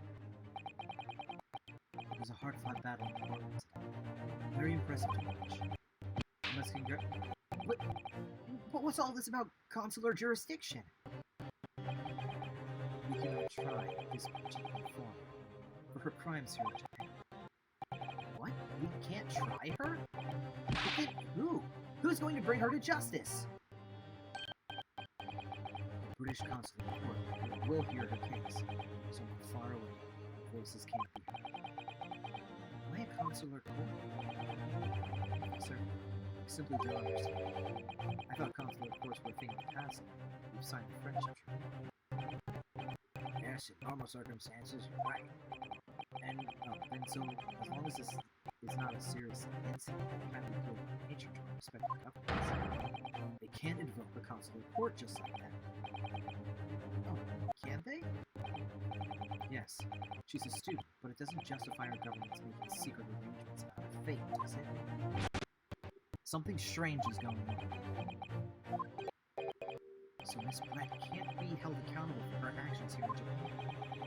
I'm afraid that for the young student, today's trial is nothing more than a game all along. There's never any danger of what will come up on this front. I don't believe it.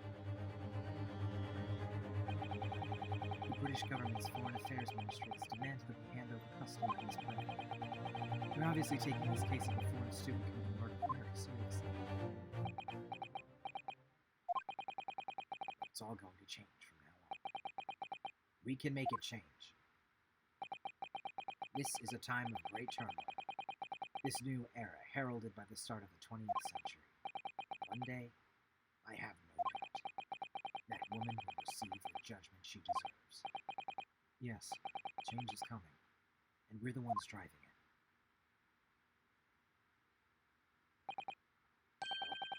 I think that's enough seriousness for now. This evening calls for a celebratory drink.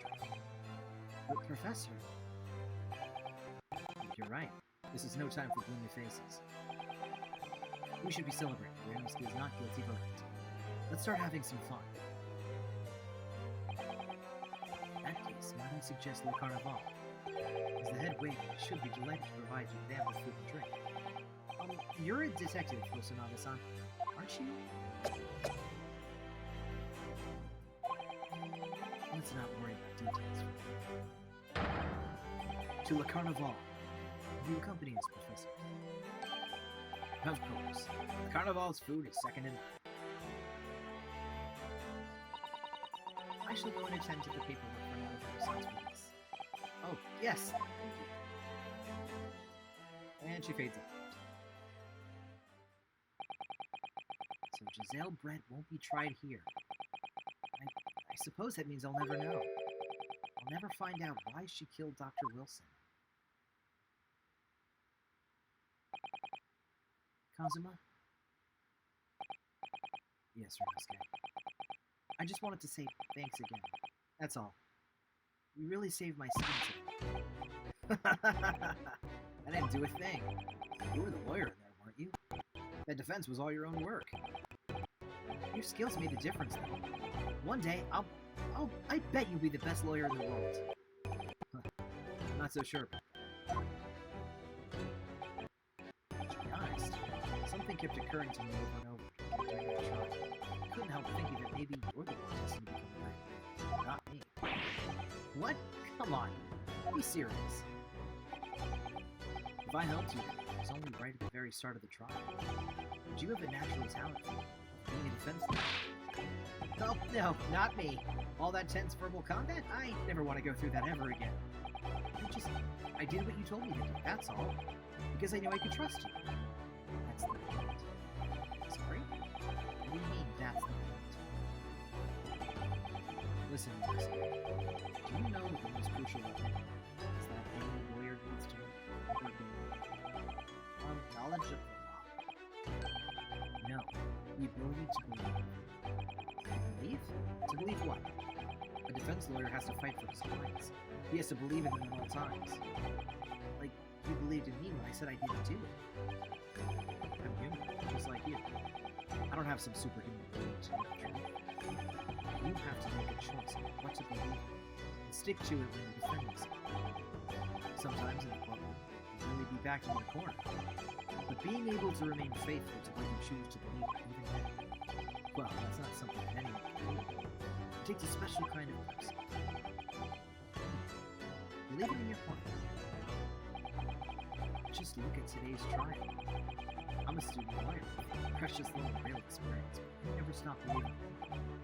Well, you face seemingly hopeless situations time and time again, but you never stop looking for the truth.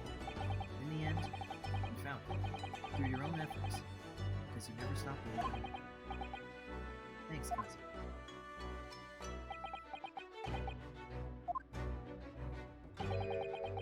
There's something I want to ask you, actually. Well, it's a favor, really. Something very important to me. It sounds serious. What is...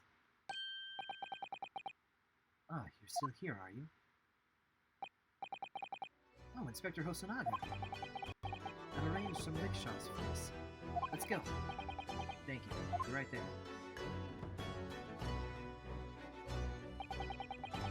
Let's pick up this conversation again. We should be celebrating your first court victory. And your study tour to Great Britain, don't forget. Yes, that too.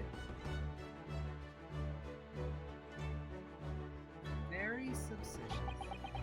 So my very first trial came to an end. Kazuma. Professor Mikotoba. Susato-san, who acted as my assistant.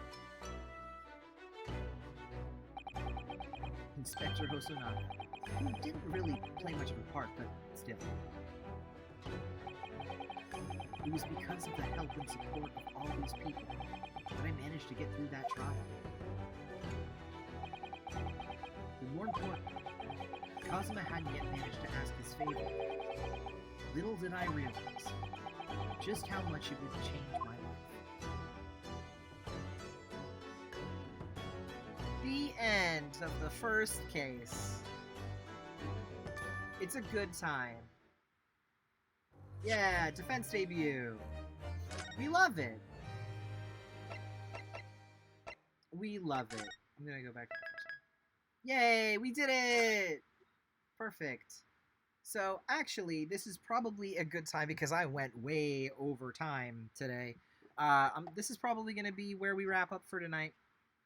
Also, I don't know if I could play anymore because doing a billion different voices that are all like that, they hurt. So, I'm going to drink some tea.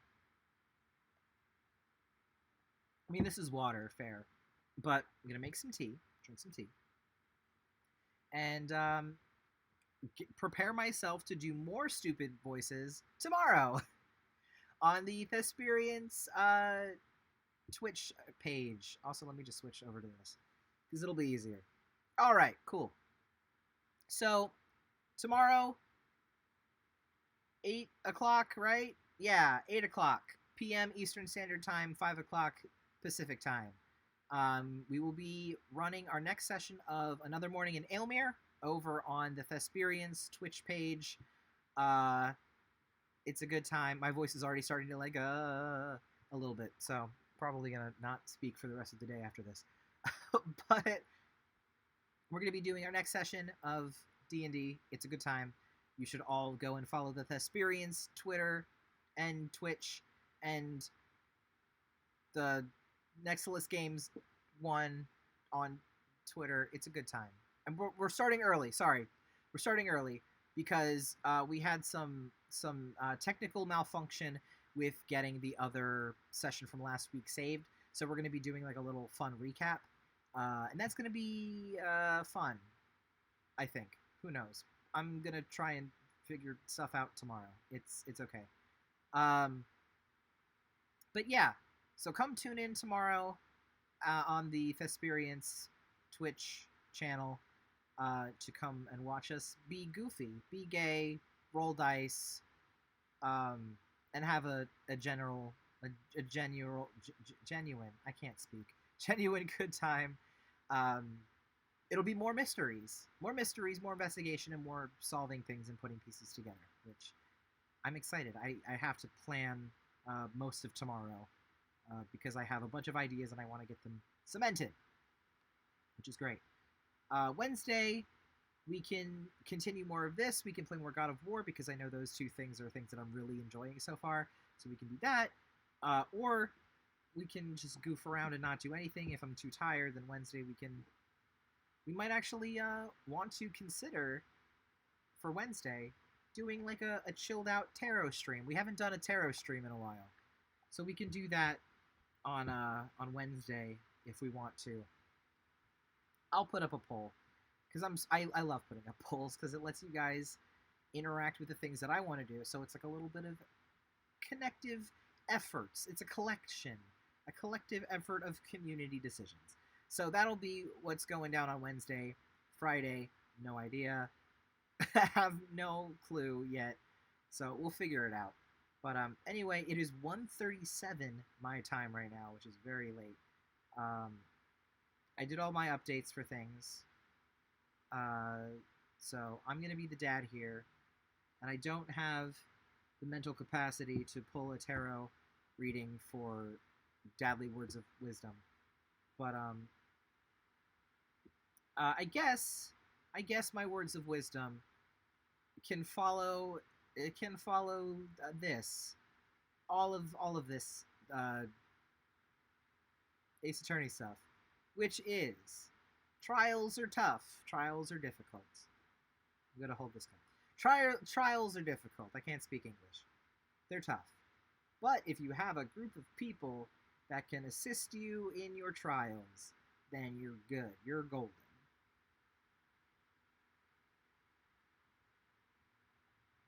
Yes. Those are my daily words of wisdom. So I will leave you with those. Yeah. So good night, everybody. I will send you over to the stream ending screen, which I think I added music to. I'm not sure. Who knows? But I shall see you all tomorrow over on the Thesperience Twitch for some D&D shenanigans. Good night, everybody. Love yourself because I do. Peace out.